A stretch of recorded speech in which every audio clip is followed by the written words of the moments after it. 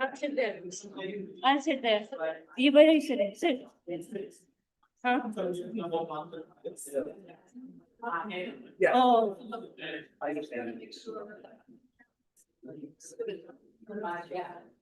Look. Oh. Here.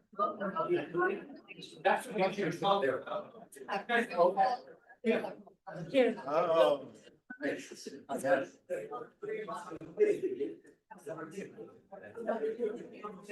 Which we find.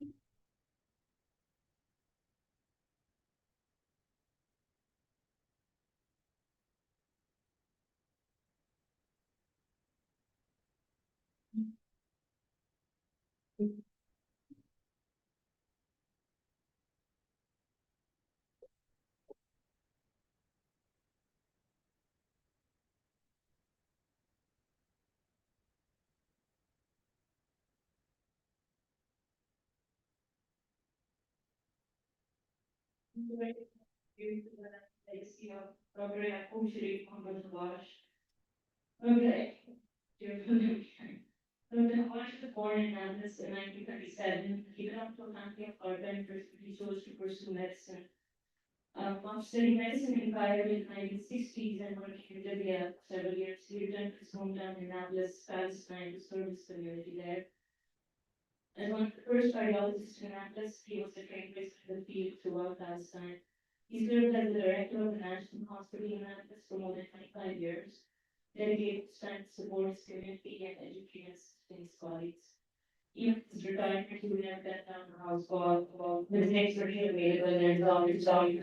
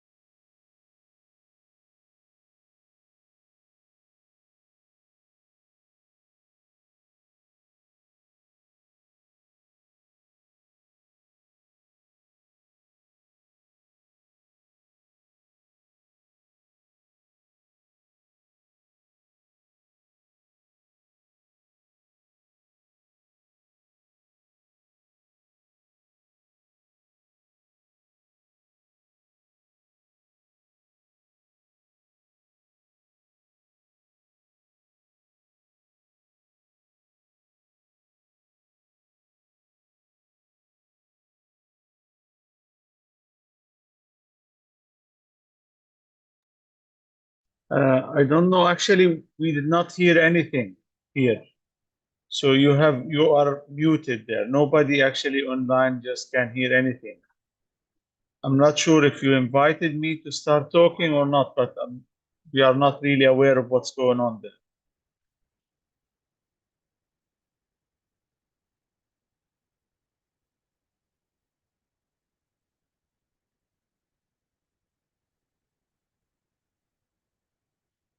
The problem, the voice is muted. You are muted. Yes, now there is a voice. But then when we start talking, it's gonna be, right. How did we do it? Mesa, I think before there were two computers. One was picking up the audio. They can hear us, it's just that. There were two computers before. One was picking up the audio and piping it into the channel, like into the Zoom, and then the main video camera was muted. So there was like another phone or Yeah. No.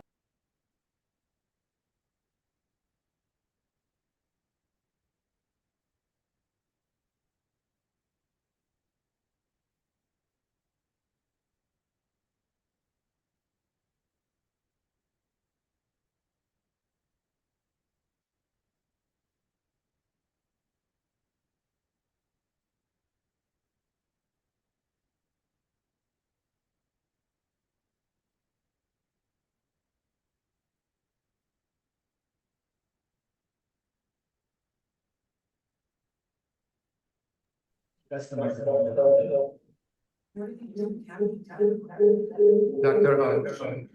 Dr. Ahmed, you can go ahead now. We'll shut off your right now. Please begin. Okay, thank you very much. Uh, Thank you very much for organizing very important and timely event and reflection of the atrocities of the genocide ongoing life in Gaza. It's really essential always to contextualize what's going on, because the propaganda narrative that Western media trying to uh, bring is the whole history has started on the 7th of October. But the reality actually, we have a long history of settler colonialism project try to eliminate and try to remove the Palestinian people, the indigenous people of Palestine out of their land. And they have been trying to do this through different means and long-term policies and strategies, targeting all means of life for Palestinians, whatever actually connect the Palestinians or enable their resilience on their land was actually targeted in a systematic way and for a long time. I mean, my background research is in food system. So in food system, in education, in health, in legal system, in environment, in institutional settings, all systems that can sustain the life on the ground of Palestine. Because the problem actually is a demographic. For Israelis, it is seen as a demographic. You have a 7 million Palestinian over the land of Palestine. And when I say Palestinian, I mean Palestinian. I don't mean Arabs, I don't mean Muslims, because Palestinians are the indigenous people of Palestine. The indigenous people of Palestine being Arab, being non-Arab, being Muslim, being non-Muslim, being Christian, being Jewish even, you are Palestinian, originally from this land, the indigenous people of those. So coming to the education, I mean, the terminology scholasticide is not something that was invented only after October 2023. The first time actually it was mentioned by Carmen Napolsi, it was already in 2009, because that was actually noticed. The Israelis we're trying to target the education system in a very systematic. And maybe I would like just even to give only some insight on what was the situation before October. So before October 23, actually, only for the last 20 years, because I mean, it's a long history, but I'm just talking about the last 20 years of siege on Gaza, where education was actually challenged by all means. Since the beginning, since the starting of higher education institutions and allowing higher education institutions to operate was actually a great challenge. You know, my university where I come from is called Al Azhar University Gaza. Do you know? I mean, all of you, you know Al Azhar University in Egypt. Do you know why my university is called Al Azhar University Gaza? Because at the time when the Palestinian were trying to obtain from occupation at that time, they were trying to obtain permit to start a new university, national university in Gaza. This actually was not admitted. The permission was not given by the occupying power in Gaza. So what they did at that time, they said, okay, we're not opening a Palestinian university. This is a branch of an existing Egyptian university in Egypt. And they therefore call it Al-Azhar University Gaza. And after in 1949, 1994, when the Palestinian Authority was established and we became actually, we have a Palestinian Ministry of Higher Education, we were actually, we didn't want to change the name. We kept the name Al-Azhar University Gaza because it's from the beginning, it was actually a national university, independent university, but because we wanted actually to get this admission by the occupying power to allow us to open this university. And maybe another example, which is a very, I mean, illustrative.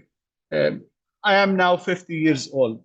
I am the Dean of the Faculty of Agriculture and Veterinary Medicine, the same university where I started my education journey 32 years ago. And you know, during this 32 years ago, the building of my university was destroyed 3 times. And during this war, it is the 4th time. So this is not the first war in Gaza. This is not the first time they target academic institutions in Gaza. It was 2008, 2012, 2014, 2021. But they changed now. They just changed their mode of action. So instead of targeting systematically the education system, they started actually to annihilate the education system. So they are going to do it once and for all, as if, you know, the clear message here is we have been trying actually to end this education system for Palestinians for a long time, but we were never succeeded. When I say my faculty building was destroyed 3 times, it means that it was rebuilt 3 times. And now what they would like to do, they would like to destroy it once and for all. Not to destroy the buildings only, but also destroy the institutions. Siege and its implication on the education system was really significant because it is increasing poverty rate, affecting all aspects of life. I mean, our universities in Gaza are mainly dependent on student fees to operation cost. So with high level of poverty, students are not capable to pay their fees. And this is affecting our capacity to operate even before October 23. But also mobility. I mean, here currently, I mean, like it's very easy. I mean, here in North America, you can just go to a conference in Europe, in Canada, wherever. I mean, in Gaza, we were not allowed to go to West Bank, to our partner academic institutions in West Bank. Sundus from Ramallah, from Berzeit. I've never met Sundus actually in person. We met like several times online because I'm not allowed to go to Berzait, and Sundus is not allowed to come to Gaza. This is actually what they do. Targeting of infrastructure, professors, students, is a common practice that was practiced by the occupation, not only in Gaza, but in West Bank. Now, what happened after October 23, now, as I said, they are shifting from systematic targeting of the education system. And for them, education system is something is very, they see a big threat of the education system because it is actually reflection Palestinian identity. It is a Palestinian culture. What does it mean to have independent Palestinian academic institutions? You have a Palestinian academic identity given to our youngsters. So we have a Palestinian doctor, we have a Palestinian engineer, a Palestinian one. What does it mean, Palestinian one? He has the Palestinian identity. And they want actually to erase the identity. As example, like the Israelis would like always just, would just talk about a nice Israeli hummus, hummus. They even they cannot pronounce it. Yeah. So it's actually hummus, which is the Arabic word of the chickpeas, but they say hummus. They cannot pronounce it, but they claim this is an Israeli dish, which is funny because they are stealing the culture and they're destroying the means of that culture, which is the education system. Now, what happened after 2023? They destroyed systematically all means of the academic situation. I mean, all the infrastructure. So either it was totally destroyed or it was destroyed and brought out of service. The buildings brought out of service. So, and the videos we just observed that actually they uploaded in their social media.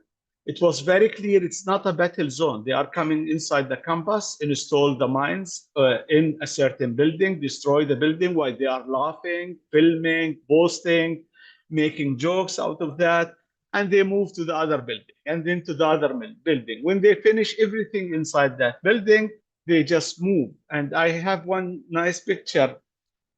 I don't know, it's a nice picture reflecting the atrocity, but it's when one of the soldiers was actually using this photo or posting this photo in his social media saying, after he just destroyed all the buildings of the new campus of Al-Azhar University, he wrote, we are done with this shit. Let's move on.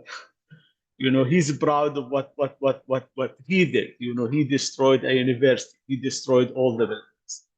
And what happened afterward, I mean, that has left, of course, and they killed more than 100 professors. 3 of them are presidents of universities. They killed thousands of students. They left around 90,000 students without higher education institutions in Gaza.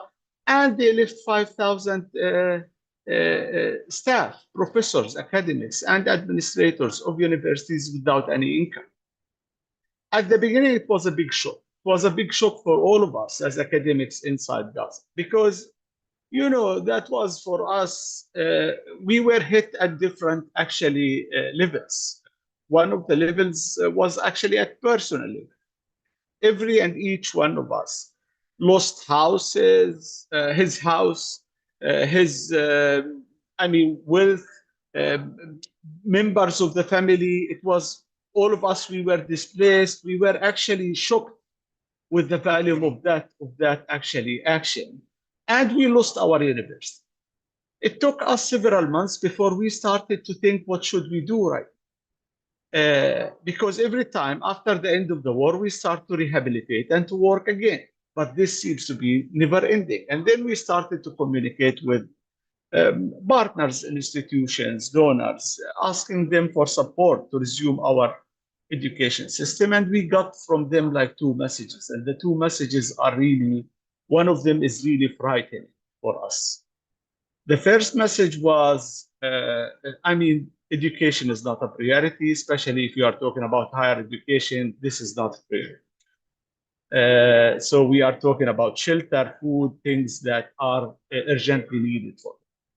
And if we think about education, we may think about like primary education, not higher education. This is not reality.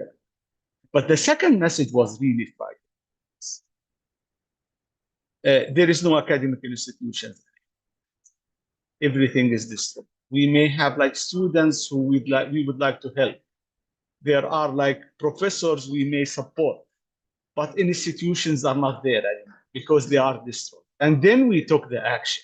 We established the emergency committee of Gaza universities as a unified voice for all academic institutions in Gaza. And we announced a very important statement at that time in May 2024 with the main message. Yes, they destroyed the infrastructure of the university. Yes, they destroyed the buildings of the university, but the university never been buildings. The universities are communities. We are there, we will continue, and we will resume education, and we started to go online. We went online with even a very limited hope that the students will join because of the atrocities. I mean, they lived in tents, no electricity, no internet, nothing at all, zero capacities. At that time, some people were accusing me, I mean, us as initiators of this action being crazy. I mean, who's going to take care? I mean, who's going to come anyway? At Al-Azhar University was the first to start. We had 14,000 students registered in the university before the crisis. And I remember at that time, my hope actually to get only 1,000 of them just to sign up for the online courses. Guess what? We got 10,000 signing up for the online courses. 10,000 students. One of my students, Salim, who was injured in the hospital after he lost the house. His family was displaced in the hospital with him. At the time of the midterm exam, he was inside the hospital. The Israelis were issuing an evacuation order for Gaza City at that time. And they were actually the tanks were surrounding the hospital, asking them to evacuate. But the people did not want to evacuate because simply they have like injured cases. They don't have any place to go, and there is no place to be safe. So they insisted to stay inside. But what was really shocking for me that Salim was texting me on WhatsApp, asking me about a certain topic in the second lecture that was not clear for him, and he was afraid that should this actually come in the midterm exam. I mean, such level of commitment that we can never even see in a normal situation. And this is actually the situation right now. Currently, we completed the 4th semester. We are going to start the 5th semester. We are conducting research. Our graduate students defended their thesis. Most of them are doing this from tents, actually. So it is a resilient model that we do respect, and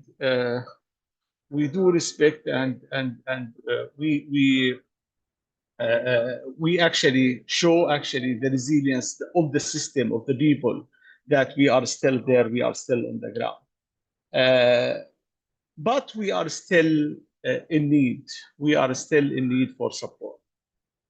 Financially, we have a problem even before that, before the crisis, we have a financial problem. And therefore, we were working to find financial means to pay the fees for Palestinian students in Gaza universities. So therefore, we established, in collaboration with Welfare Association, a scholarship fund program. It's called ISNAD.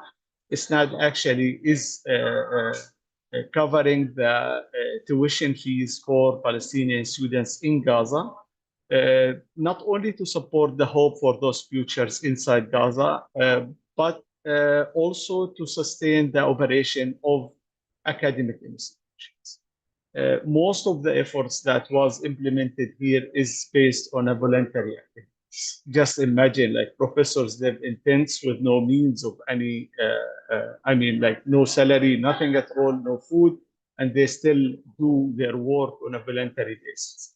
We are trying actually to obtain some of the tuition fees that we can just give them, not all the salary, but at least part of the salary that can achieve a minimum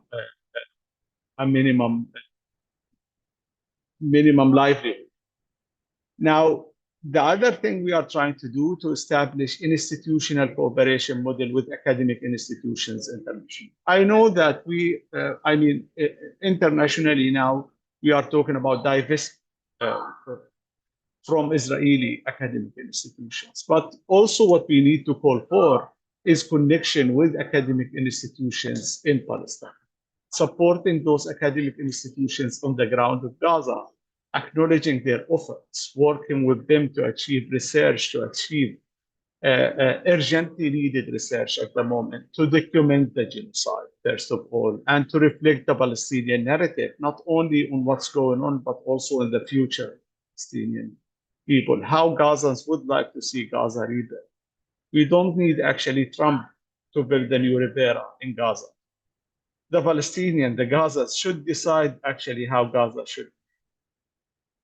So your efforts, your work is really appreciated. We need to support towards this narrative, supporting the Palestinian people resilience over their land and resistance should go through the institutions. Because if we keep the institutions running, we are keeping the life running. Thank you very much. I really appreciate all the efforts you are doing, and I do hope that I could have even more time to stay. Actually, I was just telling the colleagues I have another commitment and I have to leave, but I really appreciate what you are doing and all the great work in reflecting the genocide and its implication. I really appreciate it. Thank you very much. Thank you. Thank you. I really appreciate it.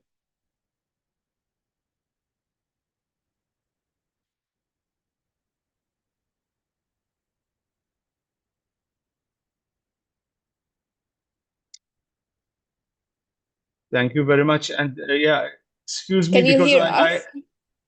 no, I cannot hear you. I just hear something and then muted again. No, don't unmute it. Now I can hear you. Maisa, don't unmute that one. Just I'll unmute this. I can hear you now. Yeah. Thank you very much. I'm so sorry because I have to leave. Thank you. Thank you. Thank you. Thank you very much. Thank you. Yeah. Where is the echo? The echo is.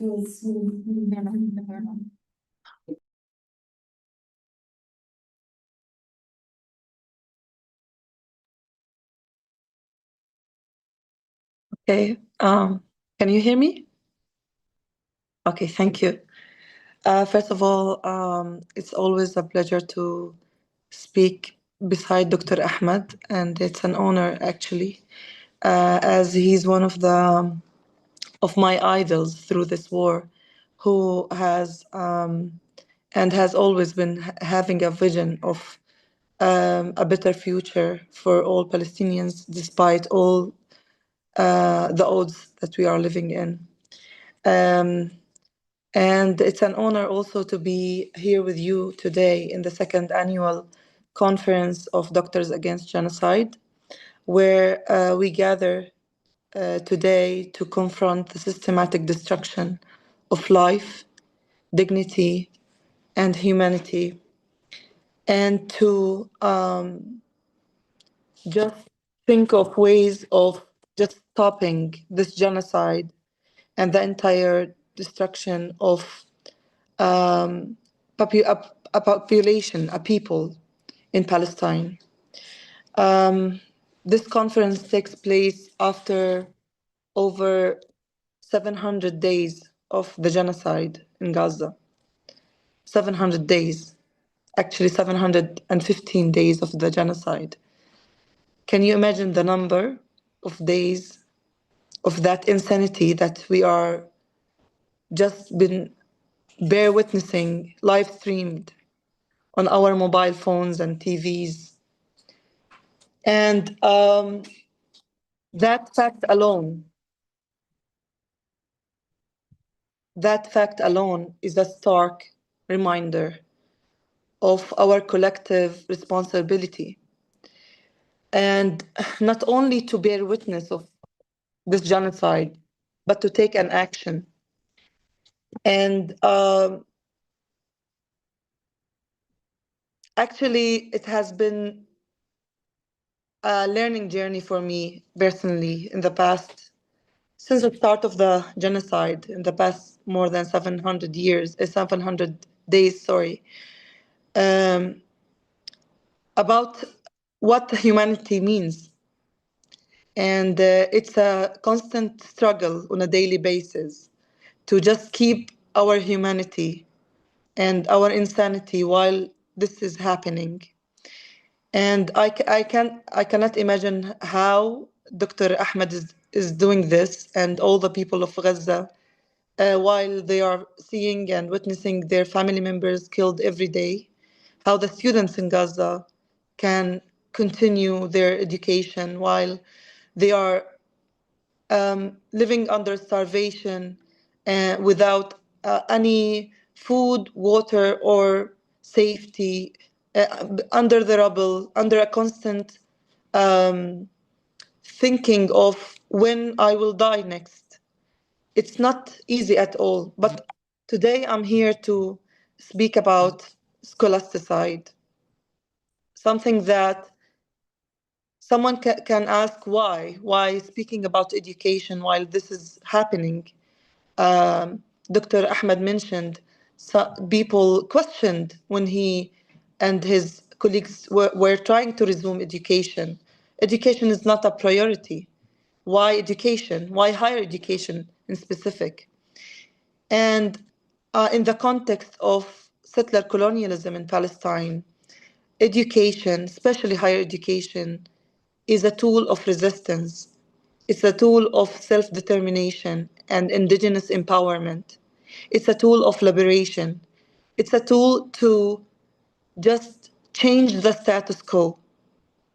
When you are ignorant, the colonial policies will be easy to just accomplish on the ground. But if you are educated, then you have the power of change. And Palestinians have learned this long ago, since the Nakba, when more than half our population was exiled in 1948. Palestinians built schools in desert.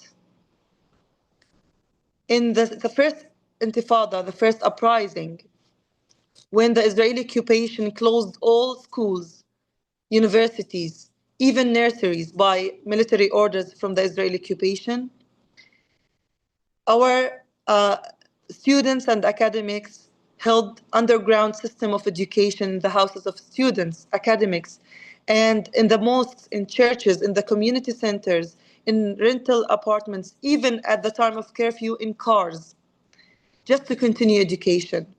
And today, as Dr. Ahmed mentioned, in Gaza, in the tents, they are rebuilding their education. They are continuing their education. So I don't know if resilience is the best word to describe what is happening. But what I have learned is that, in the words of Rafif Ziadeh, we teach life, sir. And this is just how we teach life to the whole world. And as Dr. Ahmed mentioned, scholasticide is not a new phenomenon. It has been starting long before the 7th of October.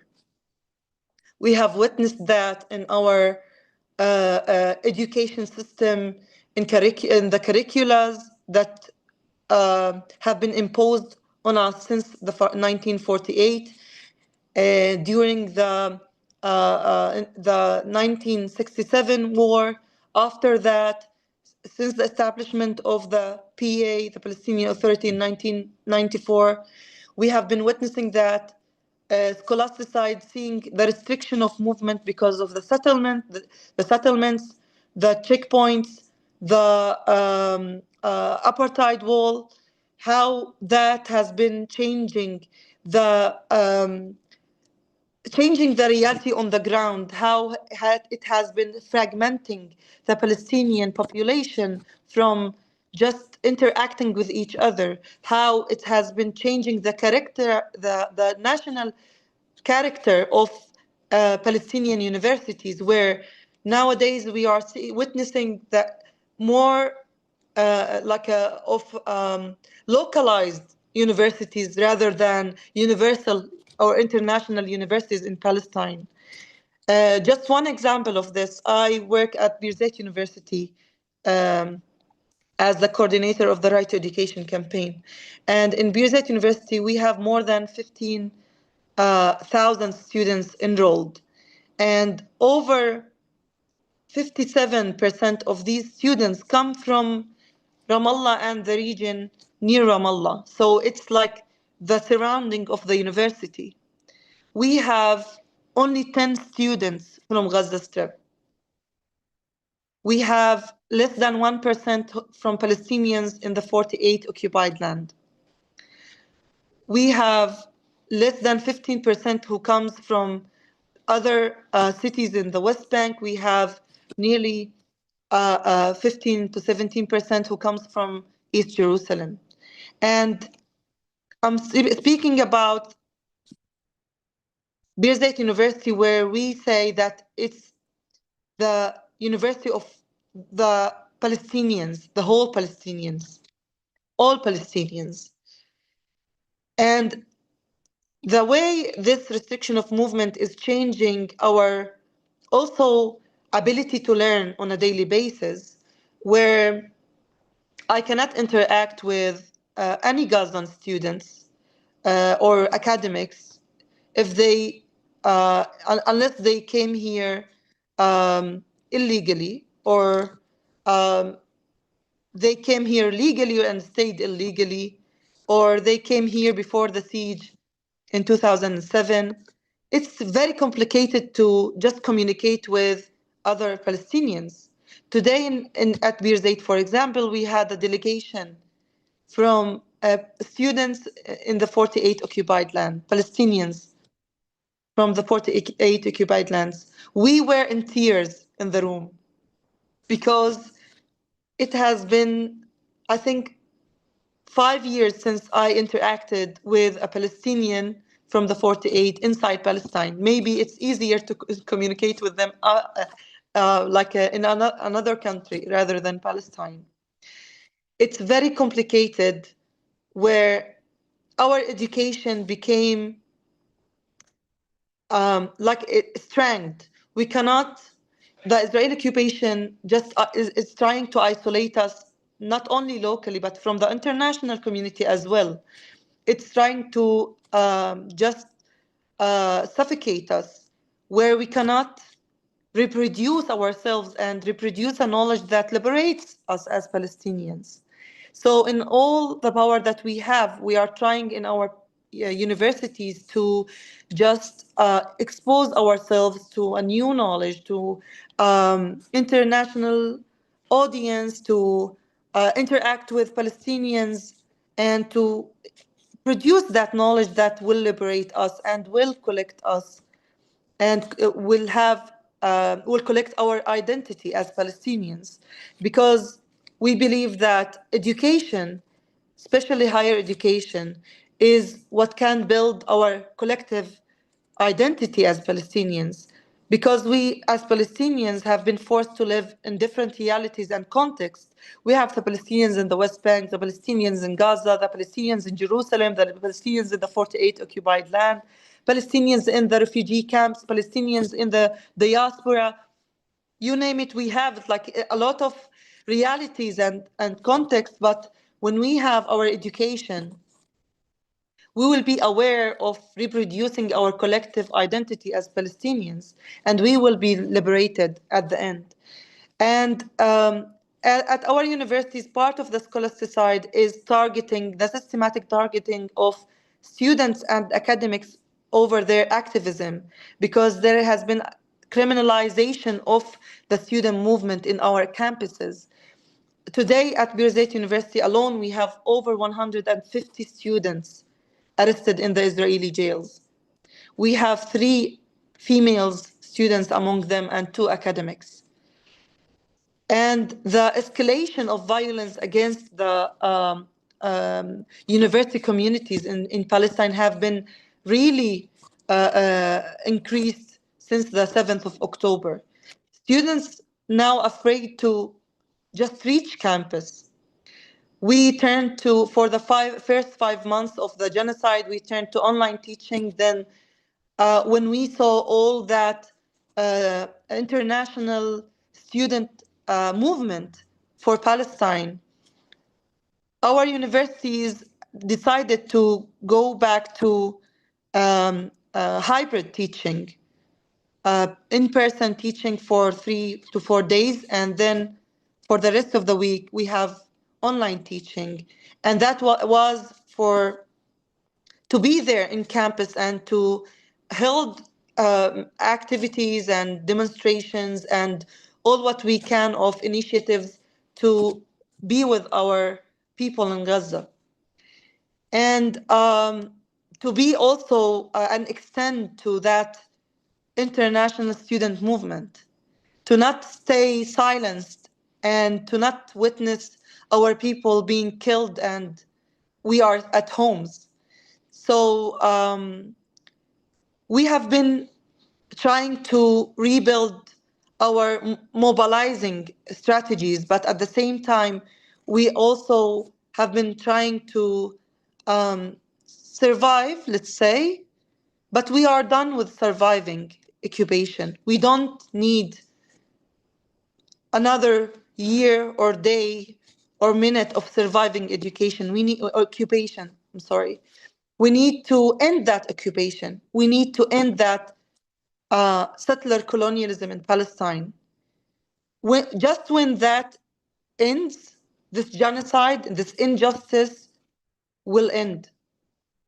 And education is a central pillar of changing that.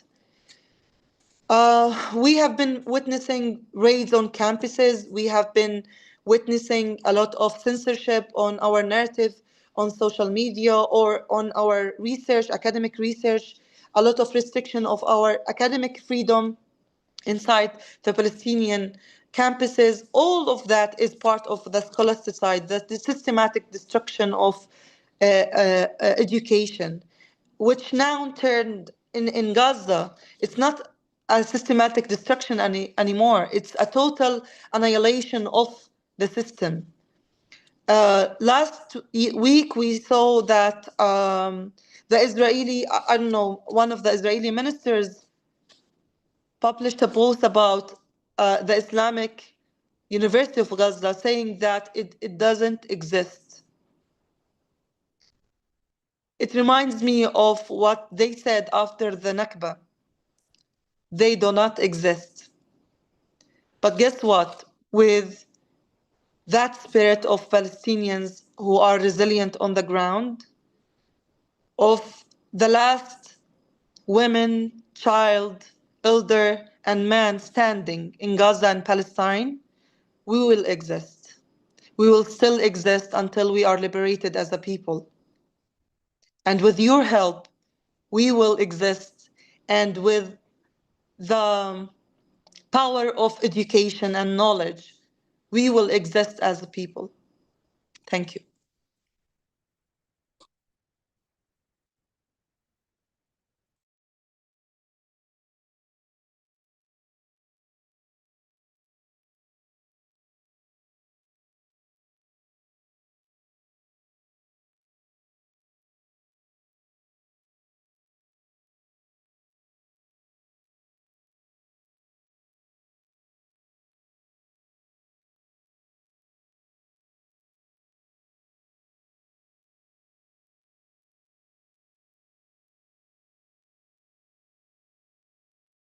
Sí.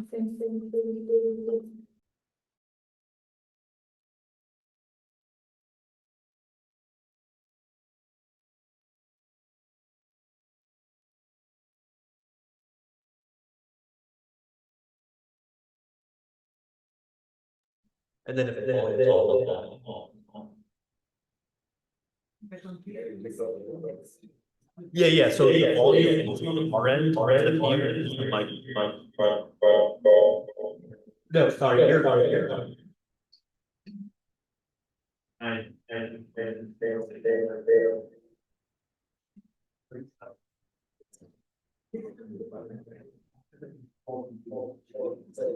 Here's the mic, that computer is also.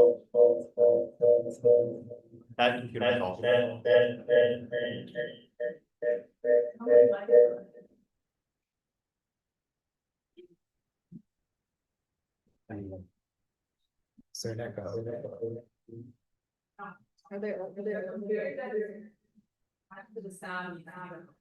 If you come up. Right.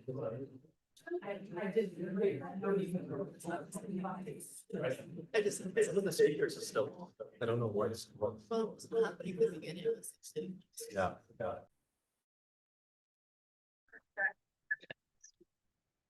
I talk now. Yeah, that works. Okay.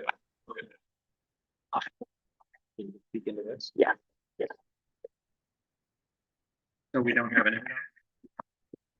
Well.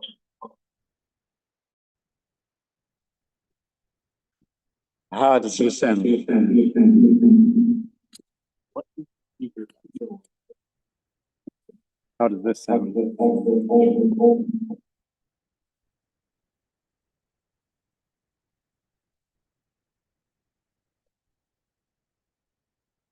I mean, the problem is just whatever speaker is playing, right?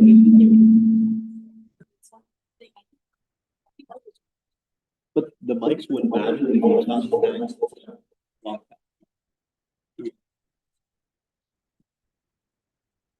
Well, but we need the mic.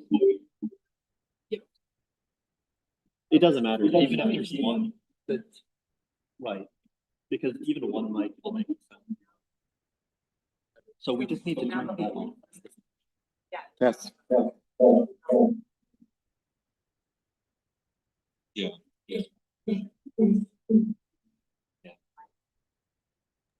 I think what we need to do is we need to mute the audio output Yeah. from the computer so that the audio from the Zoom doesn't go from the computer when the panelists are speaking.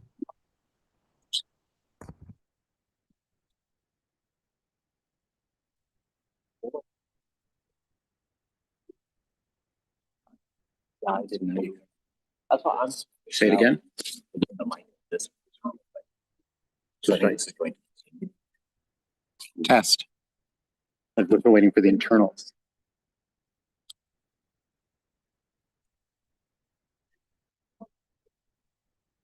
There's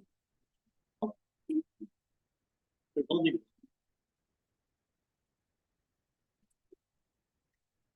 And so if we do that. So could we just? That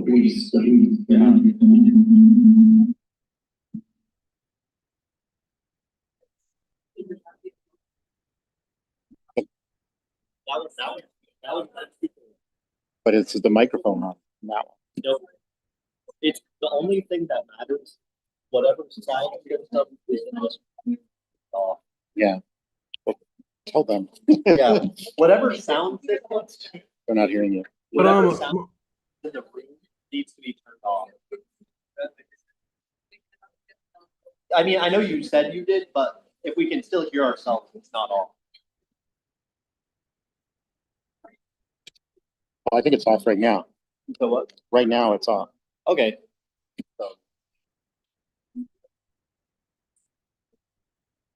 Well, Test. I unmute it. Test.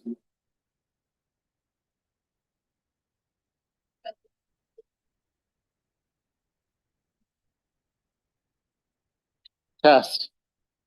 Is that good? Is it coming out of the system? No. Someone was suggesting rebooting everything. So that way we only it have works one. now. It works now. Is when the computer doesn't have the output, it works. No. I mean, ideally we'd have her, but no.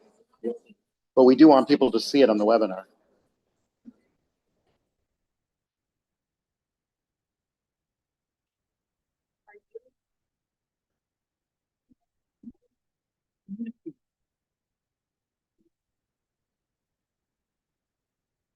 Because if it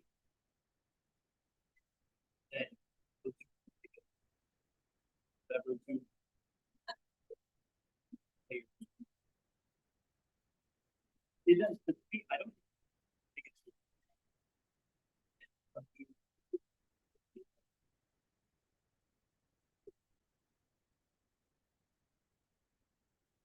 I think if the same.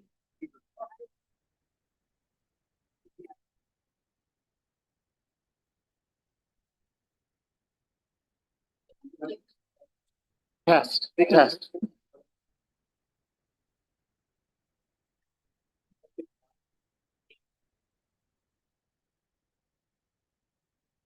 Free Palestine. Yeah.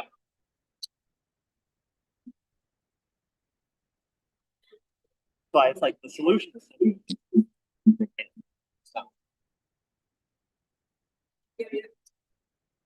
Yeah.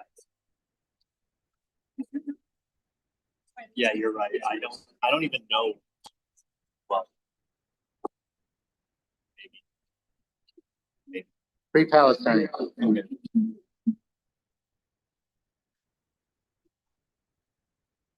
Yeah. Well, I am going to. I'm gonna eat. How's this? How's this?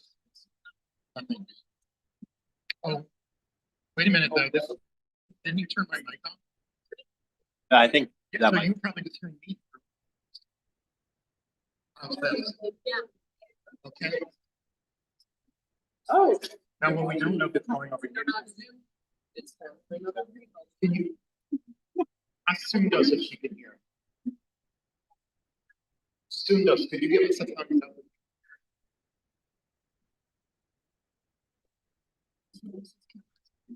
Yeah. Go ahead and start. Okay. Well, we're going to resume and hope for the best. Oh, good, good. So we're good, guys. Yeah. Welcome to part two. That was the intermission. Hope you enjoyed yourself. So we're going to continue with the second part of this panel now. And we have with us three students who all have played prominent roles both in the Palestinian resistance movement on their campuses and all have also experienced considerable repression. We have Serene from Virginia Commonwealth University. We have Cameron from Columbia University. And we have also Rashad from my university, Wayne State University. And let's actually take them in that order. And just for time, I'll let you introduce yourselves.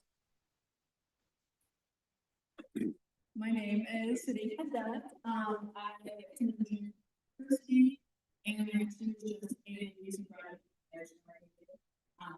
My students.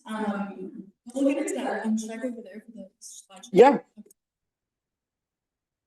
Stay with us.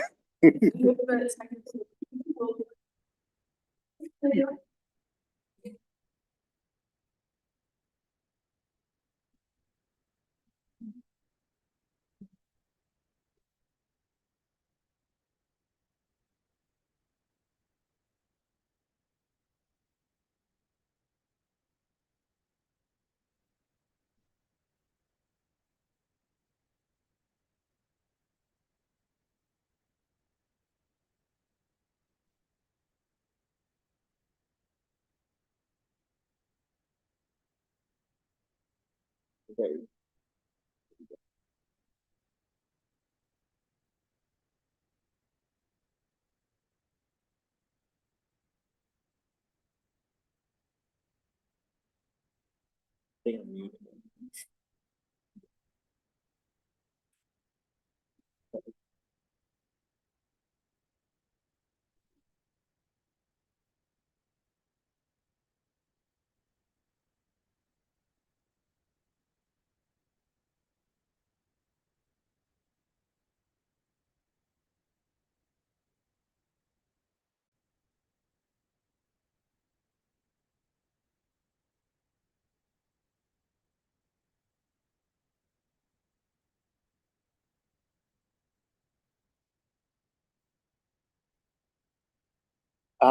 Yeah, the only speaker who does not have slides is Cameron.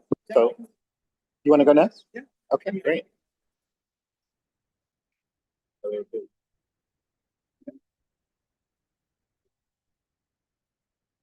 Okay, I don't think, are you guys hearing me? No. Serene, could we have that mic if we're going to go with Cameron first? Okay, one of our three student panelists was good enough to not bring slides. Because he knows what we're like in Michigan with technology. So he's gonna go ahead and speak first. This is Cameron from Columbia University.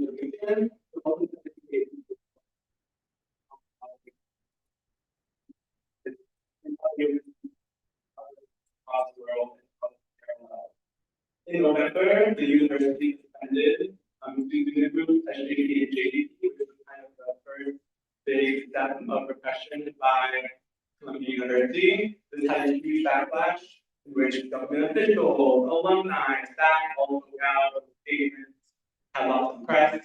I think this really is what galvanized student movement. Following the suspension of these two groups, there was a coalition of student groups of over 100 student groups created to stand in solidarity with the suspended student groups to stand against the repressive tactics. This coalition was called Columbia University Apartheid Era, and was a broad coalition of hundreds of students on campus throughout all the grad schools, standing in solidarity with Palestine.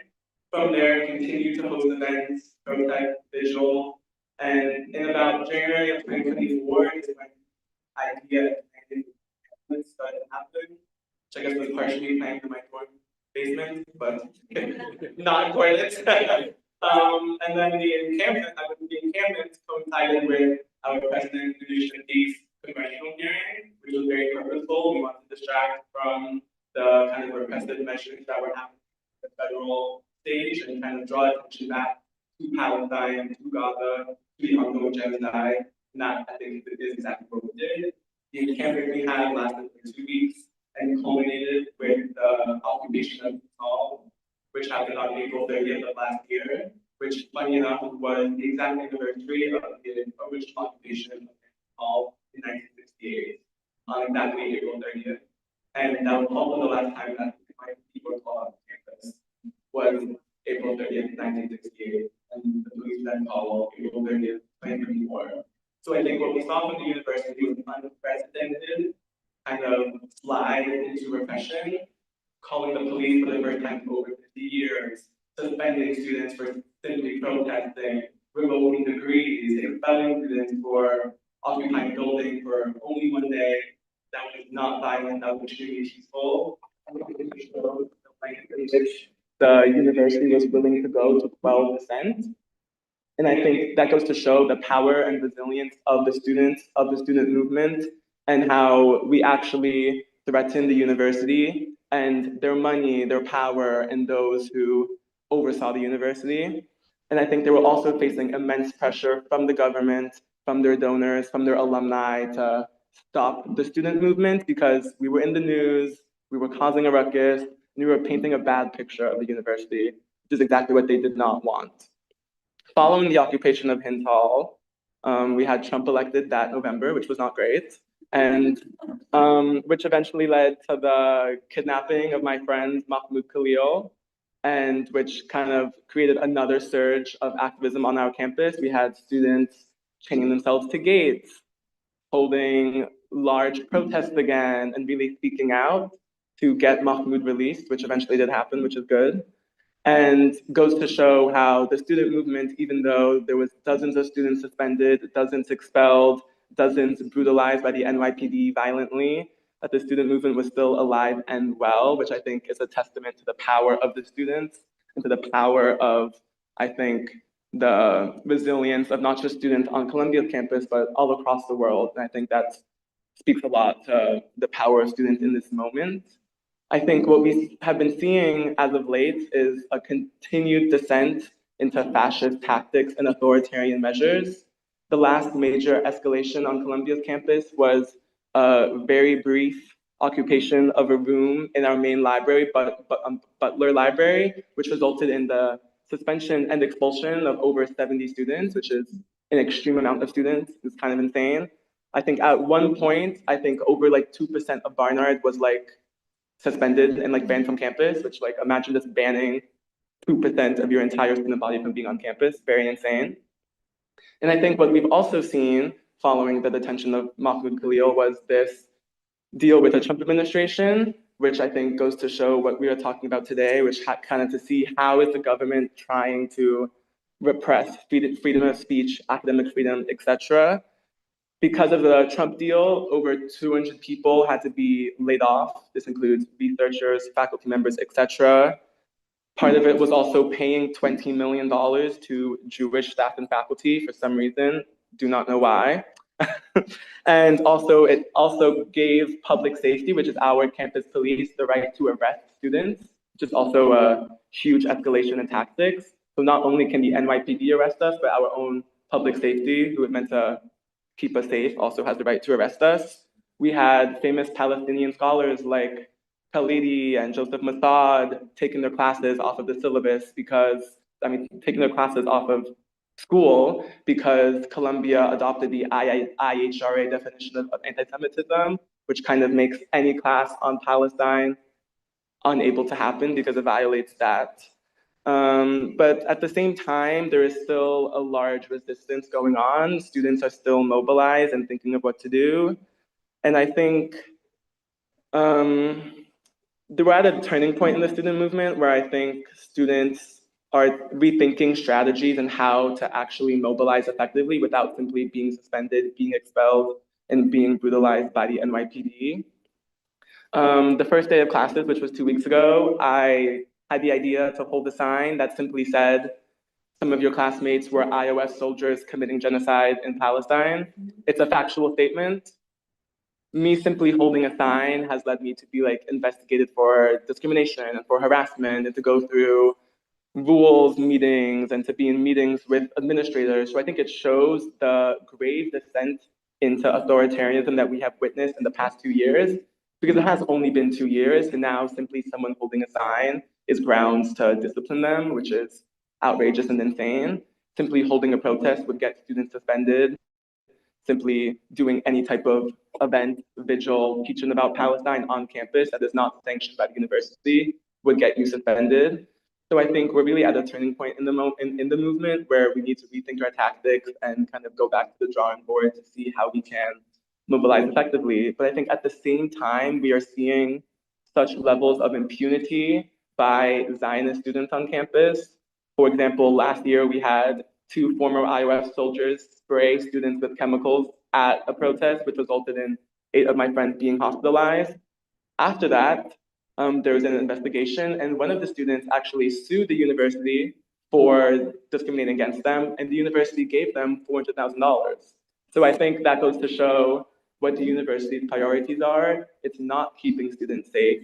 It's not caring for the well-being of students. It's about protecting Zionists and protecting their pockets, which I think goes to show what higher education in America is today and how it has really deviated from its true meaning of education and creating an environment for learning, and has become another mechanism of the West to kind of colonize our minds and kind of push us out back into this world to do the bidding of the bourgeoisie per se.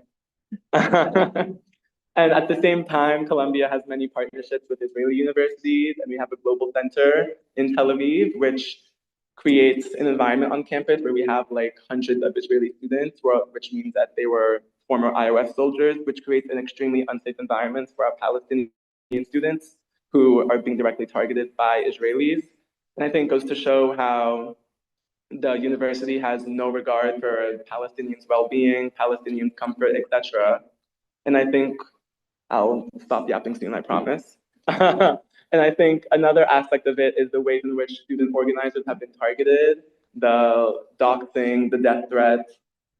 There's also lawsuits that have been filed against students. One lawsuit against me and my friend Mahmoud and my friend Mariam, who could not be here today, is a lawsuit being done by the hostage families, accusing us of supposedly colluding with the Palestinian resistance before October 7th. Completely irrational things, but these are lawsuits that exist and that we have to deal with, and that I think really act as tools to overwhelm organizers and to overwhelm our ability to function in an environment that allows us to organize effectively, which I think again goes to show just how threatened the university and the government is by student organizers, which I think is a testament to our power and our ability to change the public narrative.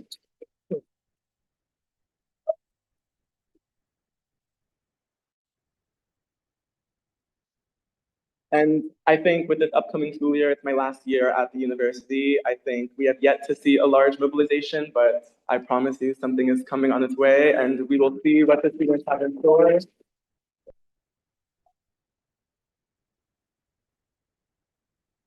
And I want to thank everyone here for everyone's support of the student movement. It could not have been done without the constant support of our allies in the faculty and other fields, constantly showing up for us in times of need.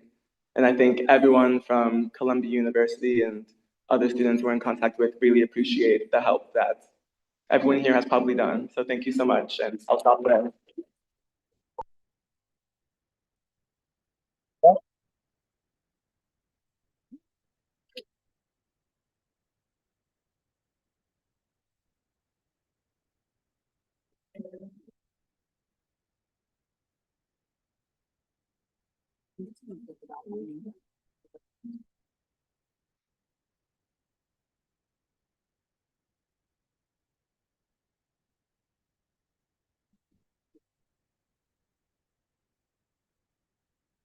Can you try to get the internet?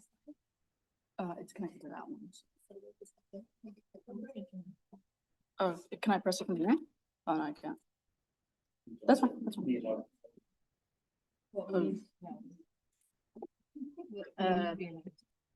Yeah, I can.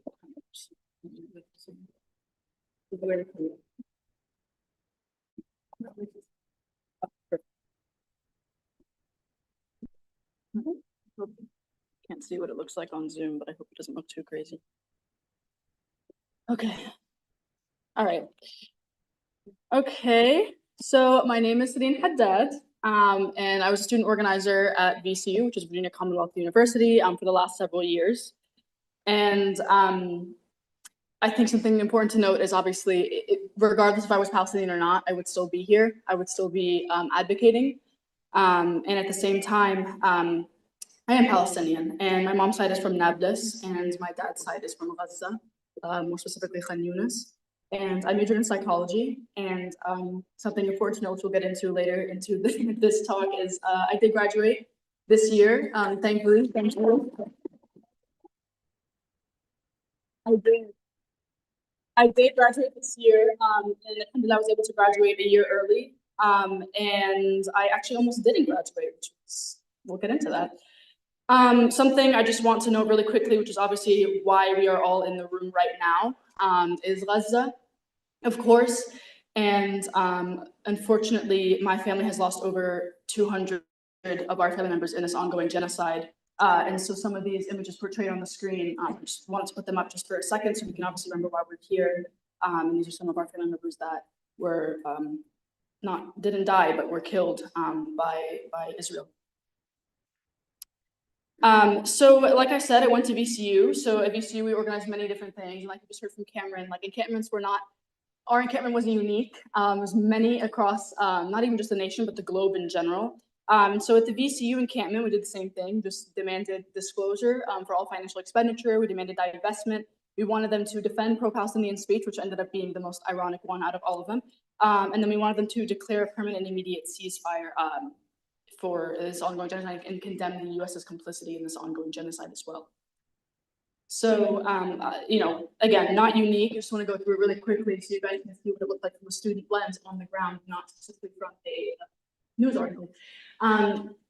This is what it looked like before. It was really beautiful. And as someone who later was actually after the encampment, I've been denied to my own homeland twice because of the activism that I do here in America. This was probably the closest that I felt to home in a very long time in America. And the encampment was set up and it was beautiful. Many students, many community members, we even had a lot of faculty, which was amazing, that all came and supported us. There was food and water, everything like that. So I think the sides that you didn't see in the media was how much life there was in the encampment before it was violently dismantled by all these different universities. There was dancing, there was sign making, there were speeches, there was education, there was a people's university, there was a library for people to learn and to like educate themselves and to center Gaza, to center Palestine, to center all those who were oppressed, and called it the People's University. So obviously the police escalation took place, nothing unique, just something that happened as well at our university. And it actually took 3 hours for them to send 3 different police forces on us. So we had the college, the university police, the VCU, we had the Richmond Police Department, which is the city, and then we had the state police department actually sent on us, all within the first 3 hours when we first set up the tents. We were there since 8 a.m., declared it as a liberation zone, and then set up the encampment at 5:30. And this was post-encampment, and this is all the brutality that we had faced. One of my peers and comrades that all of us faced this. This really flattering picture of me in the top right corner over there, but I don't think being brutalized is supposed to be too flattering. In the top left as well, you can see the police were pepper spraying me directly into the eyes. And something important to note was this quite literally happened within the first like 5 seconds of them approaching us. They immediately walked in and just immediately started pepper spraying us and tear gassing us. So that's something that we heard all around, obviously, the encampments going on and things like that. And so I just also wanted to mention the other kinds of repression that we had. So VCU had a bunch of different actions. We had city council disruptions. We tried to fill up as many spots as possible. Every time that the president of the university would speak, like you can see in the middle top, we used to put red paint on our hands and go and say the university had blood on their hands. In the bottom, and this is something very important to note, is we used to do chalking every single Wednesday, the SJP at our university, do chalking, and we would chalk messages like Free Palestine, VCU is complicit in the ongoing genocide, beautiful art as well. Bottom left, they tried to bury us with it, we were seeds, and we used to have protests every single week. They banned chalking from the university, and then they also were like, it has nothing to do with the activism, guys. It was just something that we were thinking about doing in general. But obviously it has nothing to do with it at all. And then obviously with these new policies put into place that had nothing to do with activism, they also implemented a prohibition of encampment policy, which was obviously just on their back burner, had nothing to do with the student encampment. And so like, you can see in the bottom, the university claimed that these changes had nothing to do with these protests. And this is one of the Division of Student Affairs officials saying it was not because of those, but because of a 2023 incident, which they never actually clarified. So something quickly to note as well is students would try to go against these policies every now and then. We had enough of it. We were like, why are we quite literally bowing down to these policies that are about sidewalk chalk and like these tiny, tiny policies? So certain students, including myself, went and just chalked on the university, which was such a horrendous and scandalous thing to do, clearly. But we chalked on the university in the campus, the main area where all the students are. We placed miniature Palestinian flags into the same lawn where the police had brutalized us on once before. You can see the police watching over us in that nice little stance on his bicycle. And then in the bottom right, immediately about an hour later or so, they sent out some university people, faculty, I'm not faculty, I apologize, workers to come take down the flags to water pressure wash the chalk away, because apparently it was very distracting. Now, obviously, what we wanted them to do was do this and just put them back and kind of reverse this. And I sent it. I sent it in the SSAP and I was like, why is like they're literally supporting us? I was like, just kidding. So we wish they would have done this, but so what actually happened was out of the dozens of students that were there, I was the only person who had gotten policy violations for both things. And I was put on disciplinary probation, and I was assigned to write a reflective paper discussing my past decisions and the consequences and how I'm going to make better decisions in the future. So I wrote that paper. Yeah. So and then that brings us kind of to the present to talk about how all these little tiny policies that we're adding up, obviously had people very fed up. And so last April, so a couple months ago, a year anniversary of the encampment, students decided to gather on the same lawn and not set up an encampment, but just gather together and to commemorate the encampment because the university tries so hard to sweep it underneath the rug. And also to stand in solidarity with those in Palestine, those in Gaza, and all those oppressed everywhere. And I wish I could say I was kidding, but according to VCU, this gathering was so threatening that 3 days before my graduation, before I was set to walk, I received this, and they decided they were going to withhold my degree. And they sent me a notice 3 days before I was set to walk, after I completed all the different requirements, graduated a year early, graduated the 3.9 GPA, and they decided to still withhold my degree. So this was something that I wish we could have said we were surprised about. We had 3 different students get sent this, and out of all of the people that were there that day, I was sent this, and 2 other people in SJP were sent this. And I also want to note that 2 of the people that were sent policy violations were also Palestinian students, and they actually were not present at the event during the time the university was concerned with that they kept emphasizing. So they went into their meetings and then they were like, so this is what you are being, like, you know, we have to discuss these policies that you broke, X, Y, Z. They go into detail, and the Palestinian students were like, we weren't there. This is a note from my professor saying I was taking an exam, and they were like, yeah, you can go. We'll just reinstate that. Sorry to bother you about that. And we're like, are we not going to talk about that, because that seems very discriminatory? So I guess all in all to say, and a lot of this obviously, it almost is laughable. It is, because it's so ridiculous. Like, what kind of repression are we really talking about? I was just having a conversation with Cameron earlier today. We were talking about how he was talking about the sign he was holding, how that seems to be the university's biggest threat, is a sign, and of chalking and of miniature flags is the biggest threat and the biggest concern to the university, not the fact that they are actually materially invested in the genocide, killing people. So here in the West, obviously, our universities may not be bombing classrooms the way Israel does in Gaza, but they do silence professors, and they do discipline students who try to speak out against it. They fire staff, they criminalize student protests, and they send police on us. And this too is classicide in itself, and it's the killing of knowledge, the killing of dialogue, which is what universities are meant to be spaces of, and it's killing of critical thought as well. And the irony of this, and this is something that's very important to note, is that universities claim to be neutral spaces, but they're not. And we need to stop pretending that these universities are neutral spaces. They are complicit. And because neutrality in itself in the face of genocide is complicity. By investing in weapons, by investing in weapon manufacturers and war profiteers and Israeli institutions, by repressing students in itself, and by feeding these narratives that you know, anti-Zionism is anti-Semitism, universities are showing us that they're not neutral, but rather they are active participants in this machinery of genocide in itself. And so I got back my degree, but I want to talk about how. So this is, I took this flag 3 days later across the stage. I was able to walk, I just wasn't awarded a degree. And so I took this flag across stage saying, remember the students of Gaza.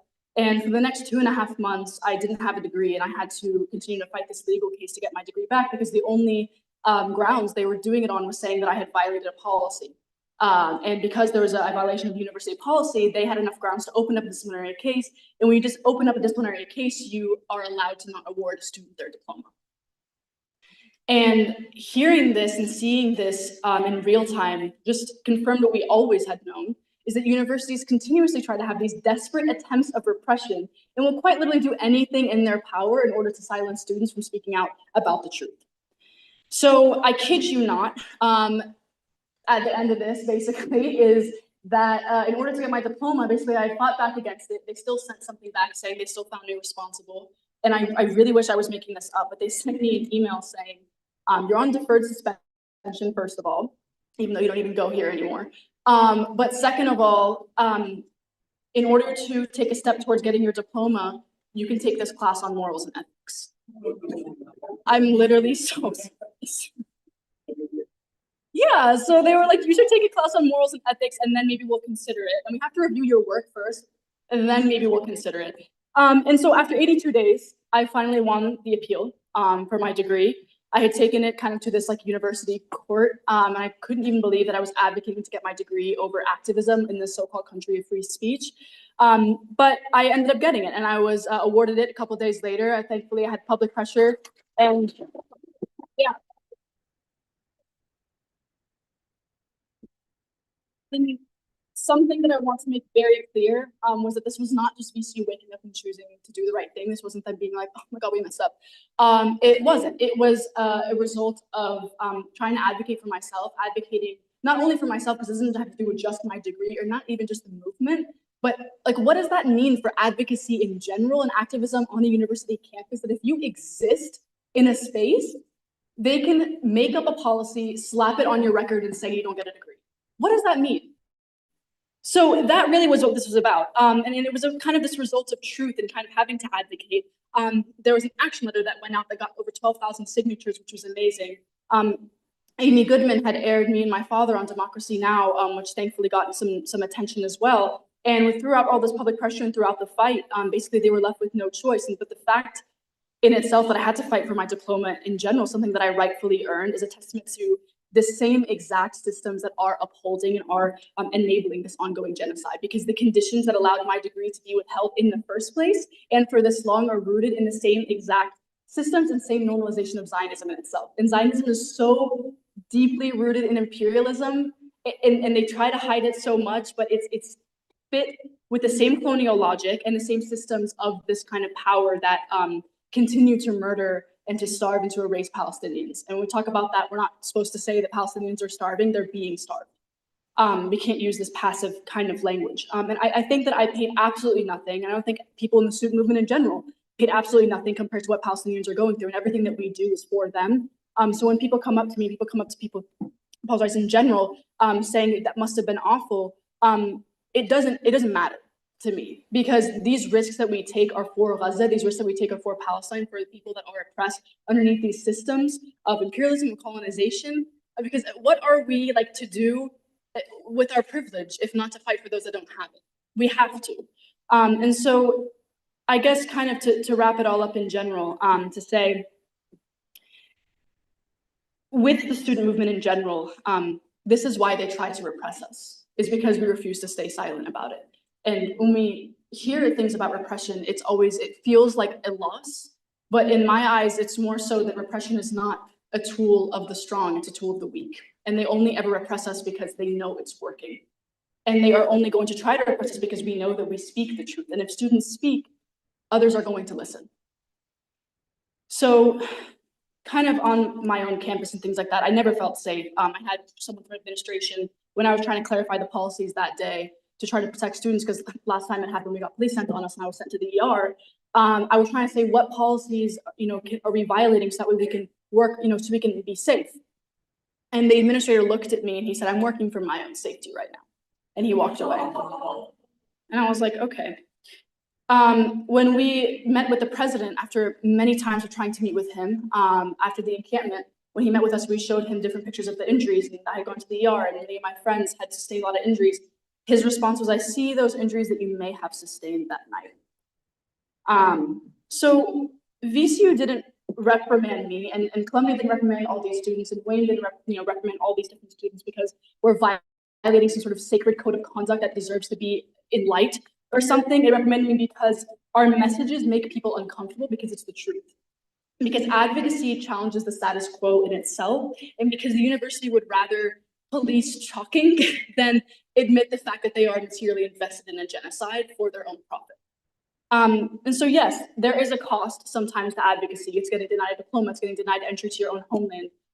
It's everything sometimes, but it's nothing compared to what everyone in Palestine is going through right now. And when people come up to me and they say you should be careful because, you know, if you don't have a diploma, or even if you do, but they search up your name and it says, you know, Gaza student diploma withheld. What are you going to do? Like, they're not going to want to hire you.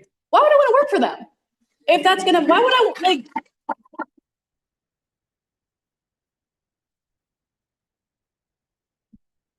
So, I'm gonna try to wrap up because I've been actually talking for a while, but I just kind of want to say that we were asked, Professor Thomas had said, you know, to kind of talk about as well, where do we expect this to go, you know?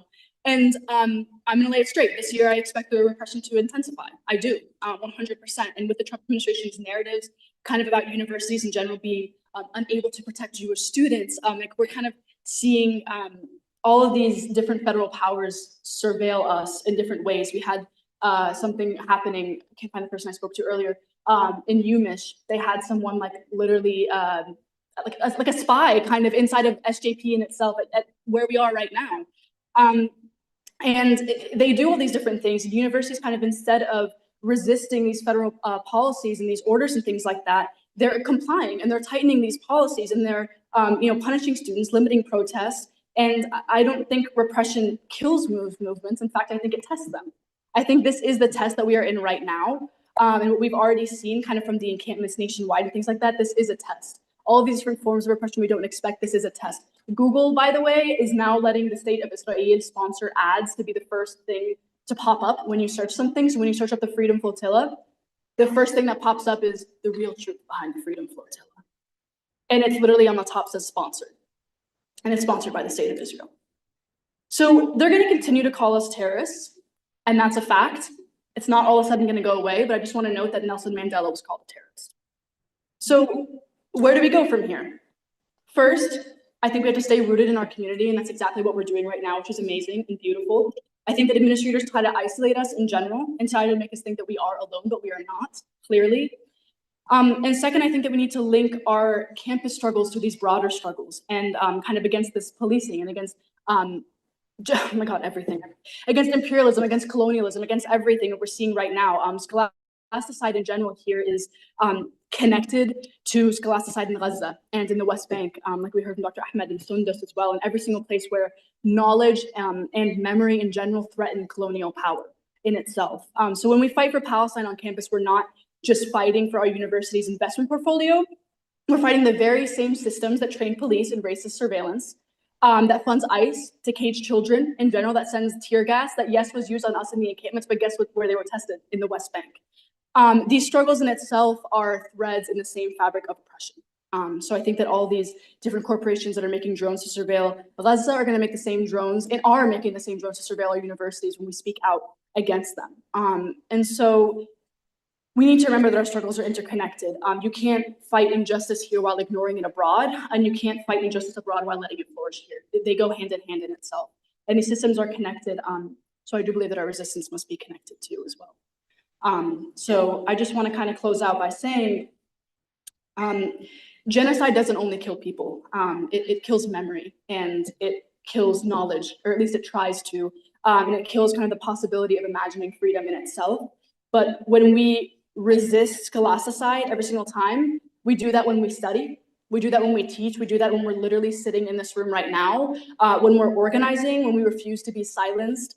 And as students and as Palestinians and as people of conscience in general, we insist that education belongs to the people, and that knowledge will always, always, always serve liberation and never serve oppression, ever. Education itself is a threat to the colonial project because an educated and a conscious person can resist more effectively. So I want to close off with two things.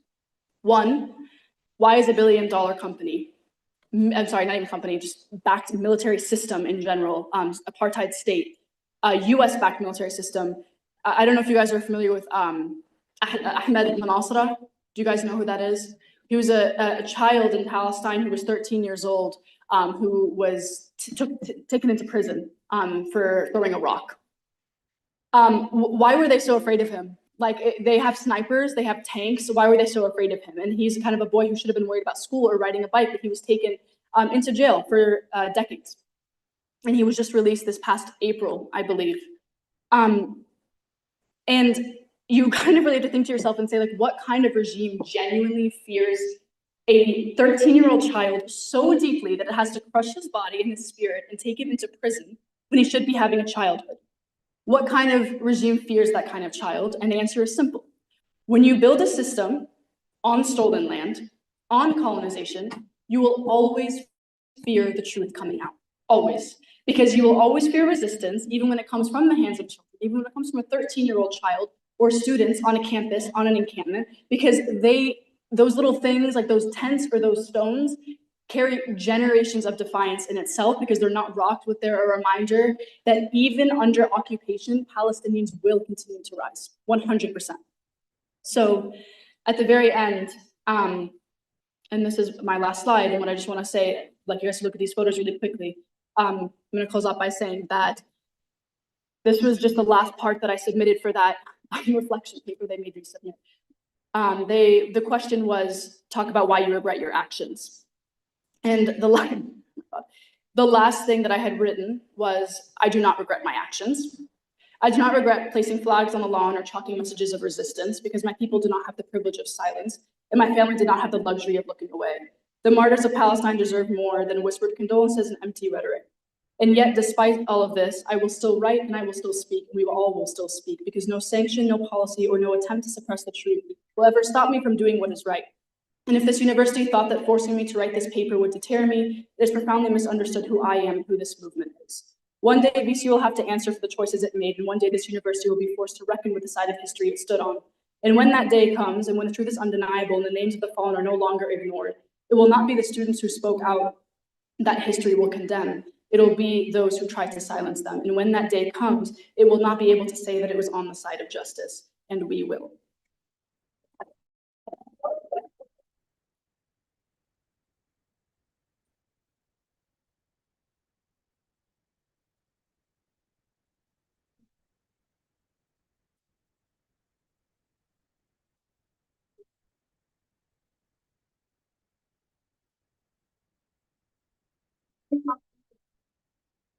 Down, so I think something's covering it as well. It says, إن استطاعوا قطع رجلي فلن يستطيعوا قطع نضالي.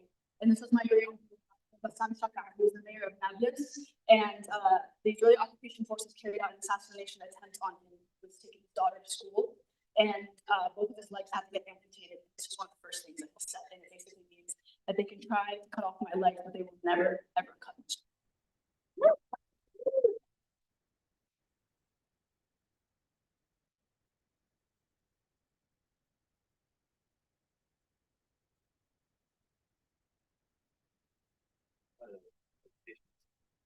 I have the USB-C, but it's also emailed.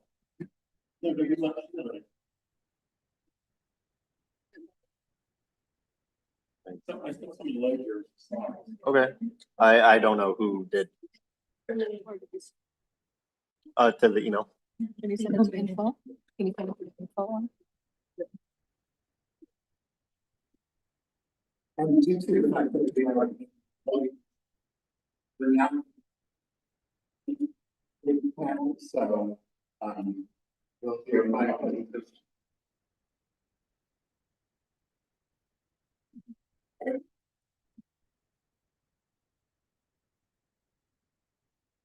Info? Yeah, just the link there. What was that? In English. 1 second. Well, I didn't get it. Did you send it to info? Oh.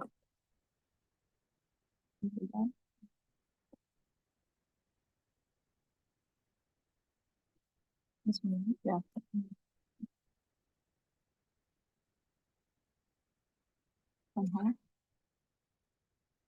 This is something I think it's because it's experiment. I'm doing something.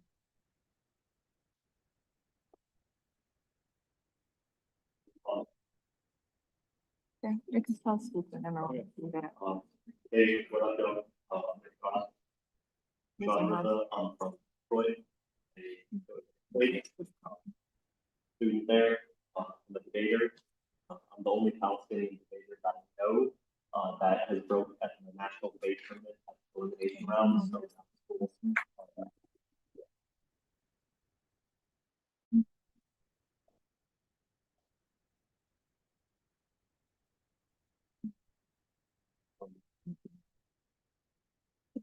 okay, I'll just start speaking while they're loading the page. One of the things I wanted to talk about was, you know, in relation to what they were saying about student depression. One of the things that has come out recently with a lot of the, if you've been following the Charlie Kirk stuff, that people are really being silent for just saying like, oh, we don't care, like you pass away. And if you're familiar with the movement and if you've been for Palestine for a while, this shouldn't really be a surprise to you. And I was actually talking with my comrades about this. I think that a lot of what's happened in regards to Palestinian protesters has kind of been testing ground for what's now happening and what's being deployed now by Trump against those who are criticizing Charlie Kirk. And I think that part of the strategy of the right is sort of divide liberals from being would-be, who are would-be leftists. And so because they've been kind of, a lot of liberals and Democrats trying to actually supporting Palestine, they have kind of turned a blind eye to when Palestinian organizers have been silenced. And now that it's happening to them, it's kind of a novelty in the sense where it's like, oh, wow, we're finally being repressed. When it's like, okay, well, if you've been seeing the past 2 years, the past 20 years, the past 100 years, none of this is surprising to us because we've been being silenced over this stuff for speaking very obvious truths, just calling it a genocide, just literally to label what's happening. And so some of that is kind of like why I think what happens against us is sort of the precedent for what's happening right now. But yeah. All yours. Yeah, okay. I'm gonna put the camera on and The mic is on, or? Yeah. Okay, cool. Yep, so this is my student organizing presentation. It's my naming everybody. Okay, yep, this is me. Moved over to Detroit. I'm Palestinian and Yemeni. Been organizing since 2021.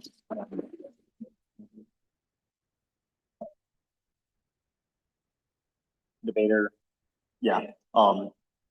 So in terms of my experience with movement building on campus, you know, I was a student coordinator with UIM, and one of the main things that we were focusing on is kind of having a united front of SJPs in the Michigan area to try and build a network of resistance and also tap in with those students to non-campus organizations. I think that one of the biggest things that I can recommend is for students to be tapped in. Closer, okay, there we go. To be tapped in with their local communities, because the biggest threat to universities is honestly, in my opinion, community members participating in a lot of these protests, especially for Wayne State being in the heart of Detroit. Getting Detroit presence from organizers who have been active in Detroit. We have a lot of organizations who have lots of experience protesting for Palestine, like the League of Revolutionary Black Workers was literally founded in Detroit 60 years ago. The fact that we have coalitions with the General Baker Institute, who General Baker was one of the founding members of the league. And the fact that we have those sorts of connections is extremely frightening to the campus because we're able to coalesce with these longstanding organizations that have been proven to be on the right side of history and have been foundational to lots of Black labor organizing movements in the city that they can't even ignore because Wayne State has literally the largest labor library of any university in the entire US. So getting those connections from people in your community, if you're in a big city, is extremely crucial and is something I can't emphasize enough. If you're in any city with a rich cultural history, and I think that it's honestly disrespectful to not tap in with your local community, given that all of these universities are on stolen land and they're literally contributing to gentrification of people in these areas. So having coalitions with these different organizations is one of the most important things you can do. And given how the university responds to community members, which I'll talk about for Wayne State in a moment, shows that that's one of their biggest fears. It's not just students, but also the community members showing out, because that's when they're able to mobilize the pressure in the community. And that's when they start losing donation support. That's when the Board of Governors starts getting pressured. And that's when they actually need to start giving into the demands, not just when the students say something. So I think in regards to campus repression, I'm basically going to just restate what they said. I think the end goal of all of this campus repression is essentially to deter us using the extremity and the spectacularized sort of violence to essentially instill a culture of fear where it becomes a spectacle that psychologically numbs us and makes us basically live in a fear culture where we are too scared to even mobilize. And something I was talking about in regard to surveillance and crackdowns with somebody was that I think a lot of the sorts of like, there's a lot of logical reasons to be scared of being repressed. Lots of people have valid reasons to, whether it be deportation or other sorts of things that could happen. But at the end of the day, it's also important to note that while those threats of violence are very real, silencing yourself in order to comply and adhere to the status quo is also violence. That is also inherently violence because you have psychologically adapted yourself to will yourself to what the oppressor wants you to do. That is their goal. That is quite literally the purpose and function of why they inflict violence on you. So by adhering to that automatically, you've already committed violence in terms of internalizing that on your own. Yeah, we are being silenced, but we should be willing to risk everything for people in Palestine, for people undergoing genocide, because what we go through here is really just a fraction of what the violence that they're going through in the universities there. The thing I want to talk about in terms of the Wayne State police is we had our encampment last year on Memorial Day weekend, which was coincidentally the same weekend as the first conference for Palestine, which I helped was with. And basically, bouncing back and forth between those was really hectic. But what happened was it was basically set up and then dismantled within a week. They came in at about 4 or 5 a.m. on Thursday, May 30th with riot gear, which they've never done before. And mind you, for a lot of people who aren't familiar with Wayne State literally sends their police to Israel to train with Zionist police forces in order to get better, training tactics that they can then use here. If you're familiar with the imperial boomerang thesis, that's quite literally what goes on there. They destroyed the perimeter of the encampment. They arrested 12 people there, including 3 former Wayne students, 1 non-student community member, and the legal observer who shouldn't have been arrested at all, but somehow got arrested, which I don't even know how that's possible, but whatever. They grabbed a girl's hijab off. They hospitalized another girl. It was extremely violent. It was by far one of the most violent campus crackdowns that has happened since, as far as I know, since the 1960s when the South End was taken over by them. So I haven't heard of anything that even parallels these sorts of things. And yeah, this is my last slide. I'll be quick.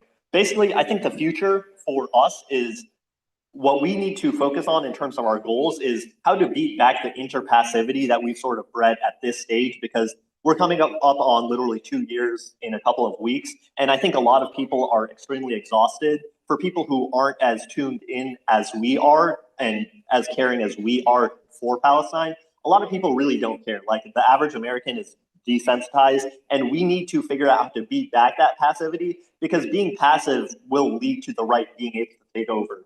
And so we need to sort of keep on mobilizing people. We need to agitate on all levels, organized across networks. And that means building communities and creating coalitions with people that you might not normally interact with people who you might view as liberals, but trying to force them to be more left, to force the line further and try to radicalize them. That's really the only way to build our numbers, because that's really the only place where we're going to be able to draw support with.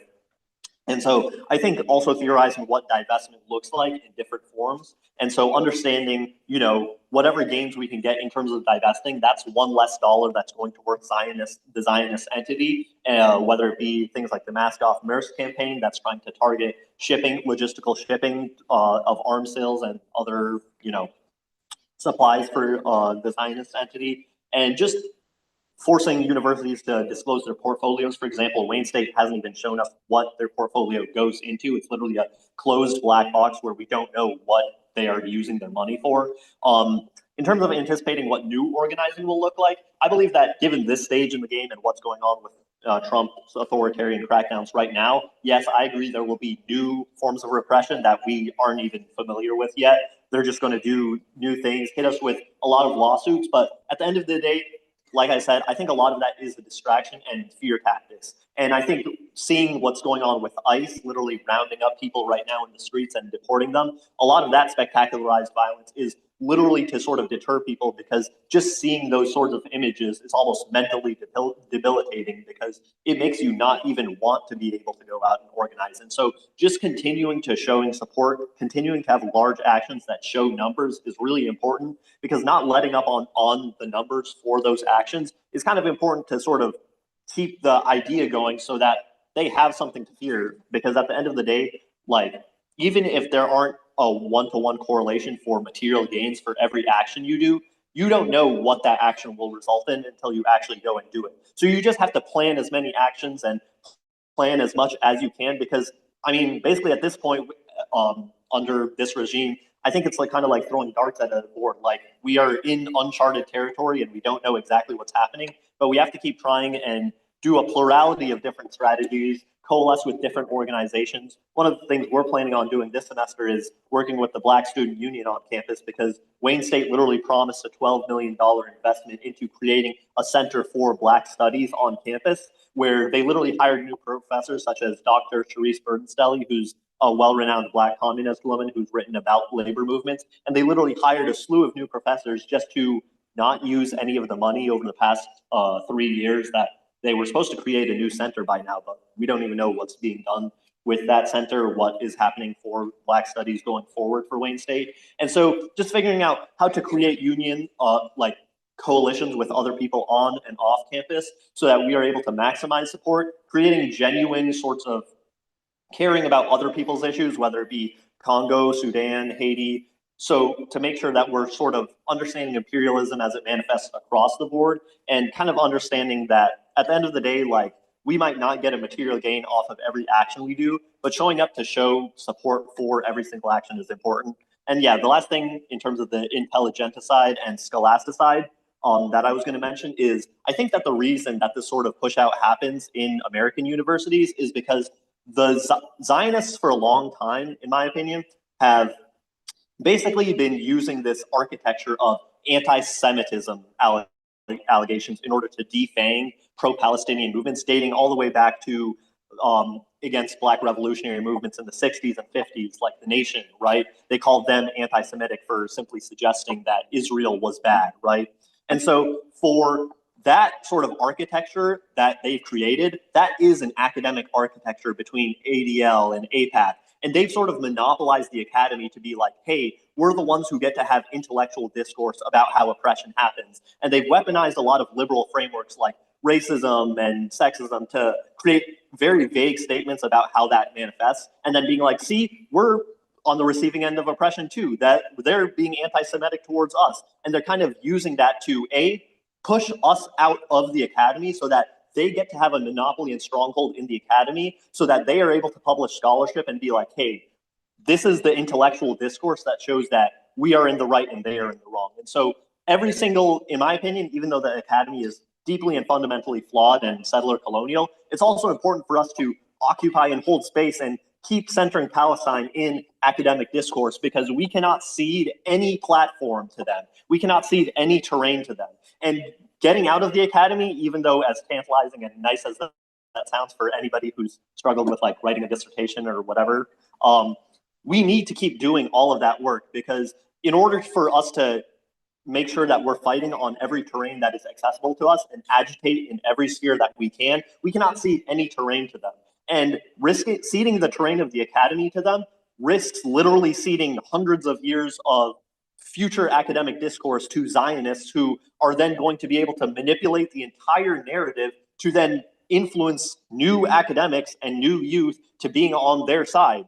We cannot let that happen. So it is crucially important that we continue academic discourse and non-academic discourse to center Palestine and make sure that we're not letting Zionists control and monopolize the conversation about what is actually going on, what actually is considered a genocide. Lots of new, for example, at Binghamton University in New York, they literally created a new genocide studies department, but it's not pro-Palestine. It's actually funded and controlled by Zionists. And the reason that they're doing this is so that they can define what is and is not a genocide, so that they can delineate us as not being on the side of having an actual genocide happen so that they can control the historical narrative. So I think it's really important to, even though, again, the academy is flawed, we all agree, everybody here knows that, we cannot cede any terrain or platform to them.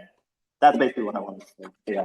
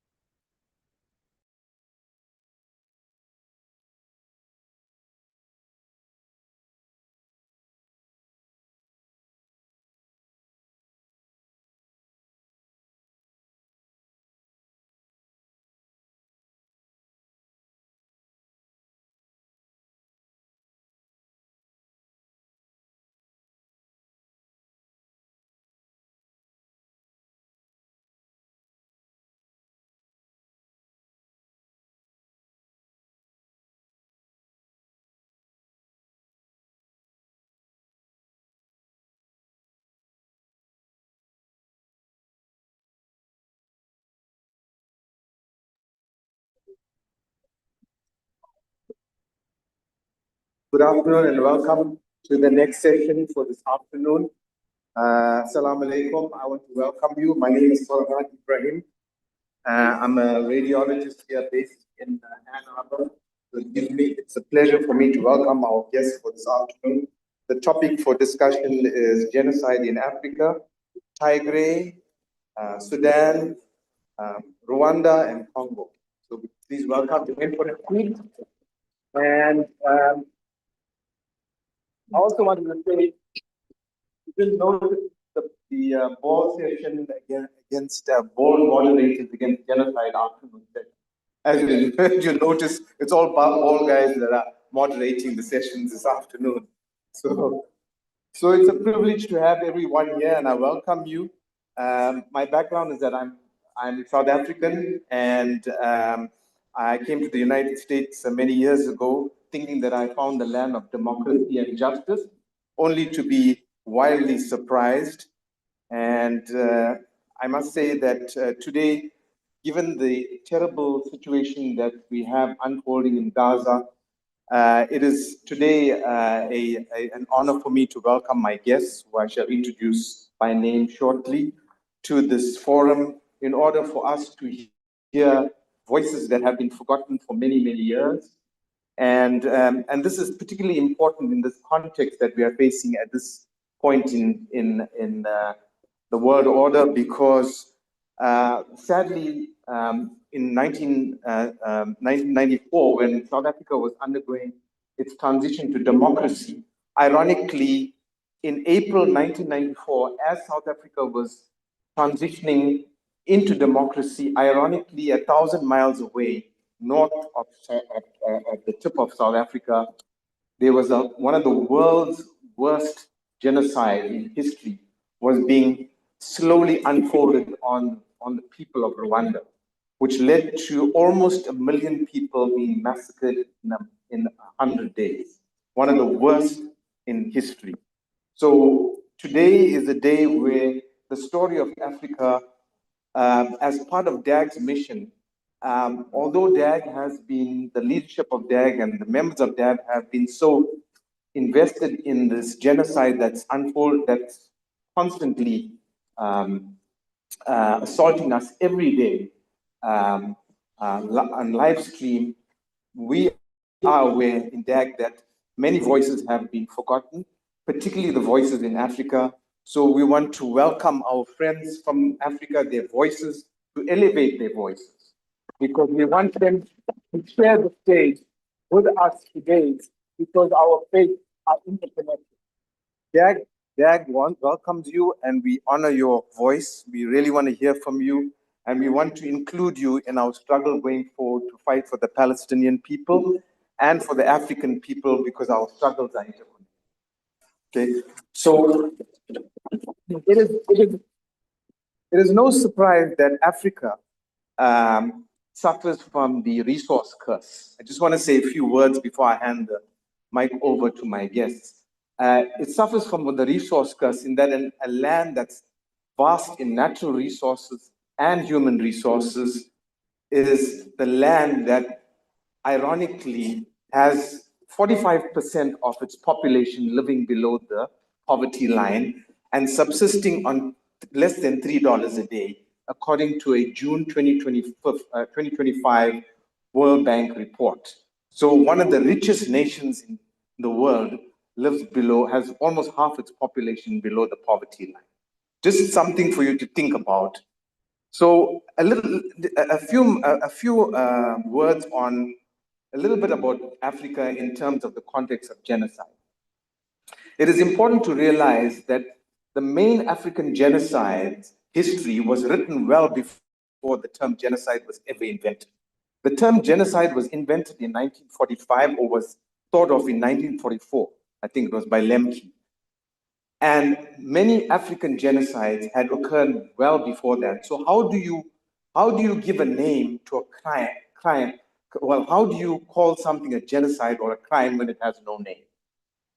That was the dilemma. So a lot of the history, if you look back at the history of African genocide, it is always coincides with huge expansions in colonial parts of the world. So the expansion in the land capture and agricultural trade, etc., coincided with the slave trade. The expansion in the European industrial expansion coincided with the rape of African natural resources. It's not a coincidence. It's something that is very, very structured and very, very designed. So that's the story of Africa is really a story of European global colonization and expansion, resulting in a balkanization of people. So in other words, putting together a whole group of people who do not share the same backgrounds, the same cultural identities, and trying to force them to live together. And that always sets the stage for loss of self-determination, conflict, and tension, balkanization. So I just want to say that at this point in time, we are now at a red pill moment where our struggle in Gaza is interlinked with the struggle of our African comrades and many other comrades all around the world in South America, in Asia, and we need to take this red pill moment for what it means and for us to awaken to the fact that we've got a larger and broader struggle ahead in front of us. So at this point in time, I would like to welcome our panel, and I will introduce each of them just before they speak. I would first like to welcome Hiab Tishomi, who's a fifth-year MSc history at the University of Michigan. Welcome. Yeah. I heard her speak a few weeks ago on our DAG webinar, and she's amazing, so you're in for a real treat. For the past year, she has organized and partnered with advocacy and professional groups, including Omna, Tigray, the Health Professionals Network for Tigray, and Voices for Independent Tigray, to support humanitarian awareness efforts related to the Tigray genocide. At UFM, she serves as the president of the Graduate Employees Organization and is an active member of the Palestine Solidarity Movement on campus. And she's going to talk about Tigray and the Tigrayan genocide. So I welcome you, and you have the floor. Thank you.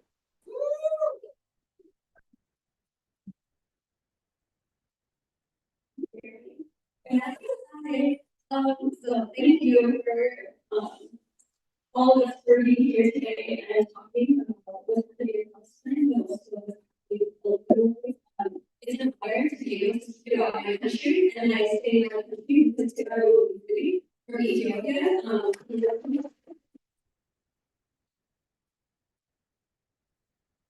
And yes, I live in Pakistan, and I'm very, very proud of Pakistan. And the history of Ethiopia is a very long history that I can't really go into, but the points that I want to emphasize is that for as long as the Ethiopian Empire has existed, Tigrayans have been subjugated by the Ethiopian fascist regimes. The Tigrayan people have resisted Ethiopia assimilation, and by assimilation, what I mean is that there's an idea called Ethiopian identity, and Ethiopian identity does not include the 80 plus different ethnicities that exist in Ethiopia. When I say Ethiopian identity or Midlevin, which is what happened with the spirit of Ethiopia as it's called, I mean that Ethiopian identity that is Ampara identity, or an experience ethnic group, the identity of the group. And so the Tigrayan people are people that resist, people who fight back against fascism, and so that's why we are targeted. And this is not the first genocide that has existed against Tigrayan people. This is actually the third in recent history. That's just recent history, not even what's happened for centuries. That long period has existed. So to fast forward a little bit to the current genocide, which is the third recent genocide that's happening right now in Tigray. It's been 5 years of genocide, and it's been 5 years of genocide, and right now Ethiopia is led by the dictator Abiy Ahmed. Abiy Ahmed, he was never elected. He filled the position for Prime Minister of Ethiopia after the death of the prior Prime Minister. And he is a dictator. He is a terrible human being, and he is the main perpetrator with others of this genocide that is occurring in Tigray. And he likes to speak of this idea, like I said, Ethiopian identity, which is Ethiopian assimilation and the destruction of ethnic groups that resist that kind of domination. And so the genocide started in November 2020, but prior to 2020, he was already doing things from the moment he arrived in office to start this genocide. He was already beginning to weaken the Tigrayan people, cutting off aid, which is very detrimental to the people of Tigray, who are mostly subsistence farmers, so very heavily dependent on aid. Started having road blockades into Tigray so people couldn't access. He also started using state media to call Tigrayans terrorists, hyenas, would use awful language to discuss the Tigrayan people, language that has been used in prior genocides, and also was calling the political parties in Tigray terrorist groups. So we're seeing a lot of similar patterns of repression happening there as we do see here and what's happening in Palestine. And then one of the big things that he did is he created an alliance with the dictator in Eritrea, Isaias Afwerki, where before Ethiopia and Eritrea used to be one country, and then there was a secession, and there's been these wars that were happening along the border between Ethiopia and Eritrea, and it was for over 20 years, and Abiy Ahmed, he went to meet with the Eritrean dictator and had a secret meeting. And from that meeting, and essentially the 20-year war between Eritrea and Ethiopia ended. But no one knew what was actually discussed in that meeting that they had. And he was awarded a Nobel Prize, a prize bought by the West for these peace agreements that were made between Ethiopia and Eritrea. What we are later to know when the genocide started was that actually this was an agreement between the Ethiopian and Eritrean dictators to invade Tigray. Because Eritrean dictator Isaias Afwerki has a lot of hatred towards the Tigrayan people, and part of it comes from prior political differences during a prior regime, where he feels personally like it is his responsibility to punish the Tigrayan people for political differences, essentially.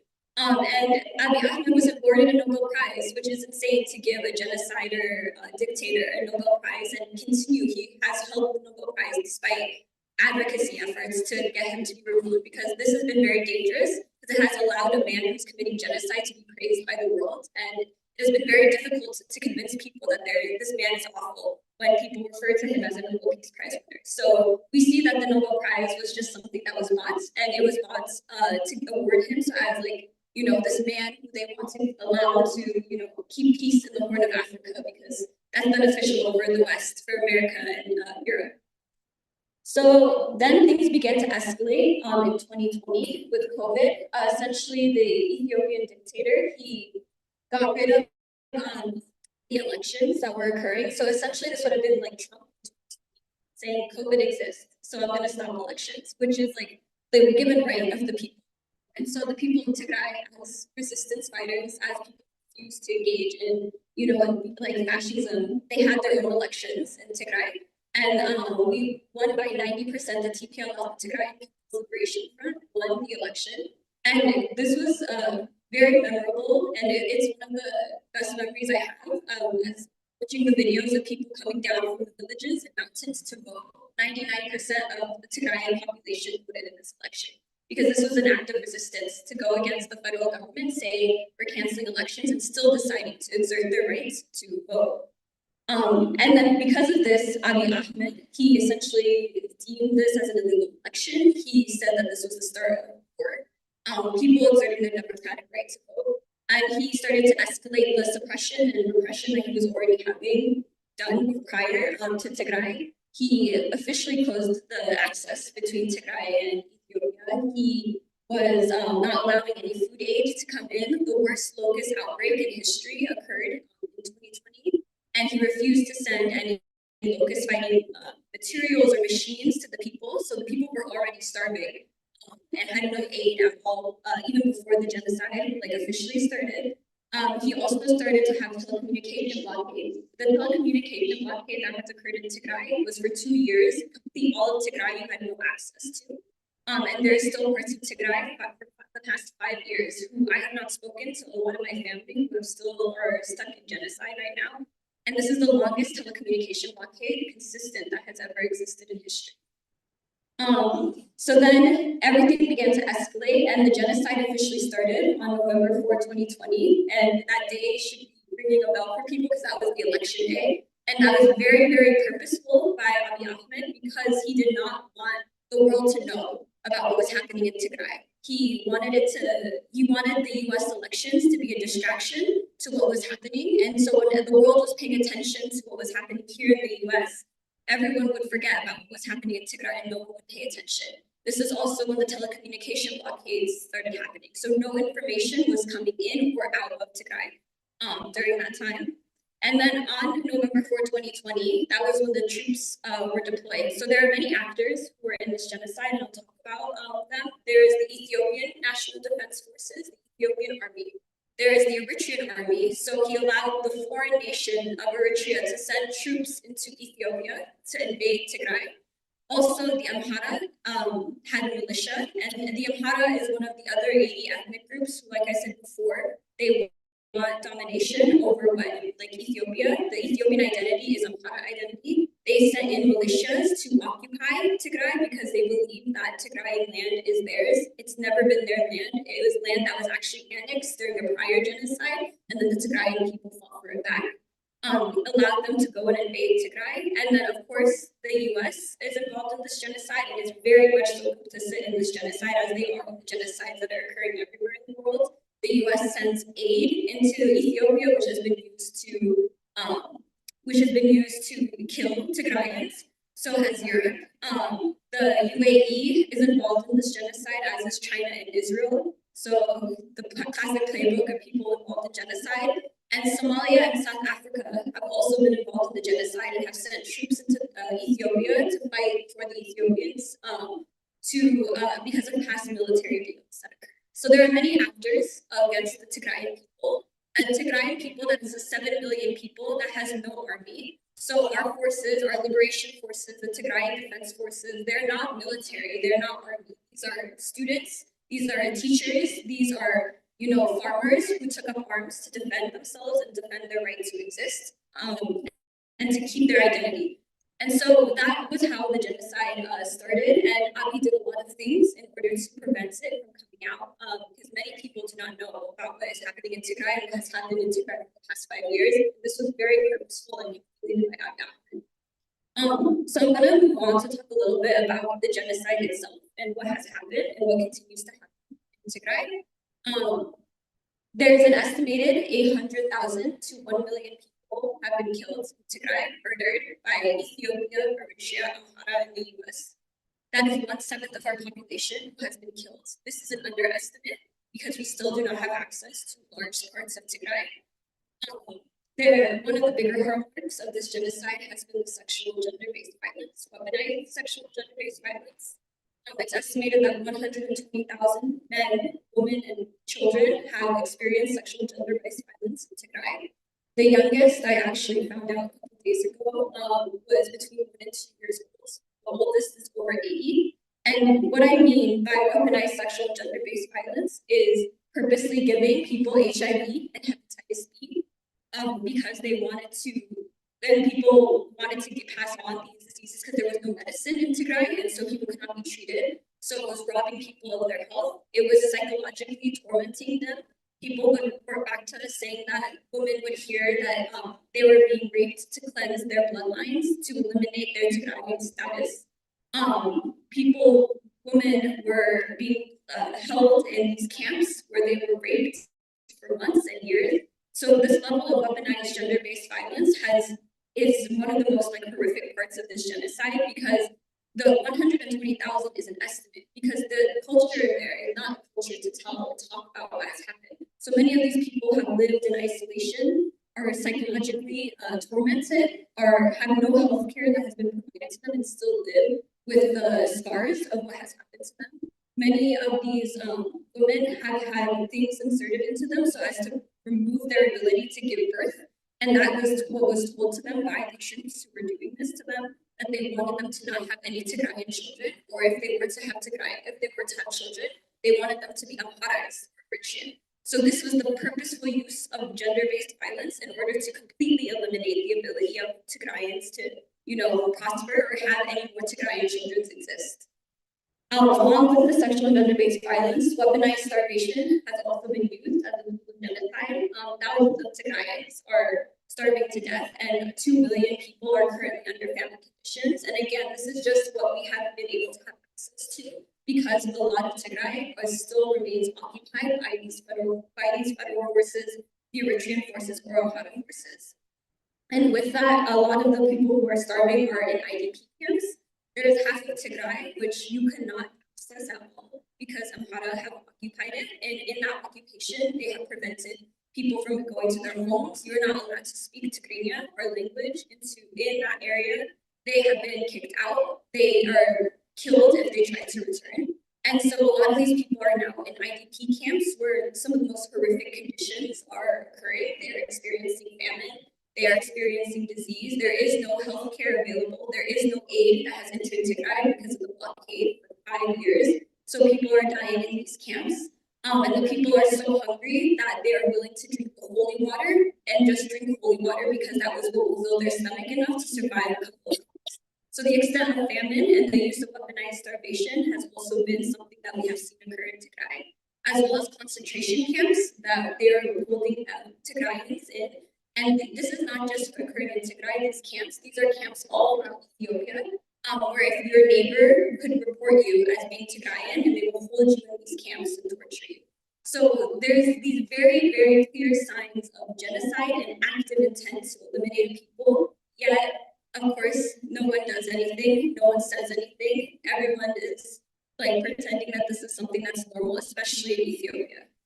And given that we are here in a Doctors Against Genocide conference, the collapse of healthcare has been quite atrocious. There are no fully functioning hospitals left in Tigray, so people cannot seek any kind of care at all.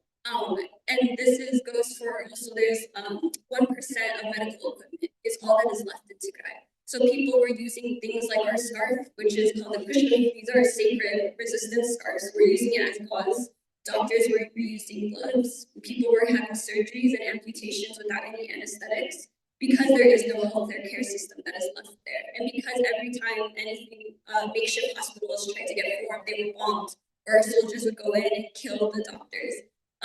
So I actually have a quote from a comrade who is a physician in Tigray, if it was okay to read, about what his experience has been being a physician there.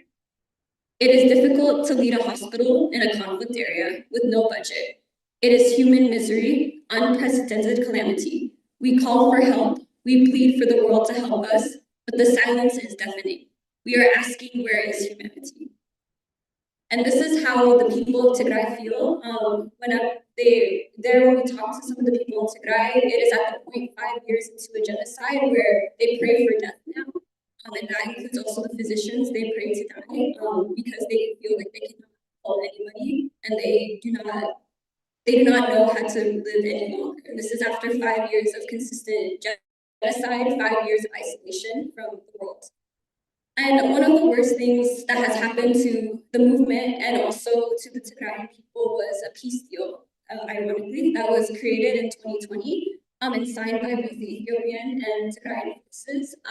And the reason why this peace deal has actually been quite disorganizing and quite horrific is that because there's a deal that happened in 2020, everyone says, oh, it's over. Whatever happened in Tigray is no longer happening. There is peace. But this has been used as a way for the Ethiopians and for Eritrea and for the Amhara troops to just continue their crimes under, blind eyes. No one is saying that anything is happening in Tigray because people just assume there is peace in Tigray. Even though none of the conditions of the peace agreement has been met, the situation has gone worse for the past 3 years since that peace deal was arranged. So before I end, I want to recenter the voices of Tigray because I am just here as someone who is Tigrayan, and I think that it is important for people to hear when there is not any information from the people of Tigray what the actual people are saying. So I want to tell a story about a woman that I know and her daughter. So weeks after the war, 4 soldiers, Eritrean and Ethiopians, attacked her as she was fleeing along the Eritrean border. The men raped the mother, and simultaneously they stabbed and threw boiling water on her child, who was 8 years old, to stop her from screaming and alerting anyone what was happening. When we talked to the mother and we asked her about her daughter, and she's right now in a one-stop center for survivors of the sexual gender-based violence. When we asked her like what is happening, how is your daughter, how is your family, she says her daughter is afraid of everything. She is afraid that she will be attacked again. But she dreams to become a doctor, to help herself and to help her people. And that is what the Tigrayan people are. This is what we are. We resist. We will continue to resist. And we will continue to dream of a future where we have a free Tigray, where all the children can become doctors, all the people can do what they want to be. The Ethiopian regime. And this is what resistance means, is this. And so I also want to conclude the poem that my friend wrote about Tigray and about what this experience and what the genocide has been like and what it means to be Tigrayan. In my heart, there is a world in it Tigray is free. The land neither besieged nor looted. The sky is clear of strikes and slaughter. Our bodies no longer battlefields, our love the only thing burning. Eternal glory to our martyrs and free Tigray.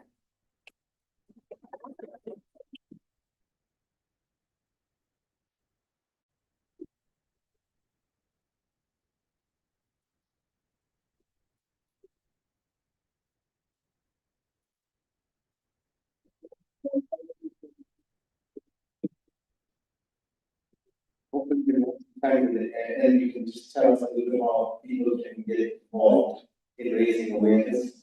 Next week, I would like to present, it's my honor to present Zainab Fakir, is that correct? Fakir, yeah.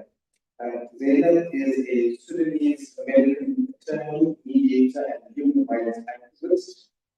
Before becoming a lawyer, she worked with community-based organizations and academic research institutes on issues related to health, housing, economic development, food access, and community violence. Zainab holds a JD from Northwestern School of Medicine and a BA in Public Health Studies from Johns Hopkins University. Join me in welcoming Zainab to talk about.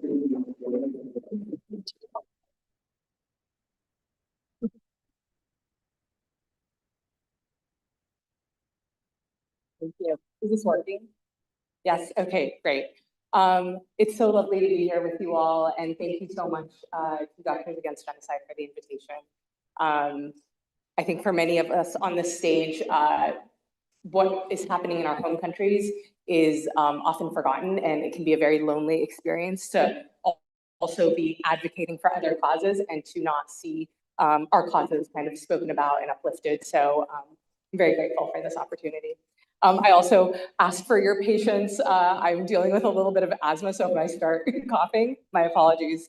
As you mentioned, I think it's difficult to cover the history of a genocide in 10 to 12 minutes. But I wanted to kind of give a high level overview of what's happening or what led us to this moment in Sudan. And then also kind of what's happening on the ground right now, particularly in Darfur and El Fasher and some surrounding communities. So recently, I don't know if any of you saw, but the Atlantic's cover story was about Sudan. And did anyone see that? Okay, it was horrific to say the least. And they called Sudan the most nihilistic conflict on earth and also the war about nothing. And, nothing could be further from the truth. Sudan, what is happening now is the culmination of many, many forces. And this is an oversimplification, but to begin, and most importantly for this gathering, this is the this is the continuation of a genocide that began 20 years ago in Darfur, and that was the first genocide of the century, and it's a genocide that never ended. It is a genocide that that began with the support of our past dictator, Omar al-Bashir's government, through his support of the Janjaweed militias, and those militias have since reconstituted and are now the same forces that are enacting a genocide on Darfur and other areas in Sudan. What's happening in Sudan is also a counter-revolutionary war. Many people frame it as a civil war, and I think that's inaccurate. Some of you may have heard that in 2019, there was a peaceful protest movement in Sudan that was led by youth and women and artists, and it was a moment of a lot of joy and hope for our communities. And that ultimately led to the ousting of our dictator at the time, Omar al-Bashir. And one of the, among the many things he did was support the genocide in Darfur. So for us, it was a moment that we hoped would be an opportunity to move forward, and it would be an opportunity for true democracy in Sudan, and sadly, that is not what happened. Protesters and that movement was kind of pushed out of the picture. Initially, the civilian government, there was a government that was formed that was comprised of civilians, the Sudanese armed forces, which Omar al-Bashir had previously led, but also the rapid support forces, which were, again, this extension of the Janjaweed that had enacted the genocide in Darfur. And with not too long after that, the civilians were pushed out of the picture, and the government was led by the Sudanese armed forces and the rapid support forces. And then in 2023, in the last 10 days of Ramadan, which is a holy time for us, just overnight, fighting broke out in the capital of Sudan between the rapid support forces and the Sudanese armed forces. And from that time until now, civilians have borne the brunt of this war and this genocide and this humanitarian catastrophe. What's happening in Sudan, I think, as was mentioned earlier, also has to do with the abundance that is inherent to our country. As is the case across Africa, Sudan is an extremely wealthy nation. And oftentimes when people talk about Sudan, there is the sense that there's just scarcity, right? We're experiencing this horrific famine now. People can't get access to basic resources. But that has nothing to do with the resources that are in the country, and it has everything to do with the fact that forces are trying to take control of our country, and this is really a new form of colonialism that is in many ways enabled and funded by the United Arab Emirates. So I want to talk just very briefly about the human toll of this crisis. It has been called the largest humanitarian crisis on Earth and the largest displacement crisis. More than 14 million people are displaced, both internally and externally. And half of the population is food insecure right now. 30 million people across Sudan are in need of humanitarian aid. And fewer than 15% of hospitals and clinics remain functional. It's really hard to get an accurate count of how many people have been killed in this conflict, and I imagine that many of the numbers I just shared with you are probably inaccurate as well, but it's certainly in the hundreds of thousands. In terms of healthcare, millions of people are living with no access to healthcare. Preventable diseases like malaria, cholera, and the measles are spreading unchecked. The maternal, and actually for cholera, right now, I just read a few moments ago that there are 100,000 suspected cases of cholera, and at least 2,500 people have died. But again, I think that is likely an undercount. Maternal care has collapsed. Immunization programs have stopped. Trauma care is basically non-existent. And at the end of the day, this is not a natural disaster. It's kind of a deliberate dismantling of the health system and of people's ability to live and survive and to thrive. I want to focus in on a community that right now is under siege. How many of you are familiar with what is happening in Fashir, just so I can get a sense? Okay. I think that speaks to the media, not paying attention to Sudan because it's a crisis of epic proportions. So Al Fashir is the capital of North Darfur. It is kind of the Rapid Support Forces' last stronghold in Darfur. And they have had it under siege for over 18 months at this point. And people on the ground are now calling it a kill box. The Rapid Support Forces in recent months have surrounded the city with mounds to prevent people from escaping, and those who attempt to escape are shot or looted or experience sexual violence. In recent months, in April, there was a massacre in Zamzam camp, which is the largest internally displaced persons camp, which is not too far from Al Fashir. And in that, 500,000 people were forced to flee. The markets were razed, homes were burned. Over 1,500 people were killed. And the people who are living in Zamzam, more than a year ago, stage 5 famine was declared in that area. So these are people who are starving, who had nothing, and who were forced to flee, with no strength and with no resources. The last medical camp that was remaining in Zamzam, the forces went in and killed all the remaining staff of that clinic. So it was just a really horrific situation that was one of the worst massacres that's occurred in this war, and it was severely underreported. Many of those people went to Al Fashir and the surrounding communities, and now about 250,000 people in Al Fashir are struggling with starvation and have really no resources.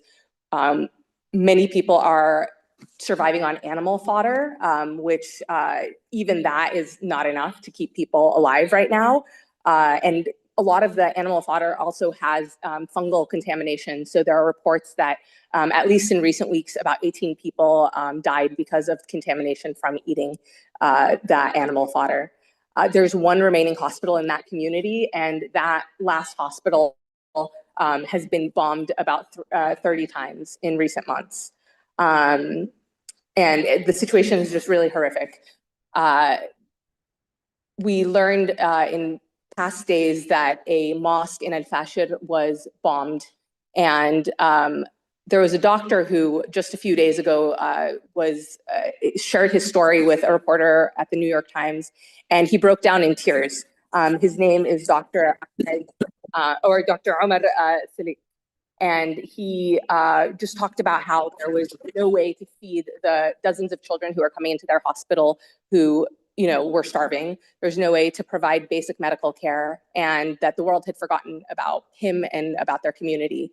And then we learned that when the mosque was attacked, he was among the people who were killed. So, doctors in Sudan are doing heroic work and standing up for their communities, and they are giving the ultimate sacrifice. And I just ask that you remember your colleagues in Sudan and support them with everything that you have, and you check in on those communities, because there are such urgent needs. Another thing that is happening, and I just also want to mention that Al-Fashir, one of the reasons it's at the heart of the genocide is there are African groups, what are considered African groups, the Fur, the Zaghawa, and the Masalit, that have been very heavily targeted since the initial genocide in Darfur and to this day. So this is kind of just an extended campaign against them. And sexual violence has also been used as a weapon of war in Sudan, and particularly in Darfur. In the past week, we've learned of a young woman named Isma Ali Omar, who lived in central Darfur. She was abducted by RSF soldiers. She was assaulted. She was killed. And they filmed this happening. They hung her body from a tree and laughed as they committed these crimes. So this is just a systematic attempt to take away people's will to live and to survive. And it's an issue that I think is severely underaddressed, and people are not getting also the mental health support they need to deal with just the psychological torment of what they've been experiencing. I want to just end by saying it's important to consider who is fueling this war. There are so many different groups that are involved, but chief among them is the United Arab Emirates. They're providing support to the Rapid Support Forces in the form of money and weapons and mercenaries. There are mercenaries coming even from Colombia. There are actually hundreds of mercenaries from Colombia in that region right now. And they were promised private security jobs in the UAE and then tricked into coming to Sudan. So this is really a neo-colonial struggle that is happening. And I also want to note that the United States is not neutral. They'll at times condemn the atrocities that are happening, but at the same time, they're continuing to sell weapons to the UAE. They are entering into arms deals, and they're giving political cover to the UAE, even as civilians in Sudan are being starved and bombed. So I will stop there, since we're going to talk about maybe calls to action in a little bit, but thank you all.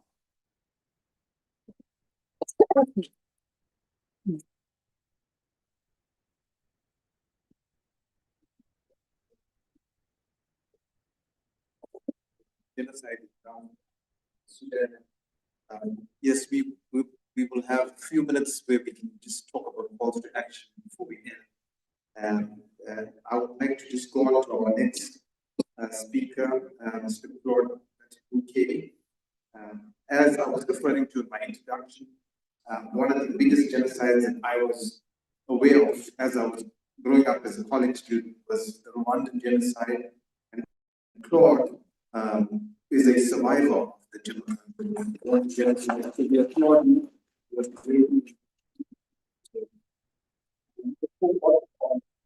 Hope survivors unsettled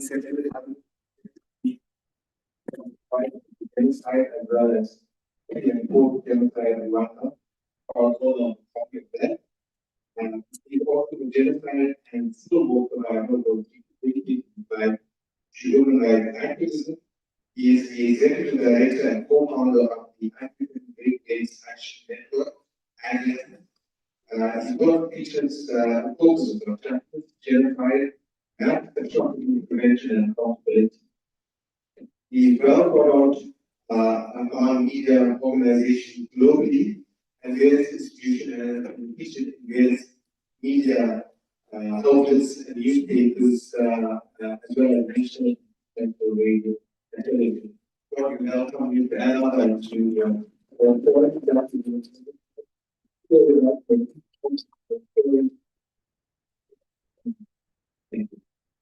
Thank you so much. I would just like to start by expressing my gratitude for the solidarity. When I was listening, you talk about the resistance in Sudan and the change. In 2019, it reminded me of two of my most proud moments on the African continent. One was in November 2014, when the people in Burkina Faso took to the streets and ousted a dictator that had been there for almost 30 years after assassinating a very popular revolutionary leader, one of Africa's most proud sons, Thomas Sankara. The second was Sudan. And I remember the leadership by women, the Blue for Sudan. I wasn't, I wore blue not thinking that I would speak about Blue for Sudan, but I thought that was important. And I think the connection here that everyone is making with the fact that this isn't a localized, what we're seeing, genocide, these genocides that we're talking about are not localized conflicts.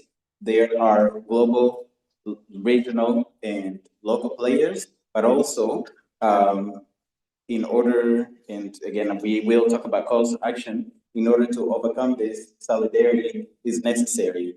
So I just, before I speak a little bit about my own experience and then, where we are today, I know it's been a long afternoon. I want to see how many people are still awake. If you will indulge me.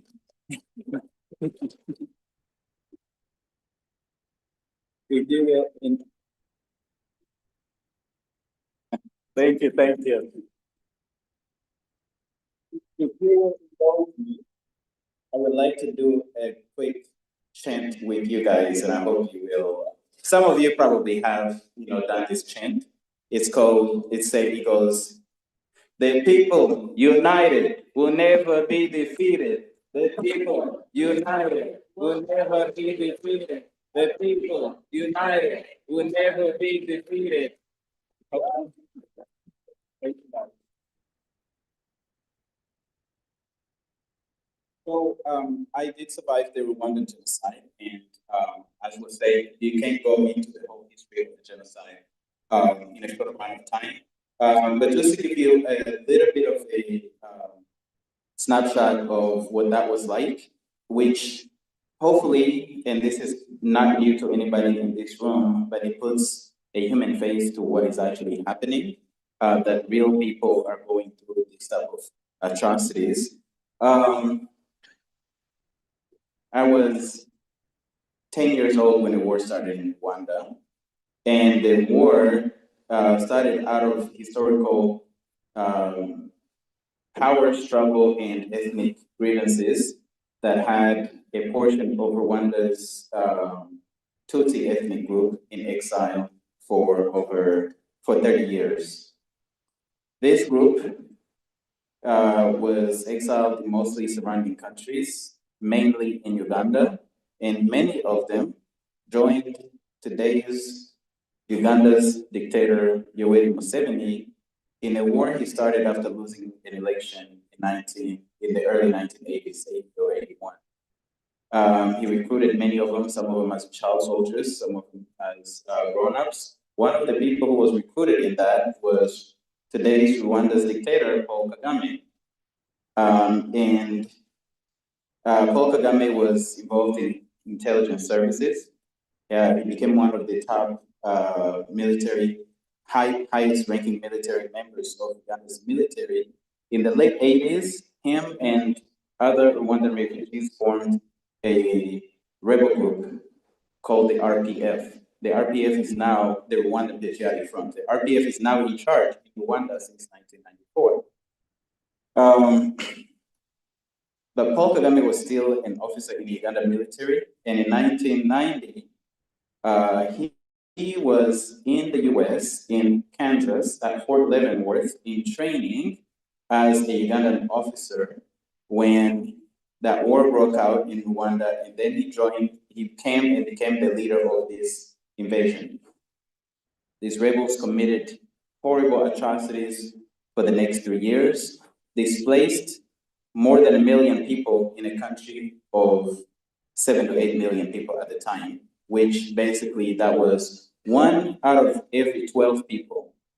If you look in this room, 2 rows here, one out of actually more, there are more than 12 on the rows, but 1 out of each of the 2 rows here was a displaced person, was a homeless person in Rwanda who had lost family members to the invading force. It created major chaos in the country. There were so many weapons that by the time the genocide actually, what is known as the Rwandan genocide started in '94, as a child, it was cheaper. It would have been cheaper for me to buy a grenade than it would have been for me to get a bottle of soda or a loaf of bread. And the displaced people, you talk about disease. They were in horrible conditions. During that time, there was a peace deal between, there was a peace deal between the Rwandan government at the time, which was led by members of the ethnic Hutu group, and the rebels who were members of the Tutsi ethnic group.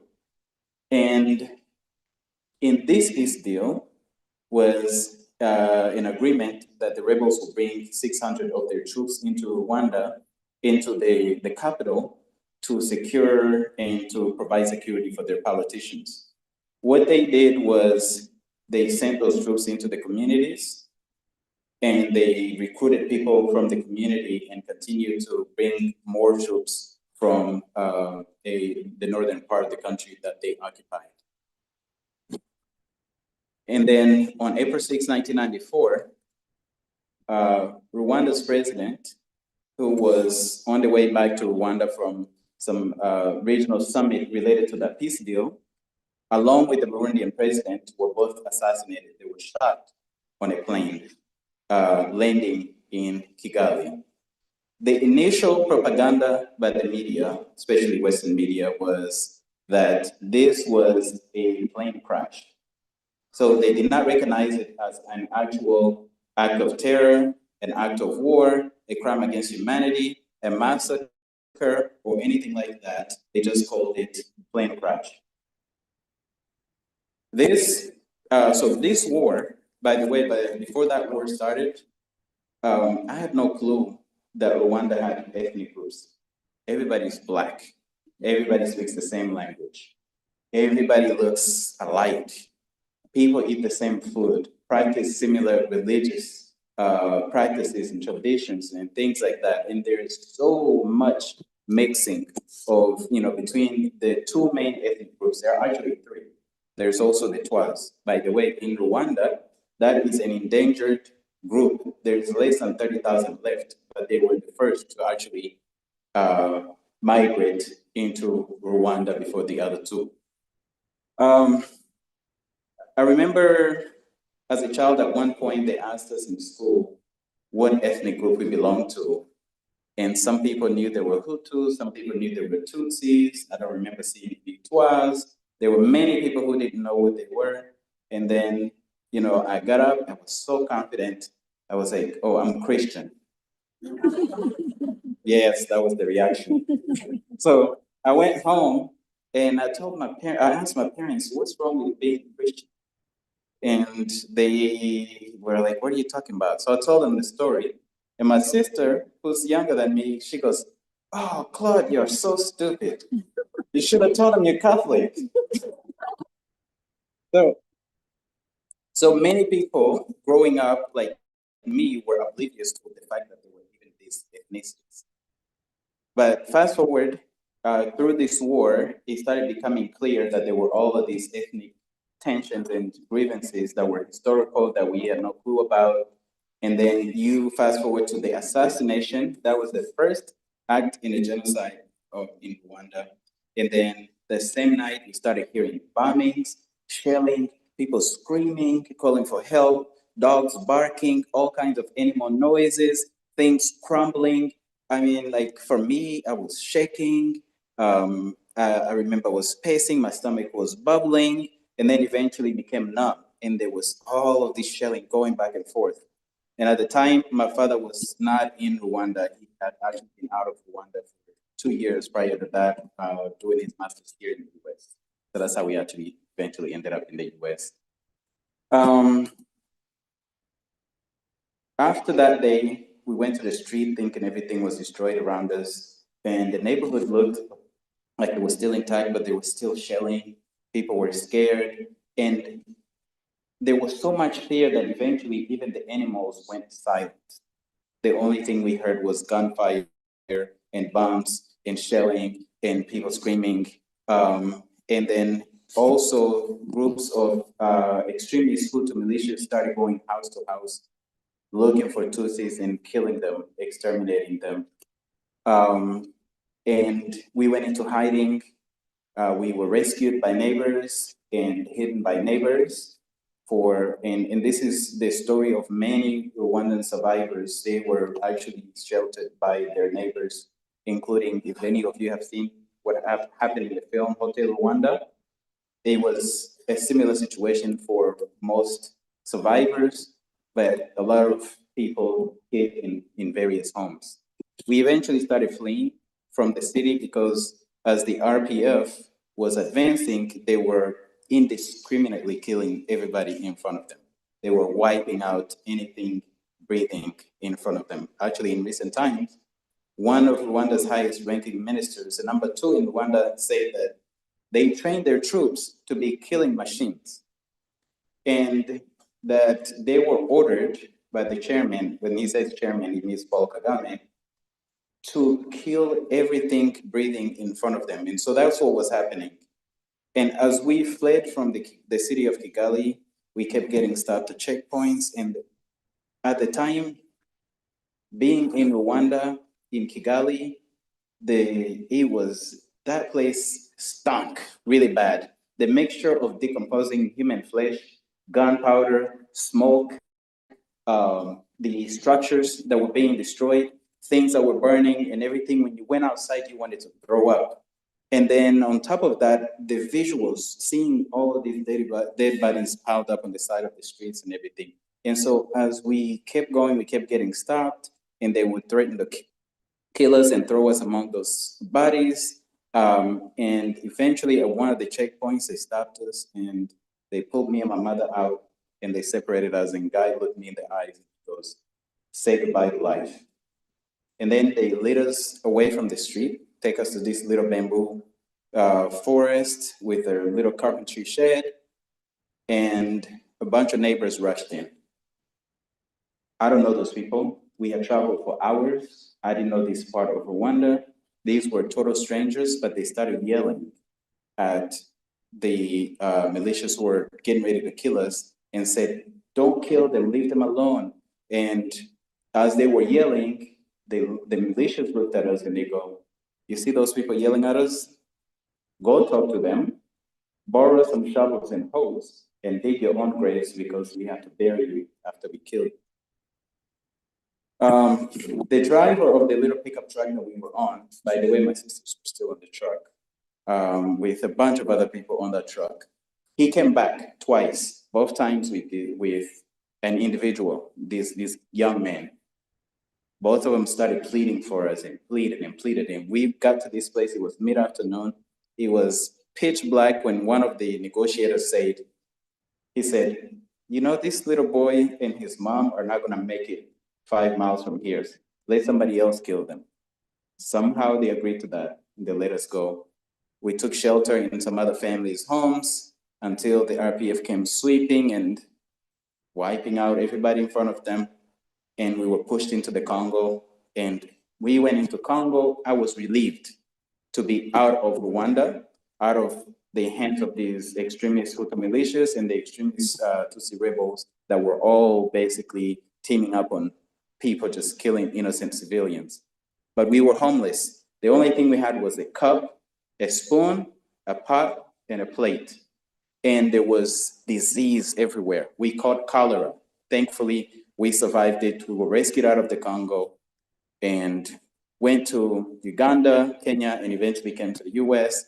And I didn't always want to share my story. My story was inspired by reading the story of Frederick Douglass, who was an enslaved young Black man, sold into slavery at 7 years old, and taught himself how to read and write, freed himself at 21, and contributed a lot in the abolition of slavery through especially storytelling and sharing the evils of slavery and the atrocity, what an atrocity it was.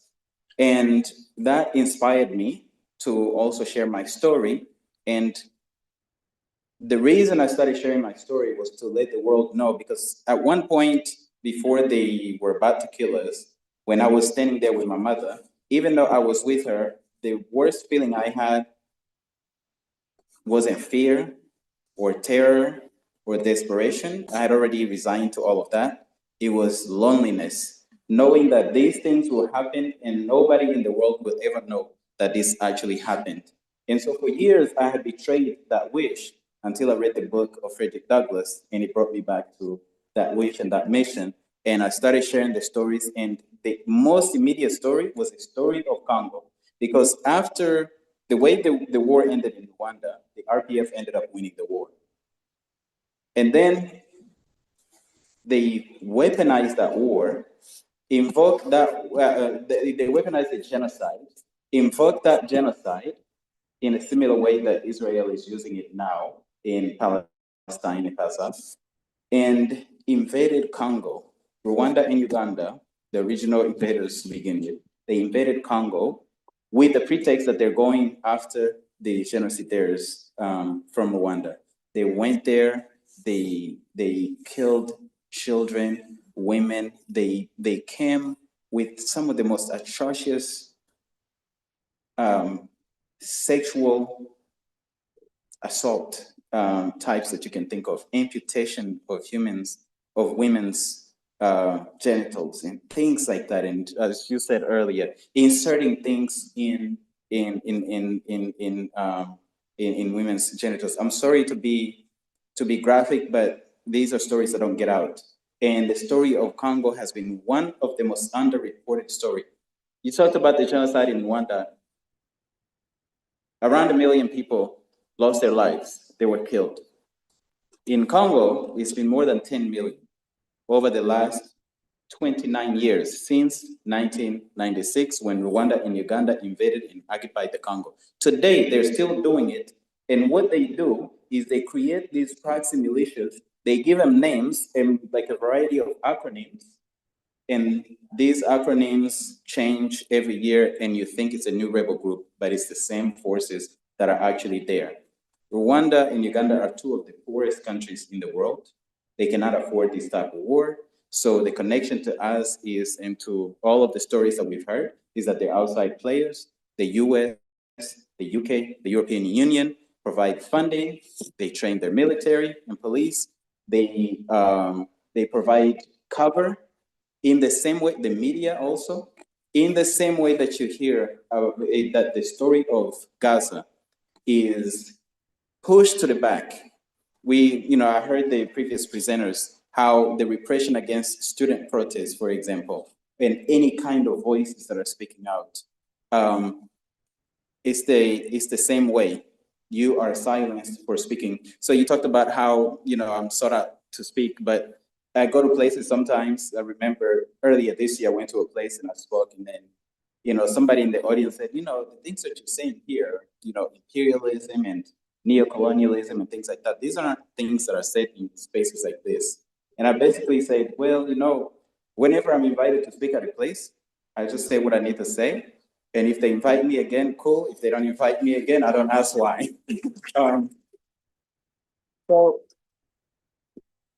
these are stories that must be told, even if we're gonna get canceled, even if we're gonna get fired, even if we're gonna, the amount of suffering that people undergoing these genocides in Sudan, in Tigray, in Congo, in Palestine, the amount of suffering is so horrific that we have the responsibility to speak, the responsibility to expose, the responsibility to call out the perpetrators. And I would be remiss to talk about these crimes and leave the audience thinking this is just black on black crime. This is what Africans do. This is African tribalism. No, as I said, our own tax dollars are funding these genocides, especially the one in the Congo, which is being perpetrated by Rwandans like myself. I'm a Rwandan, and it's even more important than that people from Rwanda also come out. We survived a genocide. We didn't survive genocides to remain silent. Some of the people who crossed the Congo with me, or across the Congo with, into the Congo with, they experienced another genocide. Even the UN, which is very timid, has actually put out a report, the UN mapping exercise report for Congo, and they called it a genocide. So I think it's important to have solidarity, and I think it's important that those of us that know, regardless of the consequences, continue not only to speak out, but to motivate others to speak out. And it's also important to understand how powerful a voice is. And I'm really grateful. I need to, I'll speak about one quick thing, and then I'll come back to my gratitude. Academia, so we're in the academic setting now, has been one of the gatekeepers in terms of narrative, in terms of exposing the perpetrators, and in terms of actually allowing people to freely speak in the institutions to be a place of free thought and free expression. And we heard that, including like banning chalk on campus. And it's like an outrage to speak about it than it is to actually commit these atrocities. But it's important that we continue to push, because the truth will always, there is a Congolese saying that the truth takes stairs while the lie takes an elevator, but the truth will eventually arrive, and we must take those steps one step at a time. And I want to end it with gratitude to Doctors Against Genocide, because often doctors like the academics, like media and other people, like to say that they are neutral. There is no such thing as neutrality when atrocities are happening.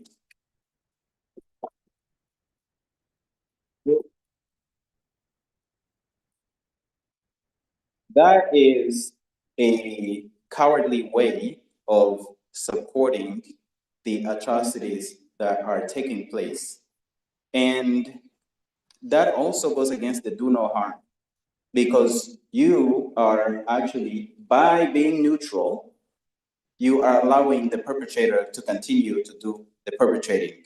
And when I speak about the support of dictators like the dictator in Rwanda, Paul Kagame, and Yoweri Museveni in the destruction and occupation of Congo, I talk about how our resources, our money, our taxes go to support them. And when you give a criminal resources, they commit more crime. And silence is one more of the resources that the perpetrators need. The job of the perpetrator, after committing the crime, their biggest job is actually to cover up the crime. But we have agency, we have power. Our voices are powerful, your voices are powerful. Use them, use your resources to make the world a better place than we found it, and leave it a better place than we're living in it.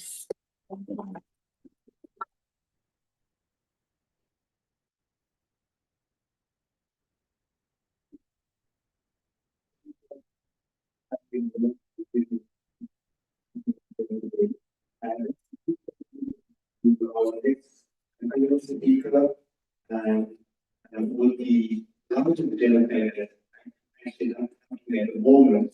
In the reality, I didn't know what the vision. And I found out this is the TV. I'd like to introduce Aditya with the founder of the organization Genocide for Congo. She's a citizen journalist, humanitarian, and advocate for the Free Congo movement. And, we welcome you all to the number to share that the struggle of the people of Congo and to allow them to understand how we can celebrate and work with you and your organization to bring their voices to the public and we can understand their stories and overturn the genocide. Thank you. Thank you so much. Thank you so much to all of you for being here. Thank you so much to Doctors Against Genocide for extending a hand to all of us here, the African continent. Thank you to my fellow panelists for powerful, impactful words. I mean, my fellow panelists said to try and give historical context and political context to these genocides is difficult. So all of us have, some work to do some due diligence and a bit more research. But thank you to Claude for a bit of political context. The Congolese genocide, the overarching mission of the Free Congo movement is to give the Congolese people the keys to their own destiny, to make sure that eventually they become masters of their own destiny, because Congo, what is a country known as the Democratic Republic of the Congo, is the second largest country in Africa. Sudan is the third largest, and just as my colleague Zainab said, the wealth of these two nations is the primary driving factor as to why they have never been allowed peace. When it comes to the case of the Congo today is estimated to have about $24 trillion in material wealth underneath its soil, meaning it hasn't been extracted yet. It's lying beneath its soil.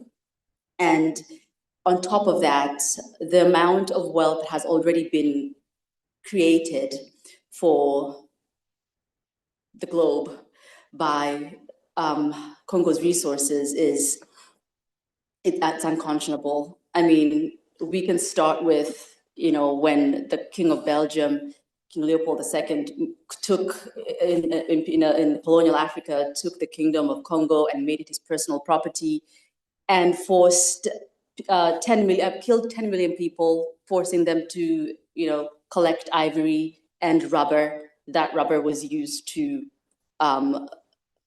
build companies like Michelin and Firestone as we know them today.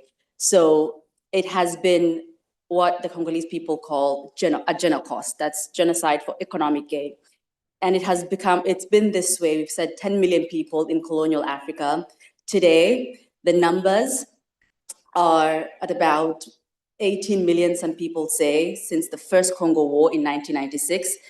The first Congo War was a spillover from the Rwandan genocide, like Claude said. Many of the Rwandan refugees fled into Congo. So in Congo, the eastern part of the country is where most of the conflict has been taking place. I was just looking at some news stories, and in January, when I was in the region in eastern Congo, in the city of Goma, which is right now rebel occupied, the rebellion is the M23 rebellion, backed by Rwanda, backed by the West and all of it, America and all of its Western allies. So the Economist paper said, Eastern Congo is as wretched as ever. So these kinds of headlines about Congo are what make us feel as though we are far from the genocide in Congo, but we are so close. We are so close to it. It's literally in our hands every single day. A place like Eastern DRC, its mineral wealth is the reason why all of these nations, and I'm talking each and every industrialized nation, they all have their hands in the DRC. I'm talking Canada, Australia, New Zealand, you name it, they have, they'll pay a militia group to protect mineral resources for them. They'll call them critical minerals, especially what they call the 3 T's: tin, tungsten, and tantalum. A tantalum is what we know as coltan, which goes into our phones, goes into all of our technology, goes into our electric vehicles. So if you've seen me on the internet, you've seen me talk about these things. But we are made to feel as though we are far from this conflict, but we are not, from this genocide, but we are not. And it has been so severely underreported. Many of the victims of this genocide are children, because Congo is a very young country. I think about half of its population is under 18 years old. So many of these children, many of these villages in Eastern Congo are displaced. We're talking 7 million people displaced, so that these militia who are backed by imperialists, these militia then go in and control the mines, right? Because the point is to take that wealth, to take it and feed it up the supply chain to give to Tesla and Apple and Samsung and all of them, and then create surveillance technology to go and bomb children and other civilians in places like Gaza. So it is all connected. The Free Congo movement is an anti-Zionist movement. There's a man called Dan Gertler. He has monopoly over Congo's diamond mines, and we all know that diamonds are what are cornerstone of Israeli economy. So those connections have to be made. Dan Gertler got these diamond mines through corrupt and illegal means. The Congo story is a story of sabotage. The CIA and Belgium killed its first democratically elected leader, Patrice Lumumba, and then the US and its Western allies went on to instill dictator after dictator. So in this way, as I said at the top of my speech, it is to make sure that the Congolese people finally become masters of their own destiny. So my goal is to tell people how deeply connected they are to the suffering that's happening in the Congo. 20 million lives lost. And these are conservative figures because, like my fellow panelists said, there is no one on the ground taking a meticulous record of every single death that's taking place. Half of the people who are dying are children, dying from things like cholera, dying from things like malaria, preventable illnesses, right? When you displace millions of villagers from their land, Eastern Congo is, some people call it the Garden of Eden. It is extremely fertile. These precious, these critical minerals that are found there because of some geological activities that also make for a very, very fertile piece of land. It gives food to so many people. The Congo can feed, that region of the Congo can feed the entire African continent if only there was peace there. So you see, a free Congo eventually becomes a free African continent, a African continent that is food sovereign, an African continent that does not have to depend on aid. So all of these things are found in the Free Congo movement. It is an anti-imperialist movement, an anti-capitalist movement, an anti-Zionist movement, an environmental justice movement, because after the Amazon is the Congo rainforest. The Congo rainforests are the second lungs of our planet. And right now, timber firms from Norway and many other countries are, taking everything. They are destroying this piece of land because it had sabotage, right? And the Congolese people have not been allowed to take control. They have not been allowed to become masters of their own destiny. If there's any questions, I'm sorry, I'm not the best public speaker.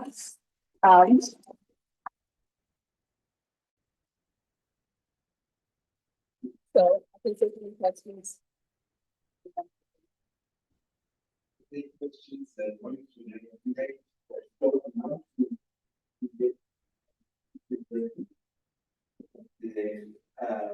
organization to people that support and try to support you guys in, bringing attention to the voices of Africans and Right. and so can you? Yes. Yes. So like you mentioned, during my introduction, I am co-founder of Let's Act Together for Congo. You can find us on Instagram. So we engage directly with the communities on the ground. We provide food for the population that is lacking things, basic needs like shelter, roof over their heads. We go to children's orphanages, and we recently have been providing some antiretroviral drugs to children who are living with HIV, children who are living with kidney failure, really need a lot of support. And I have been in contact with Doctors Against Genocide to just make sure that those communities are looked after through fundraising. Doctors Against Genocide also took up a very important project by one of my colleagues. His name is Elvis Katoto. He is a Congolese-British journalist. He has been documenting a lot of what has been happening in the east of the DRC, particularly in Goma. He is working with an organization called Ubuntu DRC that we talked about women, the war being most of the time, the women bear the brunt of the war. So mass sexual assault and sexual violence. So women who are victims of that are being taken care of by Ubuntu DRC and the Elvis Katoto's organization, which the Doctors Against Genocide has decided to take on as a fundraising partner. So thank you so much.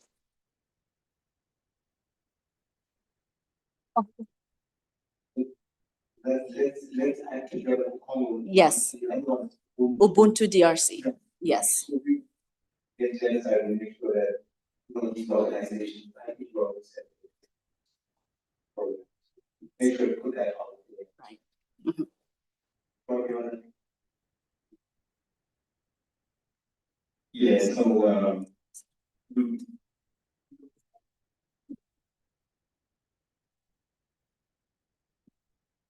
so our organization is the African Great Lakes Action Network, and the short acronym is AGLAN, AGLAN.org. Our work, our mission is to achieve peace, justice, and prosperity in the Great Lakes region of Africa. And as Deidre mentioned, this is a very rich part of the world that not only can feed the continent, but also can empower the continent to do a lot of things, and it also is obviously connected to the world through the technology, and all of the green revolution that's happening now is tied to it. So in order to achieve peace, we are convinced, our mission is, it starts with justice. In order to get lasting peace, you need justice. And in order to get justice, you need truth. And then prosperity follows peace. Our work focuses on educating, raising awareness, and also on the justice piece of it. And in recent times, we have actually undertaken a project, a Congo Justice Project, that we think will open a lot of doors for especially the survivors and the people who have undergone these atrocities. And so there are a different number of ways that you can get involved. Volunteer, reach out to us through our website, www.aglan.org. You can also donate to the efforts. There is a specific section that says 6 million dead, no more. I would like to highlight one other thing, because you spoke about the Nobel Peace Prize, which went to a horrible, horrific mass murder. I believe it was did he get in 2019? Okay, so the year before him, it actually went to a Congolese doctor, a gynecologist, Dr. Denis Mukwege, who runs the Panzi Hospital in South Kivu in Eastern Congo. And what he does is basically prepare repair women who have been affected, who not affected, who have been assaulted, like horribly assaulted in these atrocities. And I invite you to look at his work and support his work, especially given that this is Doctors Against Genocide, and amplify his voice. He's one of the rare doctors that actually speaks about justice for the Congolese people. And there's been many attempts on his life. Thankfully, he's survived all of them. But that will be my two goals to action, besides what you're already doing, which is raising awareness, making sure that the world knows that these atrocities are taking place, so that nobody says we didn't know. Well, what's the doctor's name that you said is advocating for women, for Congolese women? Dennis Mukwege, and that's spelled Mukwege.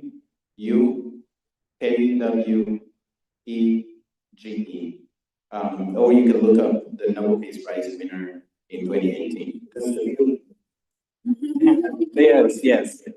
And he said, by the way, in accepting the award, they had told him not to talk about politics, and he just led in with the UN marketing report.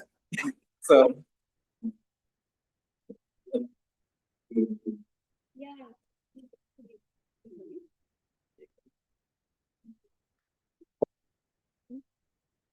Hi. Yeah, I think what everyone has said here, especially about talking about the same criminals who are involved in suicides, Sudan, Congo, Haiti, Kevin, is also involved. I think the fight for suicides,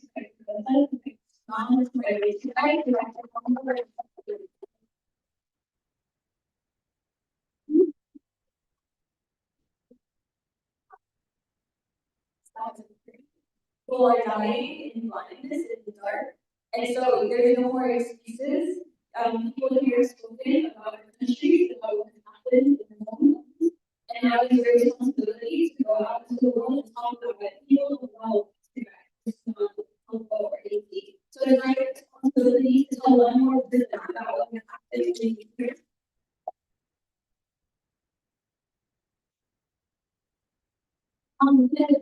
Speaking out and to not being silent. Also, boycott is really important. UAE is heavily involved in Tigray as they are in Sudan. Boycott the UAE, boycott goals that is bought and sold by the UAE. They have exploited Tigray for their goals as well, and have gotten a lot of money from the genocides that are occurring. Boycott Ethiopia. Do not fly Ethiopian Airlines. Do not get Starbucks. I feel the whole boycotting Starbucks, but continue to boycott Starbucks, boycott Ethiopian coffee, not let Ethiopia prosper as an unthing is happening. Boycott Israel, which all of us here should also be doing already. Israel is actively involved in the genocide in Tigray and has been long to Tigray. And the last thing I would say is donate. There's no aid has come into Tigray because of the blockade. U.S. aid has abandoned Tigrayans. Also, USA, there's no one who's giving aid into Tigray. Also, there's 70,000 who are in Sudan because of this genocide. And the reason there's only 70,000 refugees is as I troops along the border to point blank kill anyone who is trying to flee the country. So there are now 70,000 refugees who are in Sudan who are now experiencing a second genocide. Donate to them. There's a lot of links. It goes to ONA Tigray, ONA Tigray. There's donation pages because the people who have been providing aid, who've been sending money and food are Tigrayans. It's been us here in Niagara who have been donating. We need help. Send your money to these people who are working because no one else is helping Tigrayan people. Also, health professional numbers for Tigray are doctors, nurses, healthcare practitioners, medical students. Who we are like all Tigrayan. This is our families. We're suffering back home. These are our hospitals that a lot of us have have a lot of colleagues who are working at, and if you're trying to help them, sending in materials like equipment, because as I said before, there's only 1% of medical equipment that's linked to Tigray for population population of 7 million. And so, yeah, donating to these places is incredibly helpful. Yeah, that's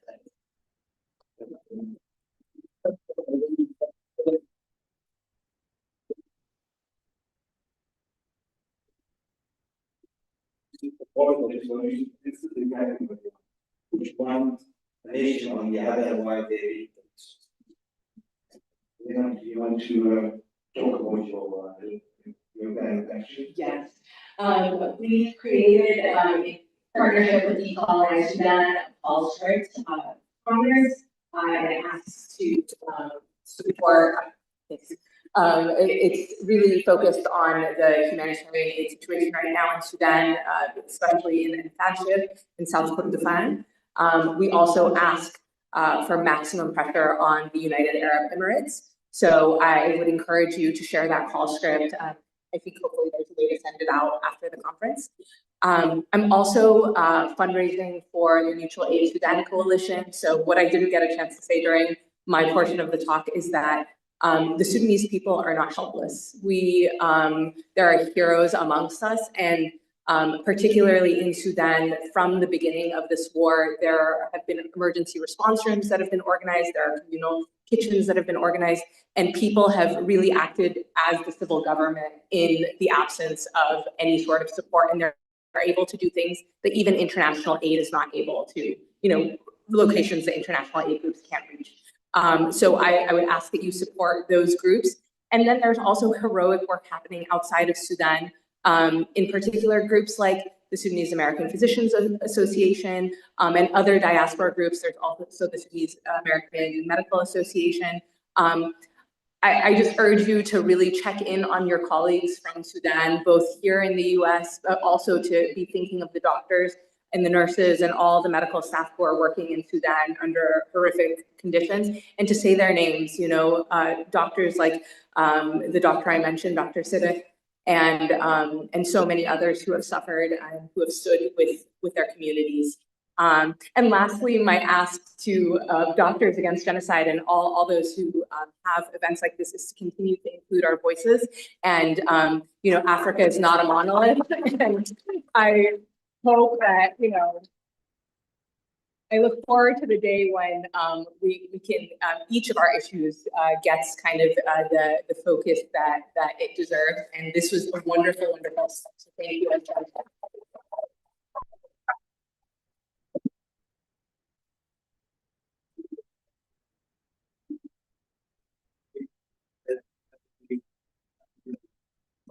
Thank you very much for many hours. I have days long and long. We appreciate all of you. And I'm just going to close the session. This is really a very special panel. We are proud of you guys. Is it working? Yes. No? Thank you. Glad to have you. It's our honor. It's our duty. It's very big voices. We are with an open call to all of you. And Congo, Sudan, Genocide, work with them. And that was making time to really launch 2 campaigns, 1 more the victims of the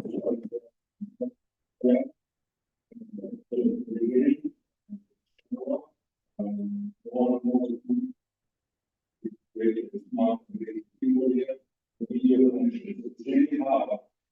And that is the genocide in Gaza.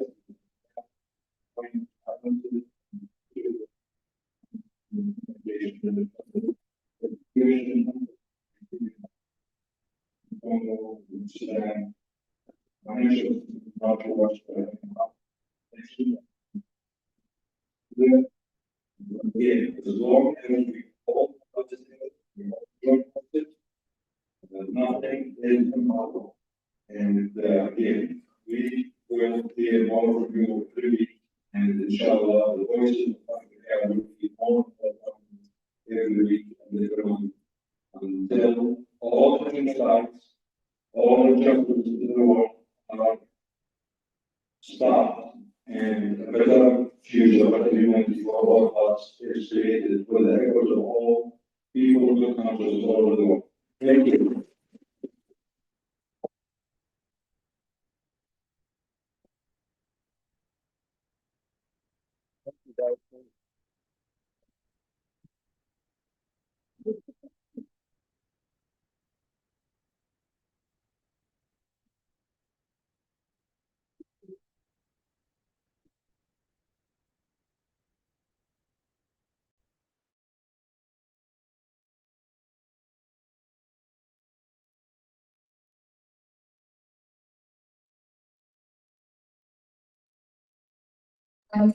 you like have everyone till 7 p.m. So if you we still have a special panel after this, so I hope everyone will stay. And we apologize for running over time because of lunch, it's a long time, and technical issues here. And because this is a military conference, so thank you for listening.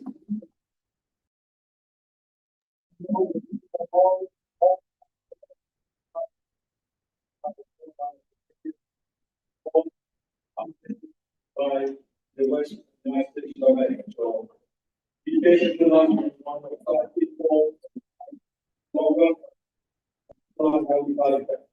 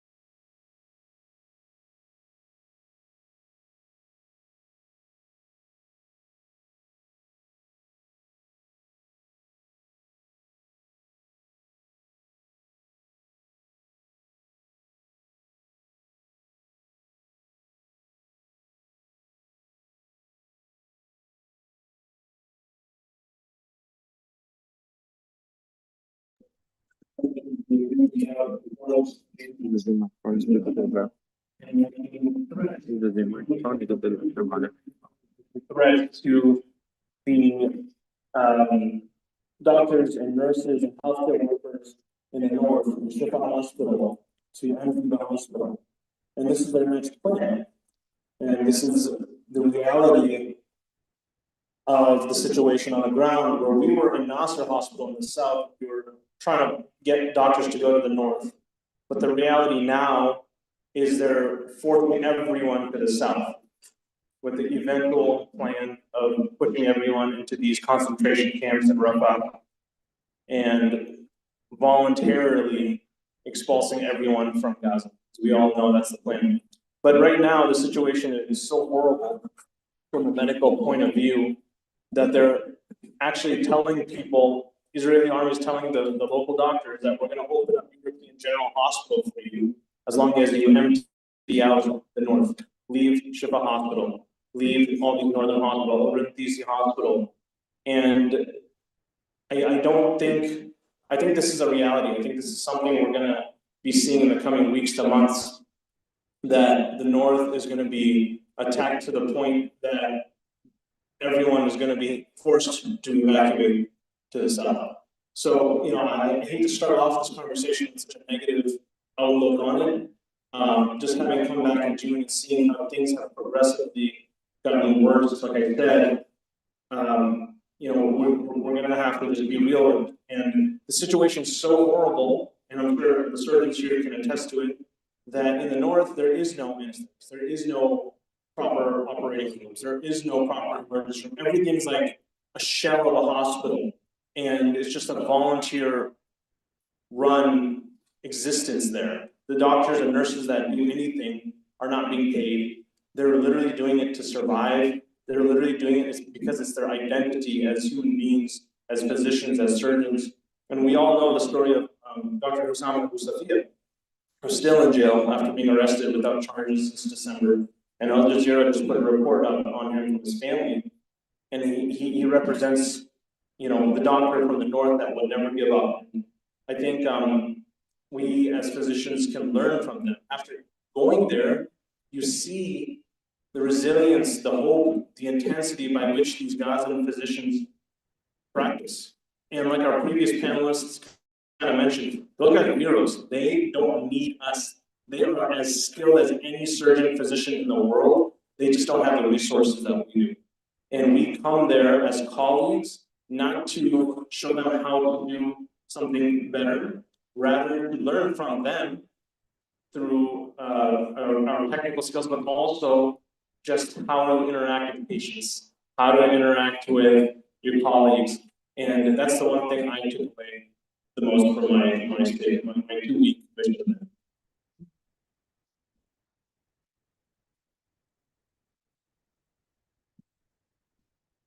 Again,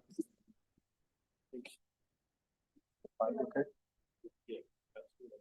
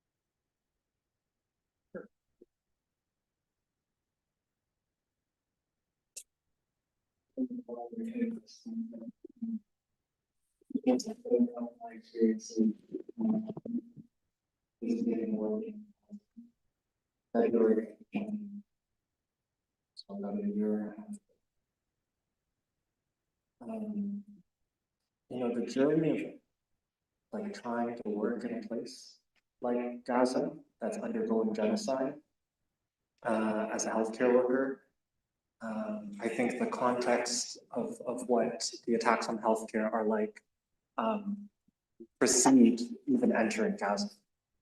So I was supposed to go to work at Nasser Medical Complex in Khan Yunis. And when we entered Gaza through the Rafah border crossing, through Egypt, Nasser Medical Complex at that time, in February of last year, was surrounded by Israeli tanks. And so it was not accessible by even United Nations convoys that were trying to access the hospital to be able to bring patients. But even I remember the United Nations were trying to send a convoy with an engineer to fix some of the plumbing at the emergency department because the plumbing was damaged and there was sewage leaking into the emergency department, flooding the emergency department with sewage. And while I was working in Central Rafah in primary care clinics, Nasser Medical Complex was besieged by the Israeli military. And this was discussed during the United Nations coordination meetings in Central Rafah, as if it was just this normal thing. At that point, a normal thing to be happening. Right? We would sit in these meetings and be like, oh, Nasser Medical Complex is being besieged, a hospital. Because it wasn't the first time that it happened since October 2023, and actually it's happened before, even beyond that, in terms of attacks on hospitals by Israel. The primary care clinics I worked at in Central Rafah did not have basic things like antibiotics and medications like Tylenol. We started to prescribe the supply that we brought in, but this was not a solution. A few foreign international doctors entering with a few suitcases full of medications for a population at that point of around 1.4, 1.5 million in Rafah. And when I left Rafah, we knew of official reports of young children having died of forced starvation, severe malnutrition, but forced starvation, because entering Rafah through the Rafah border crossing, you see the kilometers upon kilometers of trucks with the necessary aid for the population to not thrive, but actually just survive. And those things were all being systematically withheld by Israel with the cooperation of Egypt at the Rafah border crossing. And while I was in these primary care clinics in Central Rafah, where there was some food, the healthcare workers I was working with put food in front of me in the middle of these clinics to feed me, to share food with me. And now being in touch with these same healthcare workers, they can't feed themselves, they can't feed their children. They're working night and day on an empty stomach, trying to do what they can for their people to save them from annihilation, extermination. And it was at that point when we also learned of people living in the north, in Gaza, were eating things like bread made of animal feed and grass. And that was a year and a half ago. I tried to go back to Gaza in May of last year, 2024. And what happened in early May was the Israeli military besieged, occupied, and destroyed the Palestinian side of the Rafah border crossing. And there was no flow of what was just a trickle of doctors, healthcare workers entering with these, just a few suitcases of medications and supplies through the Rafah border crossing. And you heard earlier this morning about how the Kerem Abu Salem crossing got opened through the evacuation of children. This was the pathway that was established with the United Nations and the WHO, the World Health Organization, to bring healthcare workers in. But there were red lines that were discussed, like, no, like surgeons and doctors should be able to bring in surgical supplies, medicines. And at every turn of these negotiations, the WHO and the UN said that there were certain red lines, like doctors and nurses and healthcare workers, surgeons should be able to bring in these things.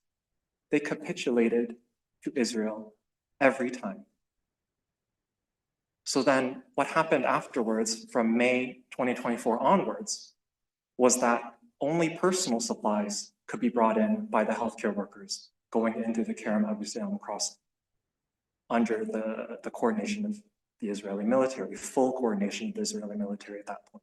Because when I went through the Rafah border crossing through Egypt, I did not encounter any, Israeli soldier or military searching me and whatever. But now we have so many testimonies from doctors, nurses, healthcare workers, surgeons who've gone through this pathway, through the Kerem Abu Salem crossing, and they can only bring in things that are supposed to be for them as a person. So they can't even bring in certain surgical supplies for their patients.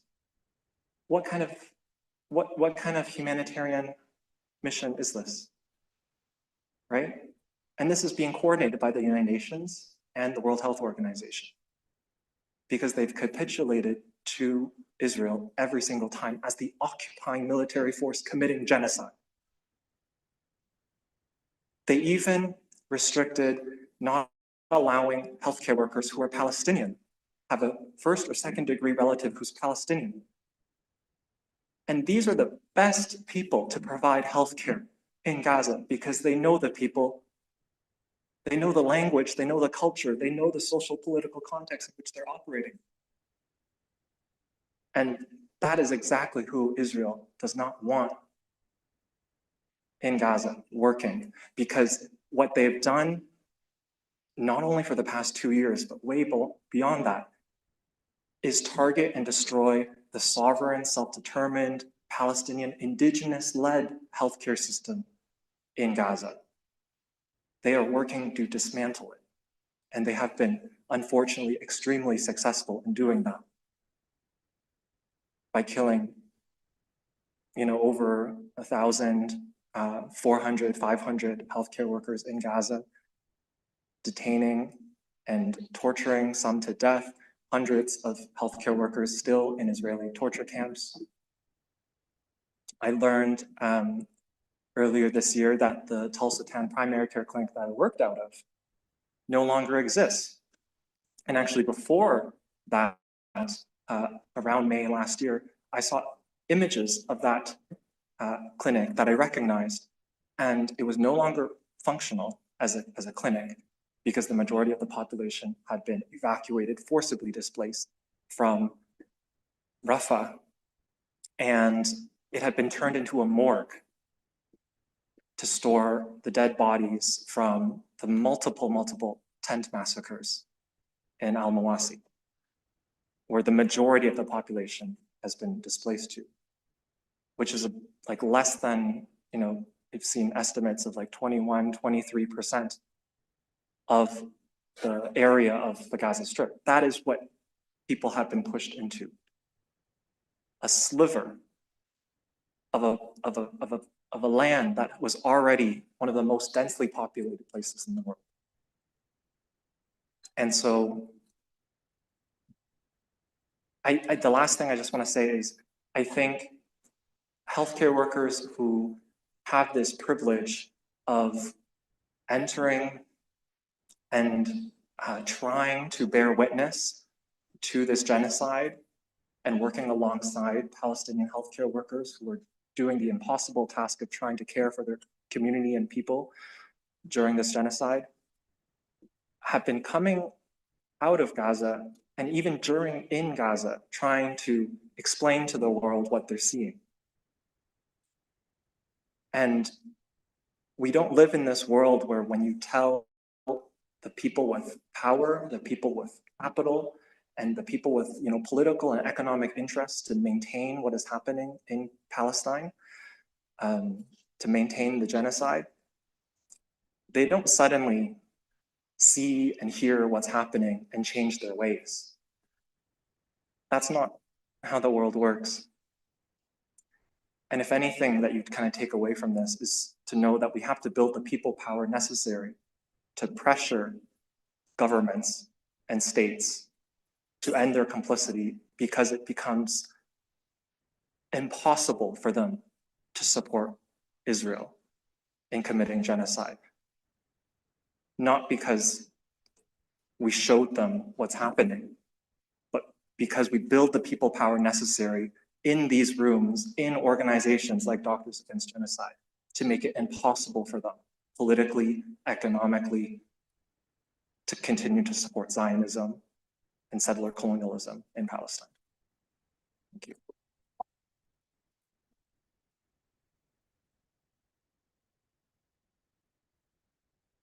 I think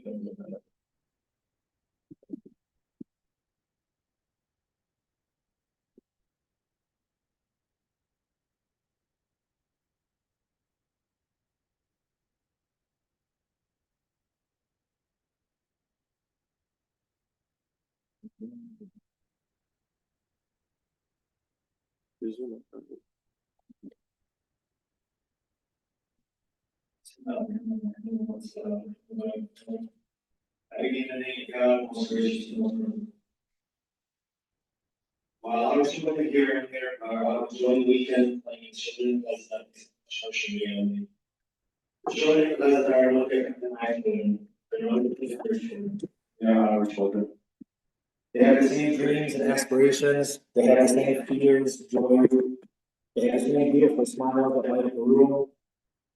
And they have the same innocent, frail, small bodies. By the time we wrap up our conference today, at least 20 to 30 children will have been murdered. That's another classroom of children that's generation is murdered. Of the surviving children, estimates say 10 will lose at least one limb per day. This is unfortunately the genocide I witnessed when I went to Gaza. I was fortunate enough and honored to join a group of surgeons in December of 23 as we went to Gaza in one of the first medical missions. I'm an orthopedic trauma surgeon by trade, so that means all I do is I specialize in mangled, traumatized, injured limbs, arms, legs, pelvis. And so as a fair warning, I just want to warn you all that this has a lot of graphic images in our presentation, and if you don't have this before, I really do recommend you just we went in December, and that was just 3 months into the most recent seizure chapter of the 75-year-long genocide. What I thought was back then, I can only imagine now, almost 2 years later, trying to deliver healthcare to the people. These are the two hospitals that I spent time at. This was the hospital, another hospital. And on that picture on the right, if that stairwell looks familiar, that's actually the stairwell that was hit by the double tap. So just 3 months into this siege and blockade and genocide, this is what the hospital looks like. And for those of you in medicine, I want you to think about the hospital where you spend time in here or Canada, States, whatever. Think about the hallways that you walk through. If you could ever imagine having it look like this, where you have patients lined up side by side in the hallways, you have sheets hanging from the ceiling in order to provide some type of privacy for patients. 3 months in, and the hospital was already overrun and undersupplied. So with mass bombings, what happens is mass casualty events happen on a daily basis. Patients are brought in, there's no rooms for them, so they're laying in the hallways. And of course, since their homes have been bombed, their family has nowhere to go. So family members actually move in with their loved ones into the hospital, and this further overwhelms the healthcare system. Back then, there were 20,000 people living in and around the hospital grounds. So let's talk a little bit about orthopedic injuries. So in orthopedics, it's a very industry-reliant field. That means is I need companies to give me metal to put into patient bodies to stabilize the bones. I need plates, I need screws, I need rods, I need something that I can do to stabilize the bone. And the fundamentals are fixing the bone rigidly, getting the structure of the body intact, and that way patients can get up and rehab and recover. So we'll compare and contrast kind of what my patients receive here versus what we're able to do in Gaza. So these are just x-rays of broken forearm. And you can see how much metal I put in patients here. These are my x-rays here of how I take care of my patients here. The bright white is all the metal that I put into the body to stabilize the structure in the bone to get into the recovery. And this is what patients have in Gaza. So this gentleman actually suffered this injury a month or two prior, and unfortunately ended up coming back to the hospital after his leg got injured in a blast. And so these are follow-up x-rays. So after 2 months, his arm is still not healed, it's still broken. As opposed to all the metal that I would previously give to patients, all he gets is this one skinny little metal wire in his arm. The bone's clearly not healed, and he still has metal or bullet fragments in his arm. This is 2 months of debility where this father can no longer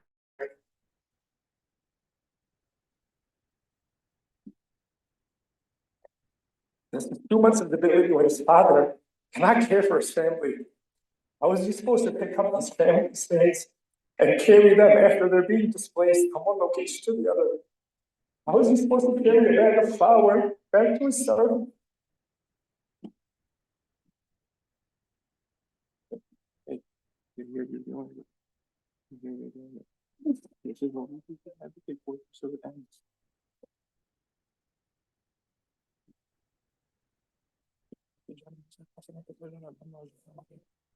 Ya Allah.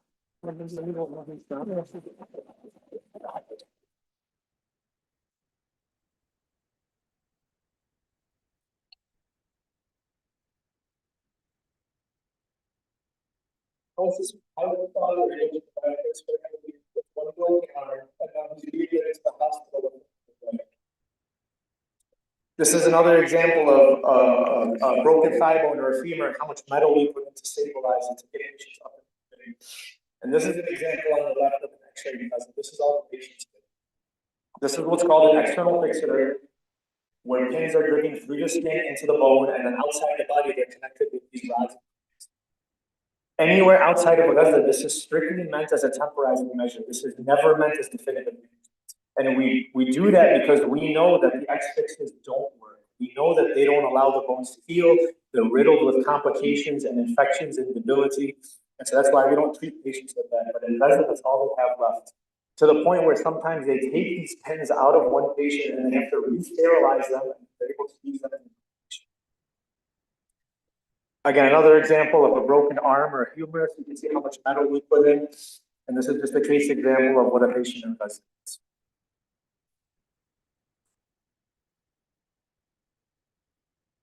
These are the living conditions now with this mass displacement, makeshift living, in tents. There's no sanitary living spaces. There's no access to water, to clean gauze, to clean your incisions and your X-fix pen site. There's no routine access to antibiotics. And so the problem with these external fixators is infections. Infections runs rampant because you can't keep this clean. So the patients are suffering more because now their bodies are getting infected, their bones aren't healing, and it's further debilitating these patients. Another consequence of this overrun, overwhelmed healthcare system is that patients can physically get lost in the hospital. So you can see here how patients are running. And those of us in medicine, how do you round on patients when you don't know where they are in the hospital? How do you keep track of patients that aren't seen? So one example here is this unfortunate young lady, 30 years old. She lost all of her family in the bombing. She ends up with this severe injury of her hip socket. So I know it's tough to kind of read the image, but she has no hip socket. It's been completely shattered, and this large piece of metal here is a shrapnel injury that's now stuck deep down in her pelvis. Because she has no family, because she can't walk, she's now stuck in the hospital in a corner. She gets lost because of the frequent mass casualty events. This is what an example of a patient would get here in the States, plenty of metal to stabilize their hip socket and get it moving. And this is what, unfortunately, she ends up with. She ends up with this massive ulcer. We take her to the OR. We're able to at least remove that shrapnel that's deep down in her pelvis.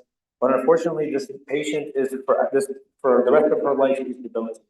There's no way to reconstruct this broken hip socket. She's too high risk of an infection risk in order to do any kind of hip replacement surgery. So she will suffer for the rest of her life. Because the hospitals are so overwhelmed with these mass casualty events, all we're focusing on is acute trauma. So routine medical care is not able to be provided. So your heart disease, your lung disease, your kidney disease, you can't see your doctors and get appropriate medication for it. And So those patients that survive the bombings, unfortunately, are going to die from consequences of the untreated medical. Another consequence of that is that routine cancer screening is unable to perform. And that's what this young 13-year-old girl has. Her cancer was spreading so aggressively in her leg, it's now fungi out of her leg. And this is no longer salvageable. You may be able to perform an amputation, but already she has metastases or spread of the cancer to her lungs. She's going to pass away from that, even though we were able to amputate.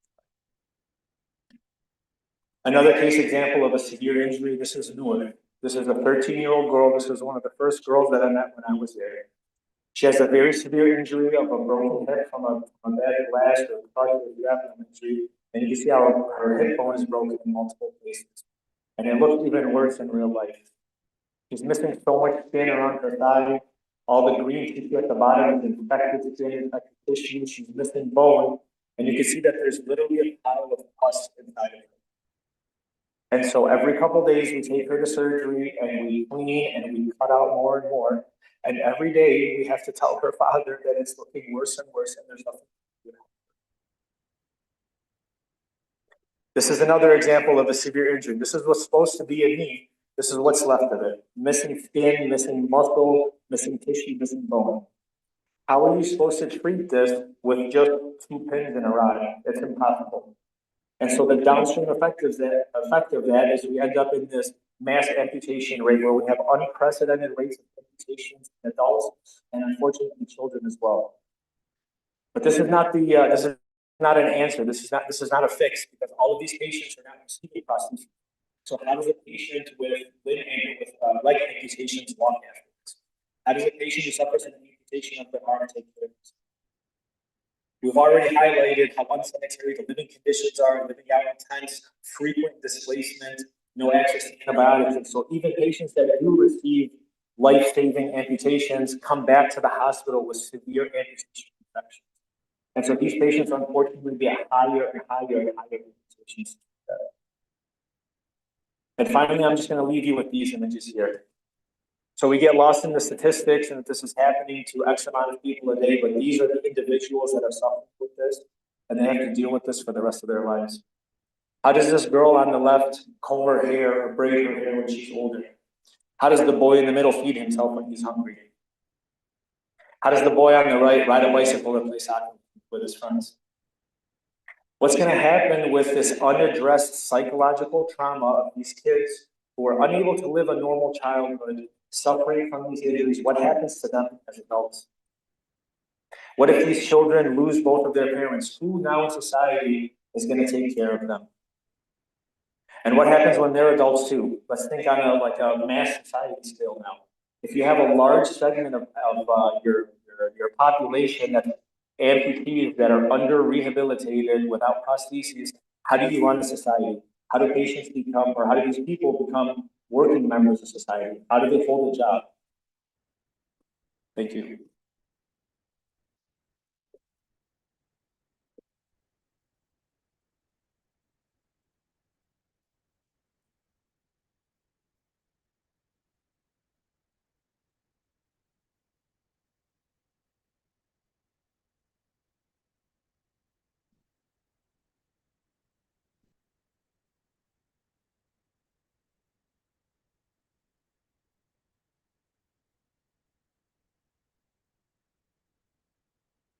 Thank you all for the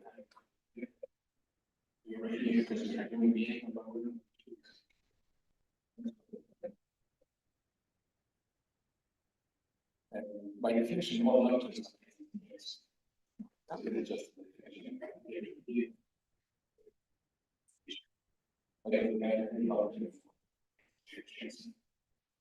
Not download.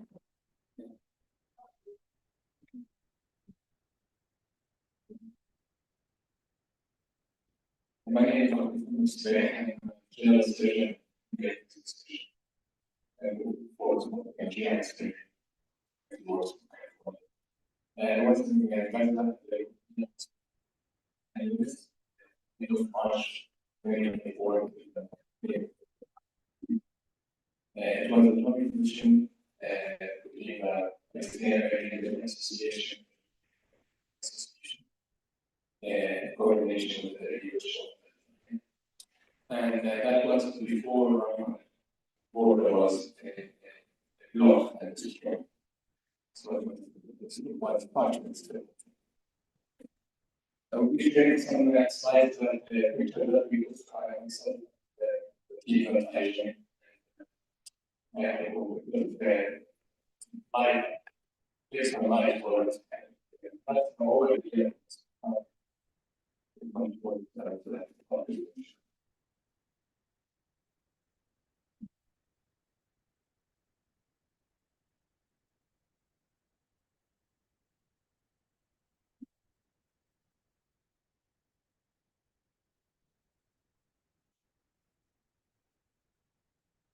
So I just wanted to show that I present my talk. When I was volunteering for this,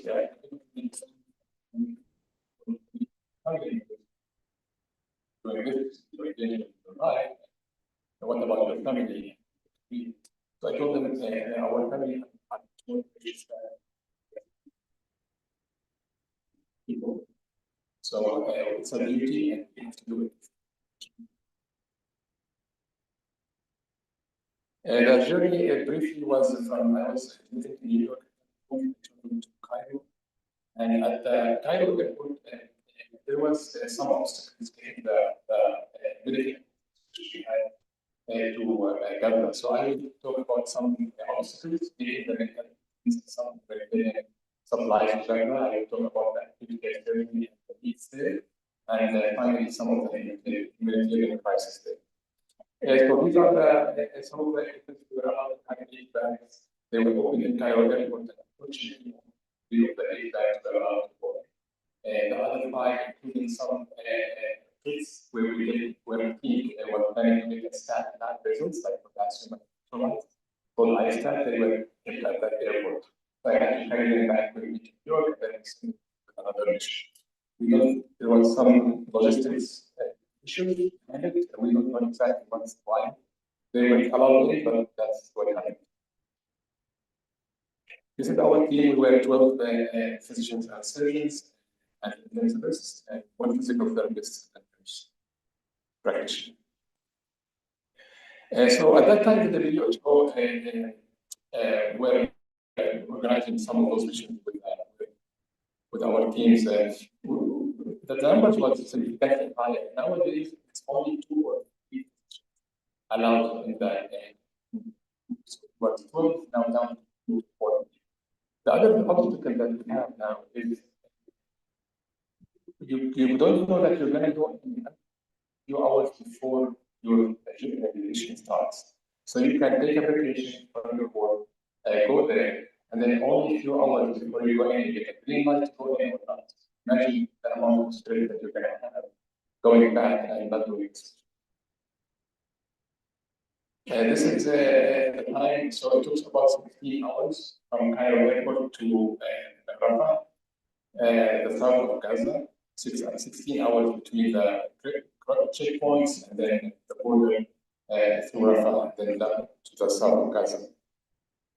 So from 4 a.m. we got there around 8 p.m. This is the Sinai, closer to the border. There was at least 5 kilometers of trucks, loads with humanitarian needs and supplies that they were going in. Again, we don't know the reason. I'm not going to talk about it today, but I can say what you see. And we took a brief video. That's our bus. And you can see, I'm just going to, for the sake of the time, running shortly, you can see on both sides the trucks. And that's before the border was and before it was destroyed. We're going to move on. And then this is the Rafah border before it was destroyed in 1995. And the Palestinian authorities were still in control at the border. So we had the stand of State of Palestine. You can see what the State of Palestine in Arabic. Now this is completely destroyed. And now people who was there largely this is that because now border is occupied. So there is some sort of destruction to every Palestinian identity the way. This is our team, and I put this picture because we felt a way to just get in. Many of us would have banned from going in. So we were very happy that we were allowed to go in, and no one of us died. So we were a lucky team overall. This is Salahuddin Street, and we had a green light window to go in from the border to the hospital, about 30 minutes of the green light. So if we go in beyond the 30 minutes before or after, we could embark. So the WHO only gave us this 30 minutes window with the coordination of the Israeli side, and this is in the street, in Salahuddin Street. You can see that there is no, that's our bus. You can see there is no light, only the other buses in front of us. There is no electricity on either side. So 2.5 million people living with no power. So some of the families, moms, they go to the hospital to get some of the generators in the home, use electric stove to do some break for kids. So no power. That's over almost a year and a half. Tents everywhere and all complete destruction for the buildings in the south area. I did not go to the middle of the road because it's dangerous. We were there for medical mission, but the south side that I see was at that time almost destroyed and a lot of refugee camps. This is the European Hospital of Gaza. At that time, it was a refugee camp for almost 10,000 people in the entire complex around the buildings. Every tent of this has a family. Some of them are 5, some of them 6, some of them 10 people. So it was very crowded. And almost every spot in the camp there is a family. This is a nursing school which is used for as rooms. So our team were five of the males were in one of those groups, and then the 5 were in the other building, and there was a female. But unfortunately, this is what the rules are made for the medical staff to live at because most of the process is destroyed. So all what they have built throughout the years is down, and now most of them live in these rooms where they go down the living situation. This is again the hospital campus, and stands everywhere between the buildings. Imagine the hygiene there, this is the stairs, this is all inside the hospital. So the corridors should all be. And this is also what you can see inside the hospital. And you can see this is where the OR actually located, one of those corridors, it should the OR. Again, it's the situation. You can see mothers doing some cooking while the Ramadan comes, so you can do the power, use the power. This is the emergency room, and the supplies were very.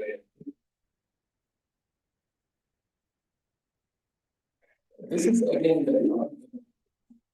I noticed this, and I asked one of the staff in the ER, why this is like that? They said because there's no water. So the hospital administration had to leave some of the water in there for the more priority need, like the OR. Otherwise, because people live everywhere, they're going to use it in the ER from the refugees, and there will be no water for the patients or the ICU or the OR. Imagine that how that is the situation. This was made by this is the OR equipment. There is basically very limited sterilities. The boxes where they keep some alcohol and sterilizing agents like that, then that's the best they can get. And the European Hospital of Gaza is considered an upstate hospital. It is one of the good hospitals, well funded. But this is the situation. OR team, they are extremely exhausted, the strategists, the nurses, anesthesiologists. So imagine the OR is some people staff needed to prepare. So this is great. These people worked for almost 6 months by that time, late day and night. And they were extremely tired. And like was said earlier, almost all of them with no sight.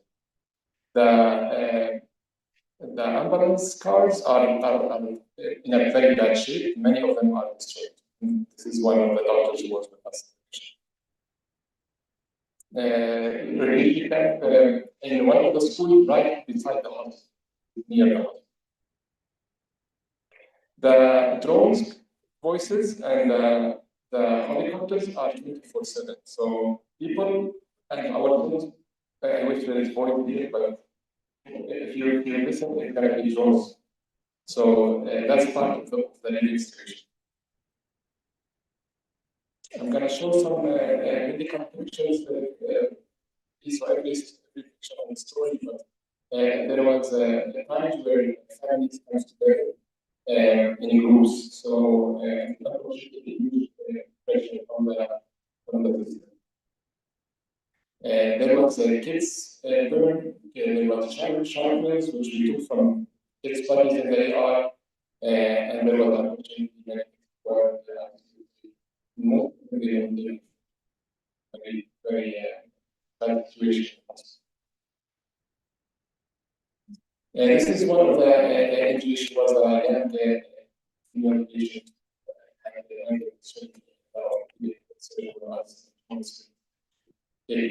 many terms for ingredient. And you can imagine the hygiene situation. There is a multi-resistant organisms. And it's not integrated. The microbiome lab or the naturally bacteria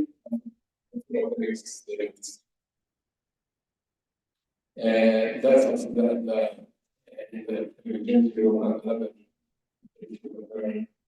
this is an orthopedic surgeon at the Indonesia hospital who are also the team to take care of him. That's not one surgeon. And so this patient was orthopedic surgeon that he was detained for 6 to 7 weeks. And and finally he was released after they told that he didn't do anything wrong.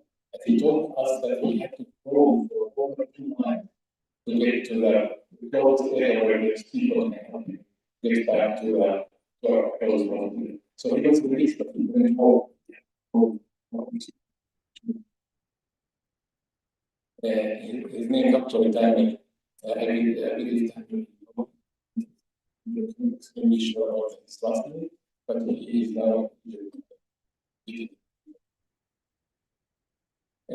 family, the malnutrition is very bad, very bad. So any surgery that will be think about it twice there because most people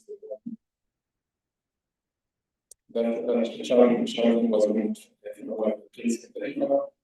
That's one of the parents after a house. This picture actually it's just sitting. This is the ICU. So ICU I put this because unfortunately many patients died. The ICU is present, medicine to keep the blood pressure stable, and why it's not available. Very, very few resources. So you go and it's very nice. And the bed is empty. I don't want to make the picture very dark, but this is really what we have seen. There is some good stories and some good news. There are a lot of patients who have gunshots monitors who saved his life and he had a life. So he got a hospital. This is another 2 cases because there are acute care surgery. There is a lot of patients who need emergency that can have all trauma, but there is no patient dying from emergency surgery.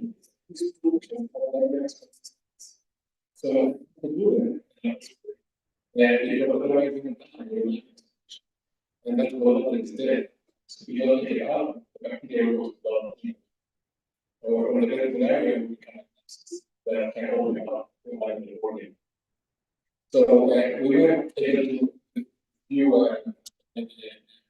what's available to people surgery and all patients that they were discharged. Another acute surgery is without suction and antibiotic. It's a very good thing. And there's a lot of life. And there is, so these cases that we had Another activity we didn't do because we were just sort of clear. The patient he had an open heart surgery by a team. Well, the area of open heart surgery for coronary artery disease. I don't want to take too long, but I must say that people of Gaza, they have these teams, and they are the population of the world is there to thrive. The psychiatric health and most of the population are depressed, so they need all the support we can give. So the team try to do something. The medical education also we need, we were giving some lectures to the students. They are very resilient, despite all the challenges they go through, they still were coming to get some knowledge. And again, before I finish the last two slides, two of these kids were benefiting up by were died from the environment after we get the one in front, well, Margaret, and the one behind on the left, his name is Ryan, both were killed. One thing I would remember from this education, and I hope I can the only application from one moment he was very fast, he was playing with other people, and then he disappeared behind one of them. It was like something that he was running trying to play, but he's running on two sticks, no feet. Imagine how sad this picture can be. I wished I could take a picture for him, but he was fasting and he had to do one of them. Thank you all for being here.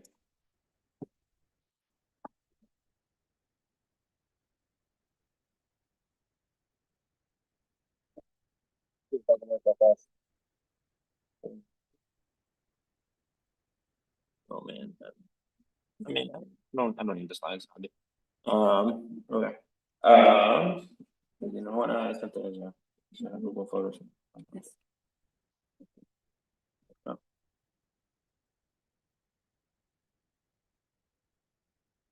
I'm Dr. Disease, I'm a pediatrician. I was in Gaza back in January. Ultimately, we ended up spending 21-ish days in Gaza. Our intermission was supposed to be 2 weeks, but due to the January ceasefire, we ended up getting delayed, leaving north for another 6 days. Oh, cool. Thank you. All right, I'm gonna skip over some slides very quickly because you all know what it looks like. For those that don't know, when we went in January, Ripon was closed, so we actually had to go through Camera 7. Camera 7 is you walk through about 5 or 6 gates, and we were not able to bring 4 or 5 multiple suitcases. We were limited to 2 suitcases. All our bags were inspected twice, one at the Allen Crossing, and once again over here. And anything that they deemed not appropriate, they took out. I had pediatric cancer medication that they removed from my bag. This is driving through Rafah. You can see this is actually an elementary school for children. Was destroyed. Purpose, sorry, of my talk. I just want to talk about the assault on healthcare and specifically on children's lives, bodies, and minds and husband. And my experience with that, and then also their capability for joy once the ceasefire actually happened. This is mosque. Before people gather, it gets destroyed. This is actually from Nasser Hospital. This is looking out. This is the dialysis center at Nasser Hospital. Most people here are healthcare workers. You know, patients who are on dialysis require dialysis, 3 to 4 times a week, and so they're not fit to do anything other than exist on dialysis. If you look, this hospital was burned. This hospital was not seeded. It was not shot at. It was not hit with tank rounds. In the foreground, you see ambulances. You see destroyed ambulances on the right, and these are all ambulances that when the Israeli army invaded Nasser Hospital and they left, they did not have time to destroy them. So they cut the wiring out of them to ensure that they would not function. I have a longer video, people that are describing it, but within the grounds of Nasser Hospital, they pulled out close to 300 bodies after the Israeli army evacuated. To get to the north, we had to cross the Netzarim corridor. Similar to, as other doctors stated, you get a green light window and you have to cross the Netzarim corridor was a red zone, meaning nobody was allowed to be there without permission from the military, which meant that as we were driving north, we were passing bodies on the ground. So up in the foreground in front of us is a human body. You can kind of see his ribs sticking out on the ground, who was decaying in the street because nobody was able to get to him. This is the hospital I worked at. This is the Patient Friends Benevolent Society Hospital. This is a children's hospital. This is a brief video just so you get oriented for the position of the hospital in the corner, and just everything in front of it. There's a UN school in front of it that's been bombed to all hell. And then actually right beside it, I was standing outside the hospital passing out candy. There's an airstrike right in front of me. Most terrifying thing in the world. The reason I showed that corner is because this same hospital, Children's Hospital, was sieged and lit on fire by the Israelis back in February of 2024. But the people of Gaza, ever industrious, went back and rebuilt it. There's an assault on the bodies of children in Palestine, specifically immediate traumas and then more long-term. This is Abdulaziz. Abdulaziz is a 12-year-old child who suffered a C3 transection due to shrapnel. He has nowhere to go because he lives on a ventilator and he cannot get, there's no power anyways. And so now Abdulaziz occupies one of the 7 PICU beds at this hospital. And again, as others have stated, this is what the PICU looks like. It's literally just a ventilator and a monitor. That's kind of all we had, but they made do. The doctors in Gaza are brilliant and managed to make do with very limited resources, and that's just physical therapists. Also, content warning. As Dr. Adam stated, patients frequently get infections. This was a patient who ended up with an external fixation, but because we don't have any supplies to clean, the only antibiotic we had to give him was vancomycin, because they were not allowing anything else, and he developed a severe wound infection, had to go back to the OR and have it debrided. This is probably my most famous patient, and this is Habiba Al-Askari. Habiba Al-Askari was a 3-year-old girl who developed meningococcemia because it's rampant in areas, in war-torn areas. And so post-meningococcemia, she developed a protein C disorder, which means that her blood starts clotting in her arteries without medication, without external protein C. You can already see she started developing necrosis in her arms and legs. And so this girl, we appealed to the WHO. I went on CNN. I spoke with anybody I could to try and get this girl to the south so she could be evacuated, because we were not able to bring her protein C isolate into Gaza because it needs to be refrigerated, and there was no way they would let us bring that across the border. Habiba spent 2 weeks after I first saw her in the north because the Israelis would not allow her to evacuate to the south. They gave permission for her to evacuate, but they would not give permission for her mother, her grandmother, or her aunt to evacuate with her. This is a child who we were sending most likely for a triple amputation, and they could not justify sending her mother with her. This is more images of the necrosis, but you can see here both legs. Necrosis is below both legs, and this one is just on her foot. And then on her arm, it was a little bit like halfway up her forearm at the time. This is a Shifa hospital in where I'm taking the picture from. There's what remains right now of a Shifa hospital. It used to be an administrative building. They turned it into an ambulatory yard. But Shifa Hospital is one of the largest hospitals I have ever been to, both in the US and outside. Shifa Hospital was, I think they said 950, 960 beds. And behind it, there was also a newborn L&D center that was the largest in the Middle East. And it was utterly devastated, utterly destroyed. Actually, in the plaza of a Shifa, they pulled out 300 bodies because they're bodies of patients and staff members who were unable to be evacuated when it was sieged. This is what the inside of a Shifa hospital looks like. During my time in Gaza, I went to 6 different hospitals. Every one of those hospitals had been sieged at some point. Every one of those, and most of them were out of commission. The ones that were out of commission had been sieged. And they do this very sick thing where they light hospitals on fire so they cannot be rebuilt. And so you can see the walls and everything are coming down because of it.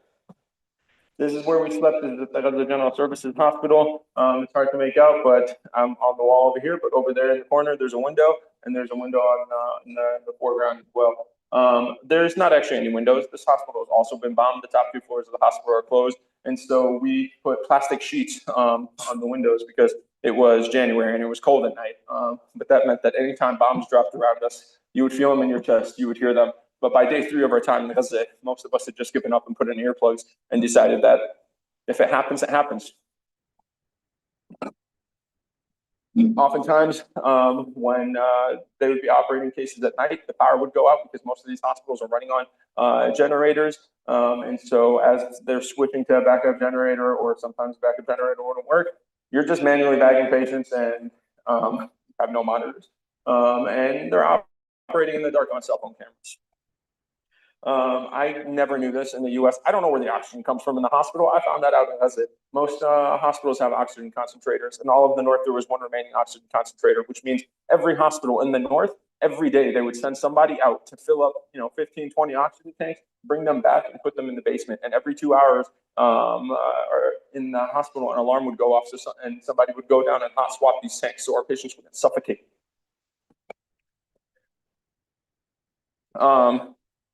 This is, I have it here with me actually. These are organs that we ended up pulling from this 4-year-old boy after, I can show them, I can pass this around that if anybody wants. After this small piece of shrapnel, it's about the size of a nickel, tore through his back, destroyed his diaphragm, destroyed his spleen, about 3/4 of his pancreas, his large intestine, and blast injury itself causes small tears in the small intestine. And so this child ended up with a colostomy, but he ended up surviving. But I weighed this when I got back. I had to smuggle this out, getting out of it. I weighed this when I got out. This is 15 grams. What's it to 2,000 pound bombs that our country gave to Israel to use against people in tents? That's my friend, Dr. Abdul Wahab. Many of you guys have probably seen his content, but this man is one of the most qualified trauma surgeons in the world, even though he was only a year out of his training when the war started. But since the war started, he's done about 4,000 exploratory laparotomies. And this is that same child alive, but you can see now he has a colostomy. What level of care for his colostomy is he going to get in Gaza? But I say this because he's one of the fortunate ones. This was myself and at the Arabian hospital. Whenever I would have time, I would go and I would work in the ER. And whenever mass casualty incidents would come in, this is what would happen. We would have to stage them from kids who cannot be saved to kids who are okay and didn't need anything, and so I'm a pediatrician, and I passed out candy and stuff. And then the kids who needed work. This was a child who unfortunately was near a bombing and had some bricks and stuff fall on them. So the parents brought them in. He was bleeding from his arms and legs. I stitched up his lacerations, and you have to move on to the next patient in these mass casualty incidents. And so I moved on to the next patient. As I'm walking back, the parents grab me and they tell me, "Oh, he's acting a little bit funny." And so I explained to them how a concussion works and why he may be acting funny, because he was near an explosion. After dealing with another patient, the parents were like, "Oh, he's sleeping on, he's not rousable." Again, I explained to them the same thing about a concussion. And then they asked me, like, "He has one more injury on the side of his head. Can you please stitch it up as well?" And when I saw this, I knew this was a shrapnel injury. We sent him to a CT. He had penetrating injury to the brain. By the time he came back from the CT, he was no longer conscious. The parents look at you because you are a foreign medical doctor as if you are a miracle worker. And so they grabbed me and begged me to save their child, but there was nothing I could do. I had to ask the nurses to move this child and this family to the back so that he could pass quietly. One of the hardest things I've ever had to do as a doctor. None of us working here in the United States have ever had to walk away from a patient knowing that they could be helped or saved. But that is what doctors are dealing with every day in Gaza. The trauma is not limited only to their bodies. This is half happiness. She's the child who is at the Baptist hospital as well. I pass out stickers, is what I do. And so I was handing out stickers to her, and she asked me if we can walk across the hospital and give a sticker to her friend. Her has about 9 in this picture. Her friend is 12. And so as we're walking across the hospital, she goes, "Oh, actually, this is not my friend. This is my friend's sister. My friend is buried in the plaza of the hospital. Can we stop and put stickers?" And I've spent 6 years in postgraduate training after finishing medical school.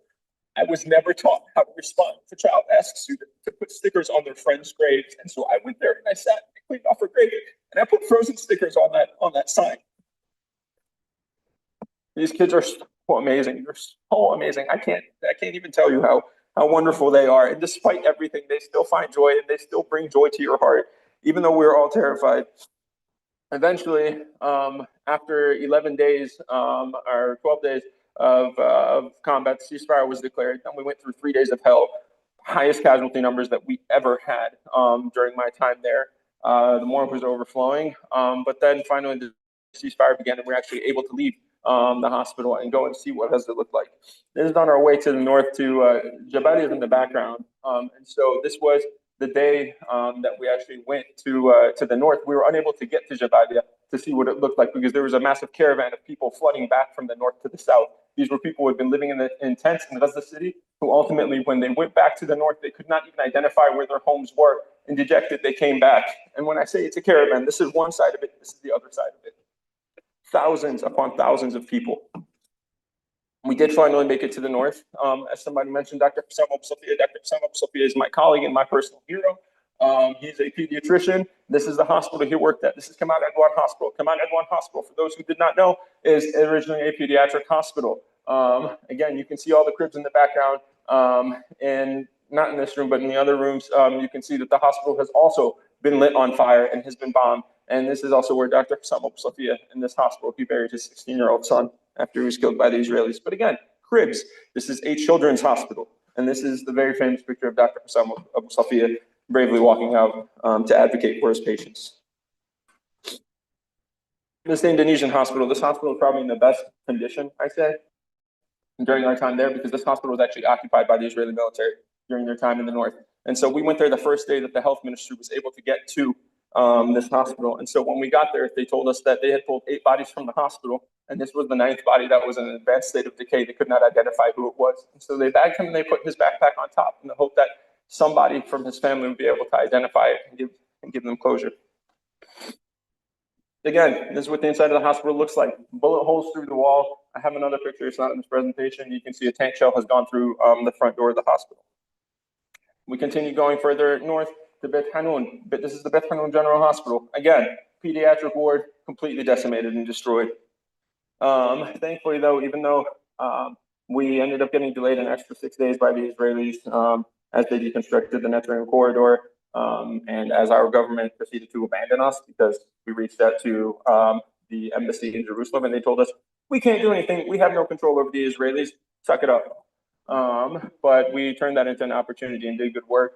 This is an 8-month-old baby girl who was near an explosion. She got shrapnel in her brain, otherwise previously healthy child, now has seizures and developmental delays. She also had a piece of shrapnel go through and tear her trachea and her esophagus, and as it healed, it formed a fistula between the trachea and the esophagus.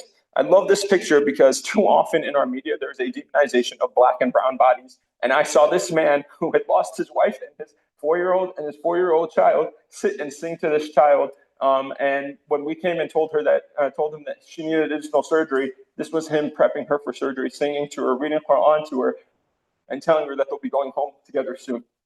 And so we were able to get her to the OR. This is actually a picture of her CT. She only survived because the shrapnel stopped on the back of her skull and did not go through. She did not have it through and through. Being able to get a CT of her esophagus, even that was a struggle. There was one functioning CT machine when we were in the north, and it was not at the children's hospital. We had to carry this child out of the ICU on a stretcher, bagging her the entire time, take her over to the CT. Somebody had to throw on lead and just stand in the CT room and bag her while we were getting our imaging to be able to figure out where this fistula was for repair. This is actually what her trachea looks like. This is not, we did not widen the hole in her trachea at all. This is a 4-row tube, and just barely with the balloon were we able to seal the hole. Despite that, this child still ended up coding 2 times on the table, and our amazing anesthesiologist brought her back, and we ended up having to put in a chest tube as well because she developed a pneumothorax, but she's alive. Despite everything, there is still close to 2 million people in Gaza who are still trying their best to live their lives. There is over 1 million children in Gaza, and as a pediatrician, it is my life duty to advocate for them because children have the amazing ability to find joy in the craziest of places. And so, this is down power line. What? They turned us this way. The other aspect that was nice is the day that we were finally given permission to go to the south was the day that the Israelis said people from the south can come to the north. And so we got to see people reunite with their family members who they hadn't seen in over a year. And then when we were going towards the south, this is the caravans coming at us. We always seem to pick like the worst time to travel. But these are the caravans coming at us, just hundreds of thousands of people that day coming from south to the north. And then this is Habiba after I got to the south. You can see it in this picture, but I had tears in my eyes because I thought when they told me she hadn't been evacuated, I thought she had died because of how bad her condition was. You can see at this point the necrosis has extended beyond both of her elbows, and you can't see it in her leg, but her leg as well is beyond the knee. After a lot of advocacy and the King of Jordan himself personally appealing her case to the Israelis, They were granted permission to fly one of their helicopters into Gaza to pick her up and bring her to Jordan for treatment, where ultimately she ended up needing a triple amputation. But I never got to know Habiba with a smile on her face. I never got to see her with joy. As painful as this image is, it reminds me that these kids are just so amazing. And all of us collectively, as adults, as humans, have a responsibility to them. No, I don't know if you have your word. But she's playing with her brother. He's one of the few people who could always make her laugh. But her smile is just so gorgeous. Habiba, for those who don't know, means the beloved one. Since my time in Gaza, obviously things have gotten worse. This is the Ahli al-Arabi Hospital ED, which I think back in March was struck. But this was the main mass casualty site in the north. This is my friend Mahmoud Abu Amsha, who was a second-year general surgery resident who climbed into a taxi to go to the Indonesian hospital to do his shift for free, as other doctors have mentioned. And he was targeted by an Israeli drone and killed. And this is, this is my friend Anas. But, you know, may God have mercy on his soul. Thank you all so much. The one thing that I saw, the one lesson I took with me from Gaza is what has been keeping these people alive in the most hellish conditions is community, is the reliance on each other, is the coordinated networks of support and care that they build. The same way it is keeping them alive there, it is what keeps us alive here. We need to collaborate and work with each other. Thank you all so much for being here. Thank you.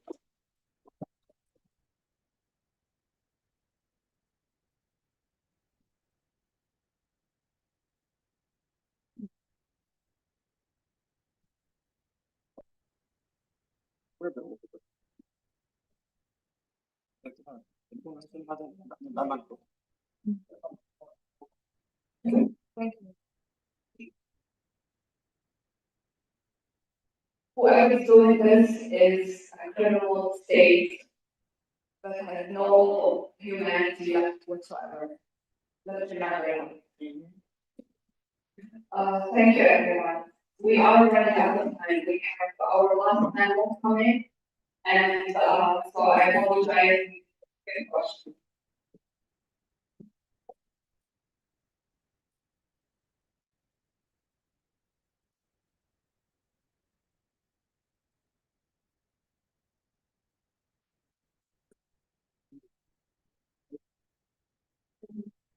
Because come from that are our witnesses to the horror.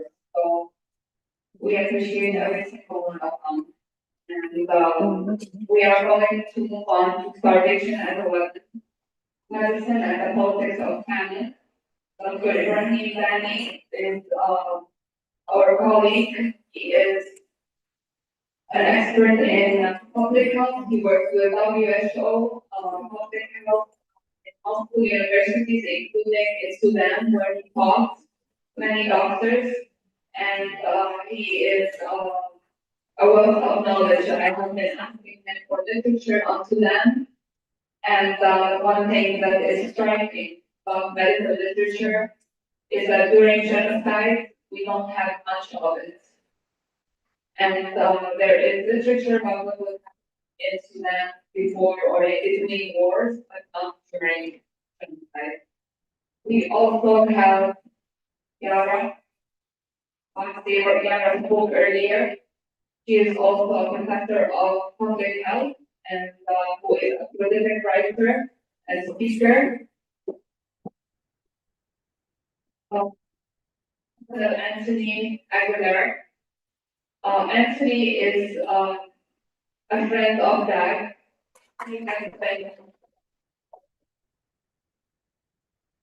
He is also a witness of a different kind. Although he went there to work for Gaza Humanitarian Foundation, what he found was so gross to him, and he has been speaking up against it. He has educated himself, and I know that Anthony has been relentless in speaking, and he does not turn any invitation to speak down. So thank you, Anthony, for staying with us for so long. Thank you. Nina is an indigenous, and she will be And she's an expert in guidelines for this disorder. We are running late, and with Dr. Rani, I hope that we can keep our time. And we also have Dr. Akram here with us.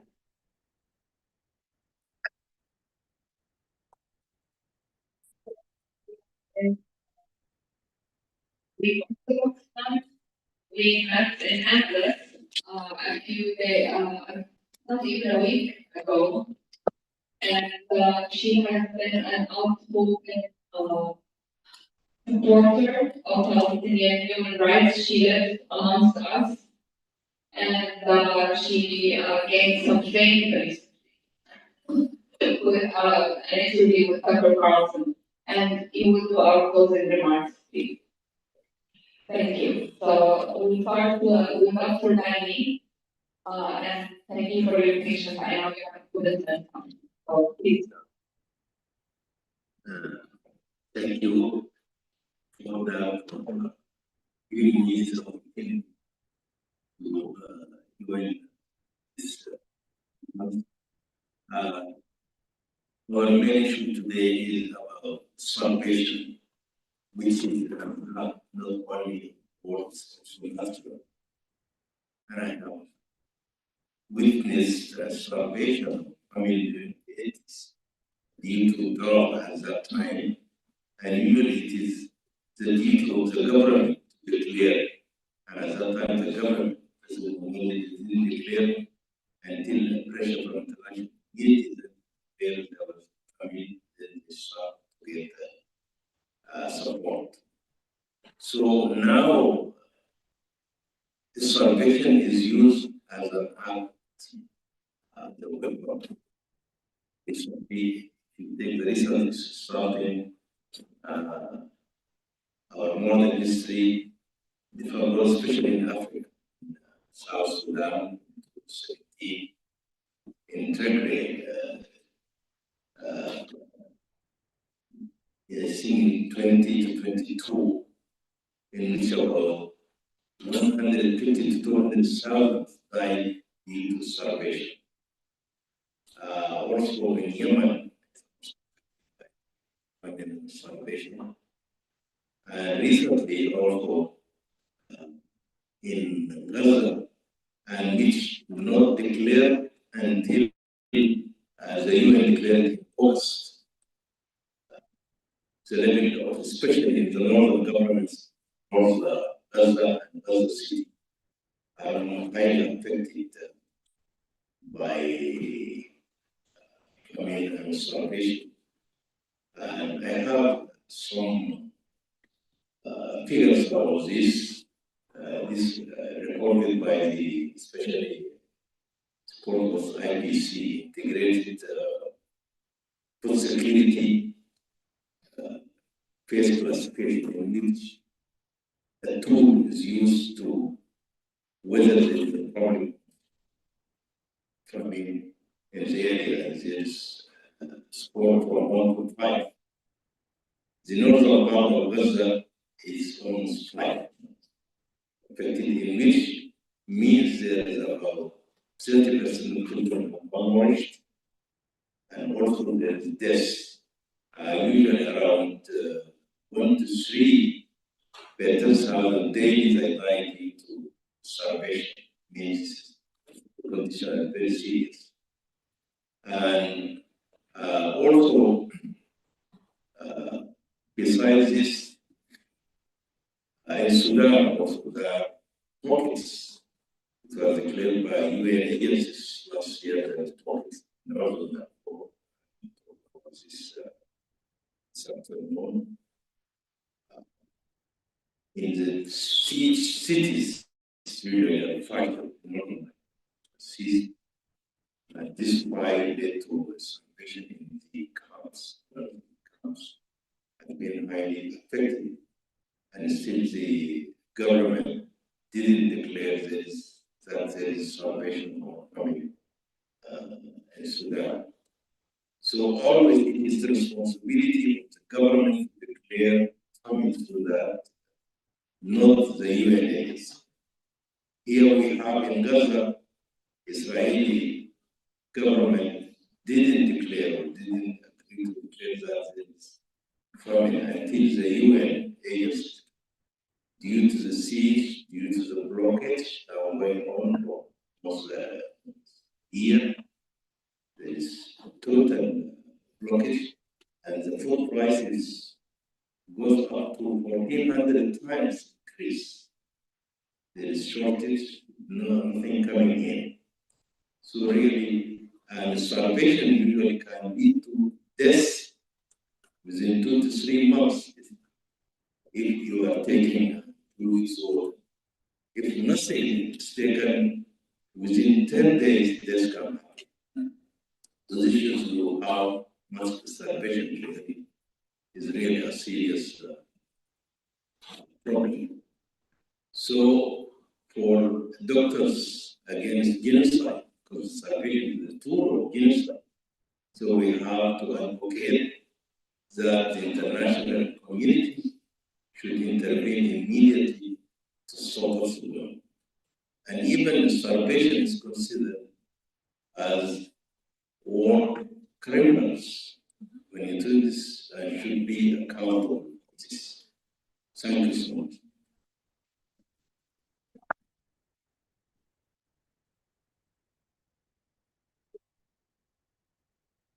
Assalamualaikum. My name is Numa. I'm a registered interest in dietitian. Like the esteemed doctor just said, using starvation as a means of weapon of war, and starvation is a state of severe and prolonged malnutrition. This is when your body turns to itself as a source of energy and start breaking down your muscles and tissues. Some of the signs symptoms that you immediately notice are significant weight loss, muscle loss, fatigue, weakness, organ damage, dysfunction, increased risk for infection and diseases like we watched in the pictures earlier. It's compounded by lack of sanitation and hygiene. The classic signs of swelling and edema in the abdomen, ankles, and legs, a decline in brain function, cognition, memory. So refeeding syndrome. Refeeding syndrome is a potentially fatal condition that occurs when severely malnourished individuals resume eating, causing dangerous shifts in fluids and electrolytes. Like Dr. just mentioned, it's when I first started work. Sorry. So when I first started coming up with the recommendations, there was no literature, no research about implementing it in a situation of genocide and conflict. The best literature I could find was from WHO and previous studies. So when you reintroduce nutrition, be it oral, IV, or tube feeding, your body shifts from catabolic state to anabolic states. And it needs a huge amount of electrolytes to generate energy for your body. And these bodies are already depleted of electrolytes. So it causes severe deficiencies. The major ones we address is potassium, magnesium, phosphate, and thiamine. So as a recommendation, lack of time, I just want to go quickly through it. We first, in a clinical setting, we try to address the electrolyte imbalances first in a conflict zone with access to medical players. Really no way to establish baseline electrolytes. So it's advisable to start with prophylactic supplementation. I'm trying to quickly go through stuff. So preventing feeding syndrome, the most important step is to prevent RS is to start with low-calorie, nutrient-rich diet, because at this point, the main goal is to replenish micronutrients so we can start the natural metabolic pathway so they're able to absorb the macronutrients later on. So we start with like 5, ideally in a clinical setting, we start with 10 to 20 kilocalories per kg per day. Since we are severely malnourished, it should be initiated at like 5 to 10 kilocalories per kg body weight and incremented by like 200 to 300 calories every 3 to 5 days as targeted. The second thing to look for is to avoid excess glucose intake because of reduced insulin levels. Body can go into like hyperglycemic state, so we'll start very low. Carbohydrates, 50 grams for children to 200 grams per adult. Hydration is also, refeeding syndrome causes shifts in bodily fluids and can go from like dehydration to overload and overhydration can result in kidney failure, heart failure, and all the complications that come with it. So we recommend about like 1 ml per kilocal for like a child with 400 kilocal energy intake should be like 400 ml per day, and fluids can be adjusted based on like diarrhea, vomiting, making adjustments for fluid losses. So refeeding syndrome is challenging to manage even with access to advanced medical care. We just have some recommendations and guidelines provided by Aspen American Academy for Nutrition and Parental Nutrition. Based on that, we keep monitoring for blood pressure, weight, temperatures. These are indicators of fluid status. Under ideal clinical condition, we monitor for electrolytes like 2 to 3 times a day for at least 7 to 2 hours, which is unimaginable in a situation of conflict. Respiratory and cardiovascular monitoring is important too. Some of the recommendations I made was for like a child under the age of 5, about like 1 cup of, I came up with a porridge like formula with rice, beans, lentils, chickpeas to provide like low carbohydrate, high protein diet. About like for child under 5, about 1 cups per day for the first 3 days. Children 5 to 10, about like 2 cups, and everyone over 10, 3 to 4 cups for the first few days, and then incremented as needed and as tolerated. And this can be doubled every 3 days. The goal is to like resume normal intake by day like 10, 7 or 10. So the goal target is to provide about 30 to 35 kilocalories per body weight to regain lost weight in children even higher, 35 to 40 kilograms per body weight. Yeah. These are pretty much the quick recommendations I can go through.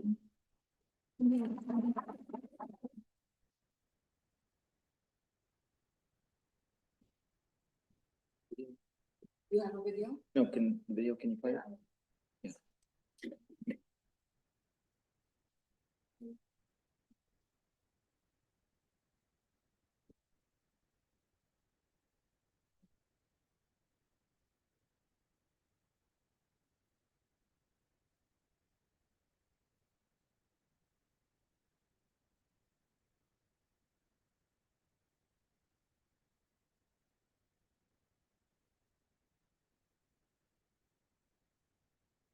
We often hear the term the weaponization of food, weaponization of man.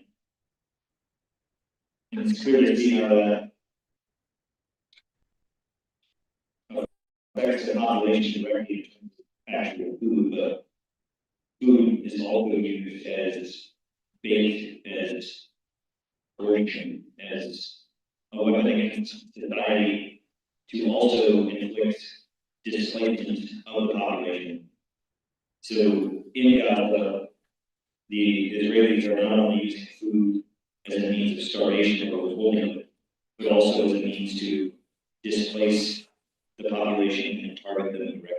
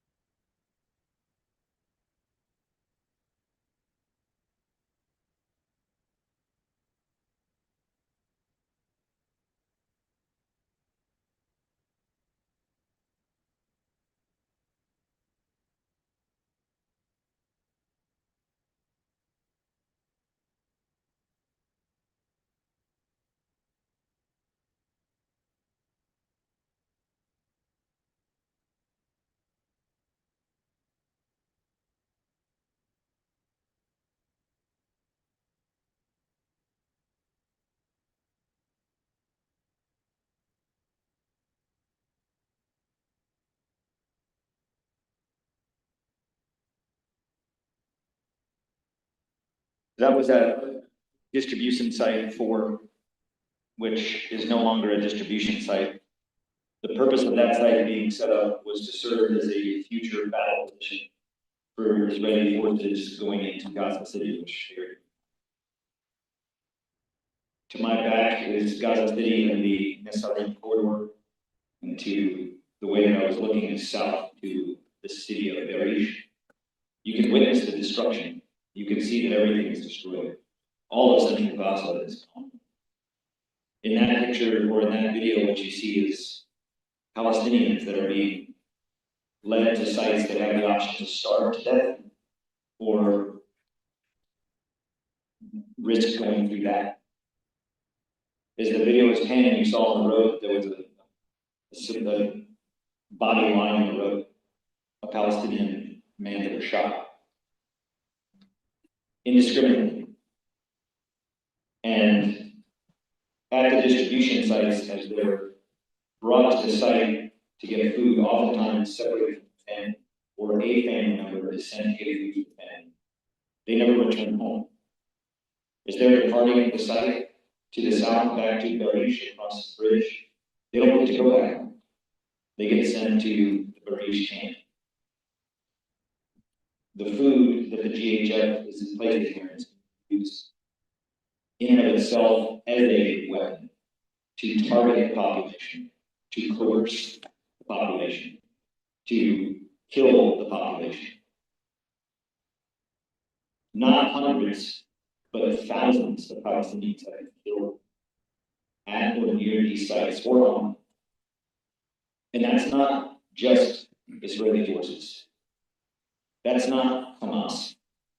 That's not a militia or gang. Those gunshots that you heard, those machine guns, those are Americans. Hired by the Gaza Humanitarian Foundation to weaponize food. Oftentimes people ask, how do we stop that? Well, we demand that the United Nations be able to go back into the distribution sites within the communities to feed people where they are. Not to draw them into an area where they're killed and then sent to a camp to be further transferred to a concentration camp. This is happening in real time. That's every day at a distribution site. You've seen it. The weaponization of the food, I didn't understand that concept. When I first heard about it, what does that mean? And I saw it, that's what it means. Not only the starvation, but actually using the food to target the population, women and children. The person dead on the road out there is a young man who came to get food for his family, and he'll never return home. It doesn't happen just once or twice, it happens every day.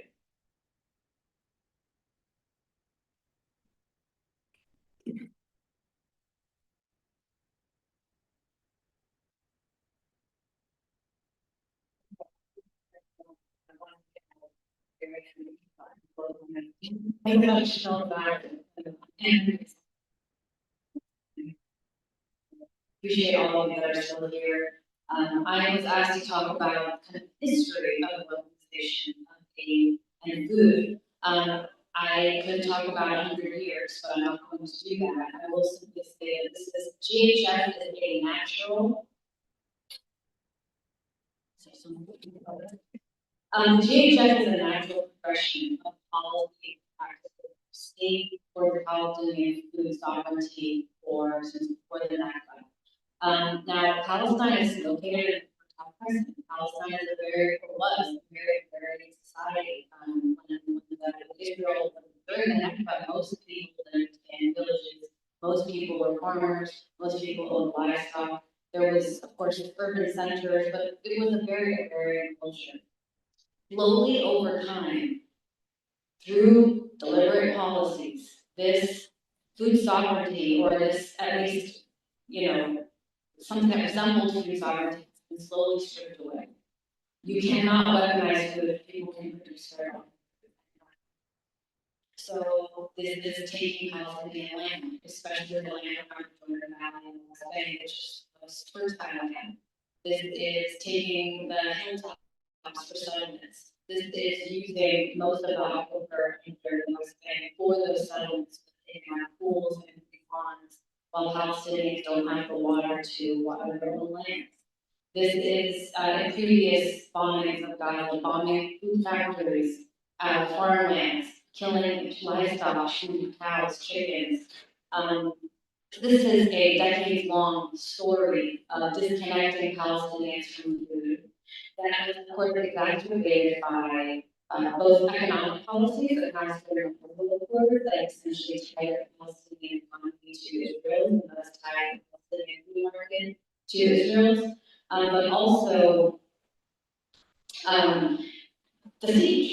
the siege of Gaza that started in 2007. This was the practice for what we saw after October 7th. They militarized every border, controlled every land crossing, did not allow airports to be built. There wasn't an airport in Gaza. Did not allow Palestinians to even access the sea that their land borders. There is a fishing zone, and this is before October 7th, that a fisherman went beyond that zone. And I'm not a fisher person, I'm a fisherman. But from what I understand, the best and biggest fish are far off the coast. Palestinian fishermen are not allowed to go there. They are shot. They are killed. There are videos of this happening before October 7th. And we have the siege just starts in 2007.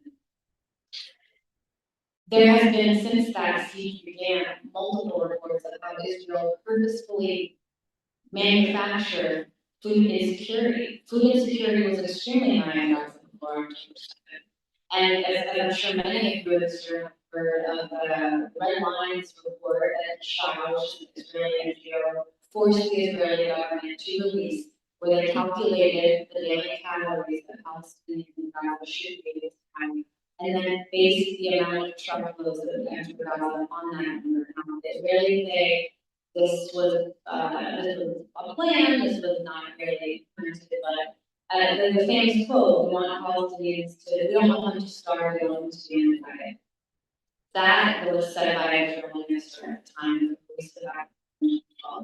Clearly, this bad thing has not changed. So you have this pre-existing siege that had at some point precluded, it had not allowed strawberries to enter Gaza, chocolate, baby formula, all kinds of totally arbitrary, seemingly food choices.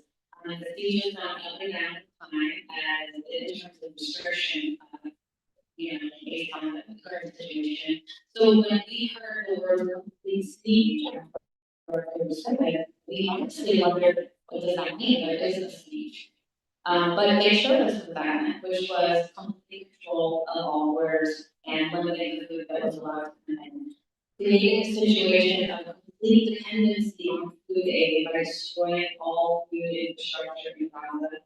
Then slowly dismantling that humanitarian infrastructure, defunding UNRWA, which is whatever, people have different thoughts on UNRWA, but it is the largest humanitarian infrastructure. It does have the infrastructure. The UN system did have 400 aid distribution sites. Was there hunger? Absolutely. As early as December 2023, Human Rights Watch released a report that Israel is using starvation as a weapon of war. We heard about hunger in April of 2024, if you remember. There was this big media push at the time. At the time, President Biden got on the news, and we did see truckloads go out there in April, only to immediately be decreased.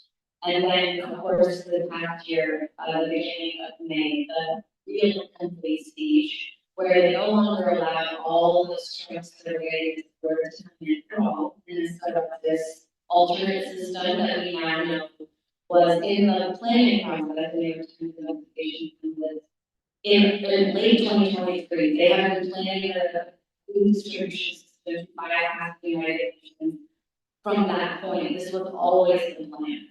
And what is the purpose of this? Aside from what we just saw, is to force displacement. If you have no option, you to starve or potentially kill in one of these sites. We've seen many people make that choice. They go to these sites knowing this is what's going to so I, obviously there's so much to get to. I've written about this extensively. A lot of people are writing about this now, especially in implementation, whatever that means, because people were telling us that they have been hungry, for 2 years now. There's so much to explore here, but I think the main takeaway is the famine and starvation that we're seeing now did not start October 8th, 2023. It did not start in 2007. It has been a planned path for multiple decades as part of the process to disconnect Palestinians from their land, from their tree, from their culture, from their identity,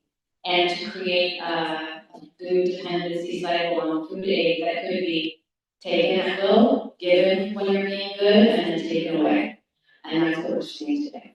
Thank you.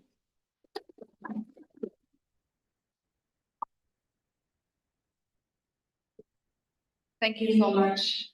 We promised shortly after the so I appreciate everyone's time.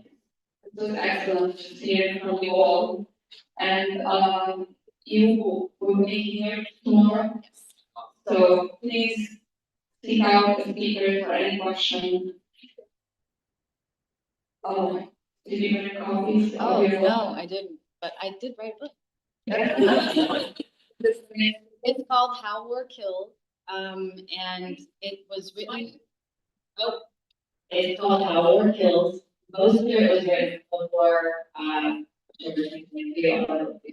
first one experience. Palestine, and talk a lot about this organization of food, weaponization of abuse, even, the designation of genocide, but the Christians topic, broadly speaking. Let me know, and I think I can get you this. Thank you.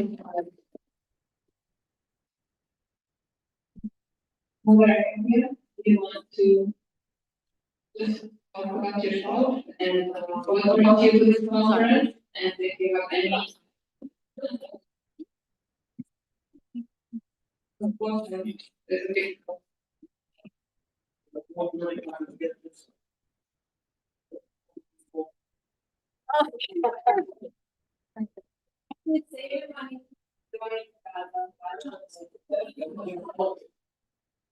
Well, it's nice that you're having us here, and I was going to try to be a little bit light because and make a joke.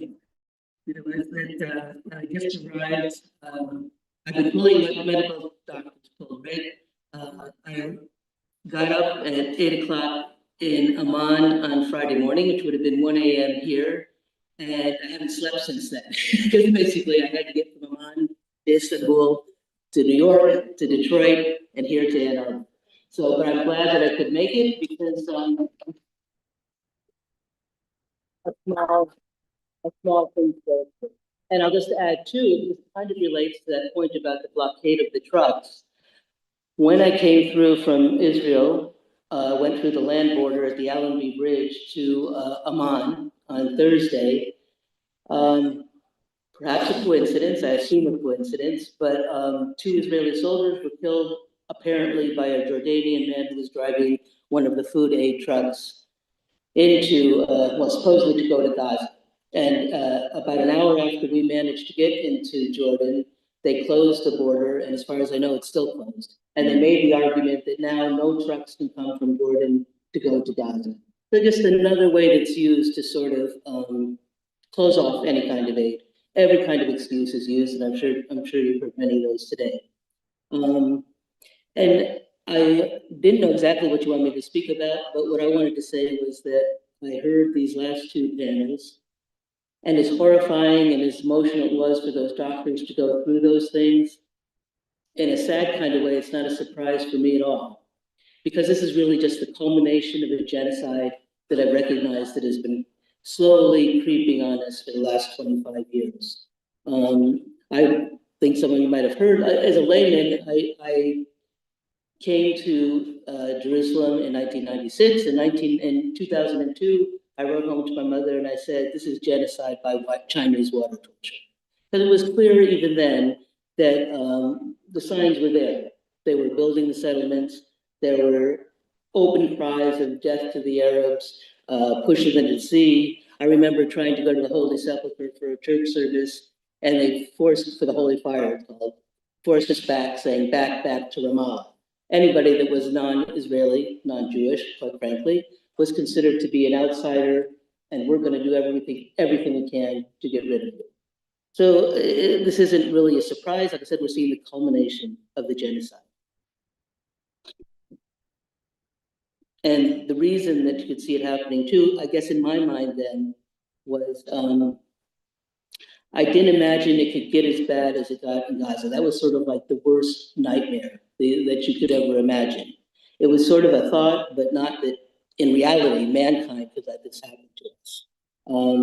At first, I could see that the departure of the best people, those who are educated, those who have connections to the West, whether they be Muslim or Christian, are going to leave, and then what's going to be is left are the poor people, and then that will lead to a radicalization. And then Israel will be able to say it could be the radicalization of Islam. And so you would have militants who would do the acts that Israel accuses them of in so many cases. And that would be a way of just sort of creating a bonfire. And sadly, what we've seen is now that's what they have created with the pretext of October 7th, is to say we can go in and destroy all of these people. It was kind of the plan from the beginning, I think. And it was happening slow motion in the West Bank.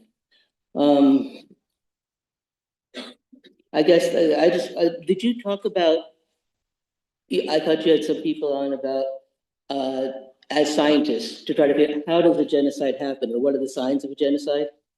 We didn't get into the details, but we talked about, the fact that it's the greatest public health crisis, and that the healthcare workers, they have a responsibility to address it. But I think tomorrow we'll get more in depth into the different stages and the intersectionality of genocide. Okay, I guess I just, I'm a layperson. I'm not a medical person, but what I've seen in the West Bank over these last 25 years is some of the key ways you can understand that genocide is happening is the dehumanization of people. You see that at the abuse at the checkpoints, the denigration of their humanity. And even just now, I was just there, right, talking to people, and everybody has a story of how they were denigrated. I'm talking Christian women on Sunday night. One says how they were driving through the checkpoint, and they told the story of a man who he was a dancer. So the Israeli soldier pulls him out and says, dance for me, do this. And another who played the dabki, the drum, and was pulled out and made to dance, to play his drum to the soldier. They seem like minor things, but this is the way that you recognize that when people don't recognize people as humans or try to denigrate their culture.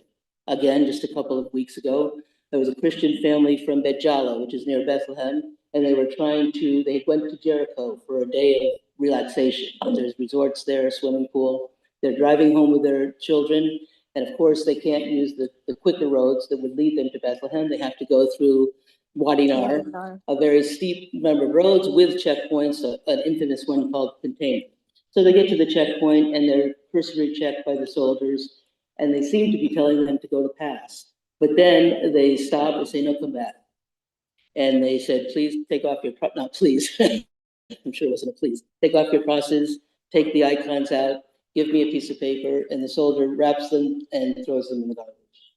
And the woman, the wife, starts to yell at them, and the husband tells her to be quiet because he understands that if he had said anything, he either would have been beaten or shot or detained for that. So the point I want to make is that it's just the dehumanization of people, and the restricted movement and the checkpoints, and the dystopian nature of what they're doing now. Have you been to the checkpoint in Bethlehem and seen the magnetic cards? This is actually a warning to us in the West about the control of people. If you try to go through the Bethlehem checkpoint now, old or young, and have a permit, you have a magnetic card, and you swipe it, and let's say you've been allowed to go into Jerusalem or into Israel for a hospital, for testing, or possibly for work. And if you don't come back within the 24 hours with that card swiped, that if you do that more than 2 times, they'll take away the card. And there's just such a sense of your life being controlled, and them knowing where you are and what you're doing every minute of the day. And that reminded one thing too about drones. Back in the early 2000s, it was less sophisticated. I lived in the West Bank then, and especially on Fridays when it was time for prayer at the mosque, where we lived in East Jerusalem, next to Al-Aqsa Mosque, or in other places too. They had, at that time, I don't know if any of you are old enough to live, the Goodyear blimp, big blimp. So there was a big blimp that you knew that was there on Friday with cameras looking at everybody, and also drones that were almost like little planes at that time. But now I can't imagine how the people, all the horrors that they're facing in Gaza, whether it's the starvation or the constant bombs, but I think even something more insidious is that constant buzz. And it just is something about the resilience of the people. I don't know how they do it. I met Masab Abu Tofa a few weeks ago, who's from Gaza with that. And he still has family members that are there. And I asked him, how are they doing it? How do they get from place to place without their homes anymore? And I just find it incredible and bow to the strength of humanity to deal with this. I guess I just want to wrap up by saying, though, that I applaud those that have gone there. And I want to say that I imagine not all of you have gone yet, but kind of you've now gone behind the wall. We have the wall in the West Bank. In Gaza now, you've had the witnesses here telling you what's happening. In Orthodox tradition, that we have the saints, Cosmas and Damien. They were doctors, and they could have received a salary and had a nice life, but they said, no, God gave us this talent to care for others, to heal others. Freely we receive, freely we give. And I think the calling of any of you, the very fact that you're here today, and for the doctors of taking the step to go there, is that you could have your comfortable lives and your careers, but I think any of you who are going to take the step now, whether it's the reality of going there and putting yourself physically at risk and going through the emotional trauma of witnessing what's there, or even just being here and telling your colleagues and telling everyone else what's going on, are doing what we're really called to as human beings and taking that extra step. And so all I'd say is that I encourage each of you to take what you've heard here and make the change. Speak to people of what you heard, because that's the only way it's going to change. This has been going on for 25 years, this particular genocide. And till this point, everybody has been not so aware of it in the world. But I sense that a change is coming, and I think it's really important for each of us to do our part, whether you're a journalist or a doctor or a nun, to use our abilities and where we are in our place in society to speak out.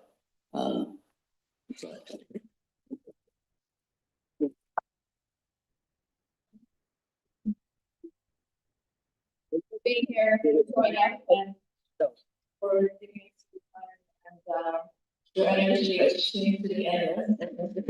And so those, I've been to demonstrations where I've seen Doctors Against Genocide That's people. right. Monday, there's a big demonstration. No, I put it in my pocket when I had to cross the next. I still haven't been, I haven't gone anywhere yet since traveling. I'll have it on tomorrow, and I'll have it on Monday at the United Nations. There'll be a big demonstration with the vote on, or not the vote, but France and Saudi Arabia, other countries stating that they'll recognize a Palestinian state. So things are moving in the right direction. It's incumbent on each of us to do it in our place to do so. Oh, yes. Oh, I don't know. Sorry, just to say that I've seen people from Doctors Against Genocide or other medical organizations at other demonstrations, whether in DC or New York over the last 2 years. And there will be a big demonstration in New York City, I think, in front of the United Nations on Monday. I hope to be there. Amazing. Yeah. Thank you. And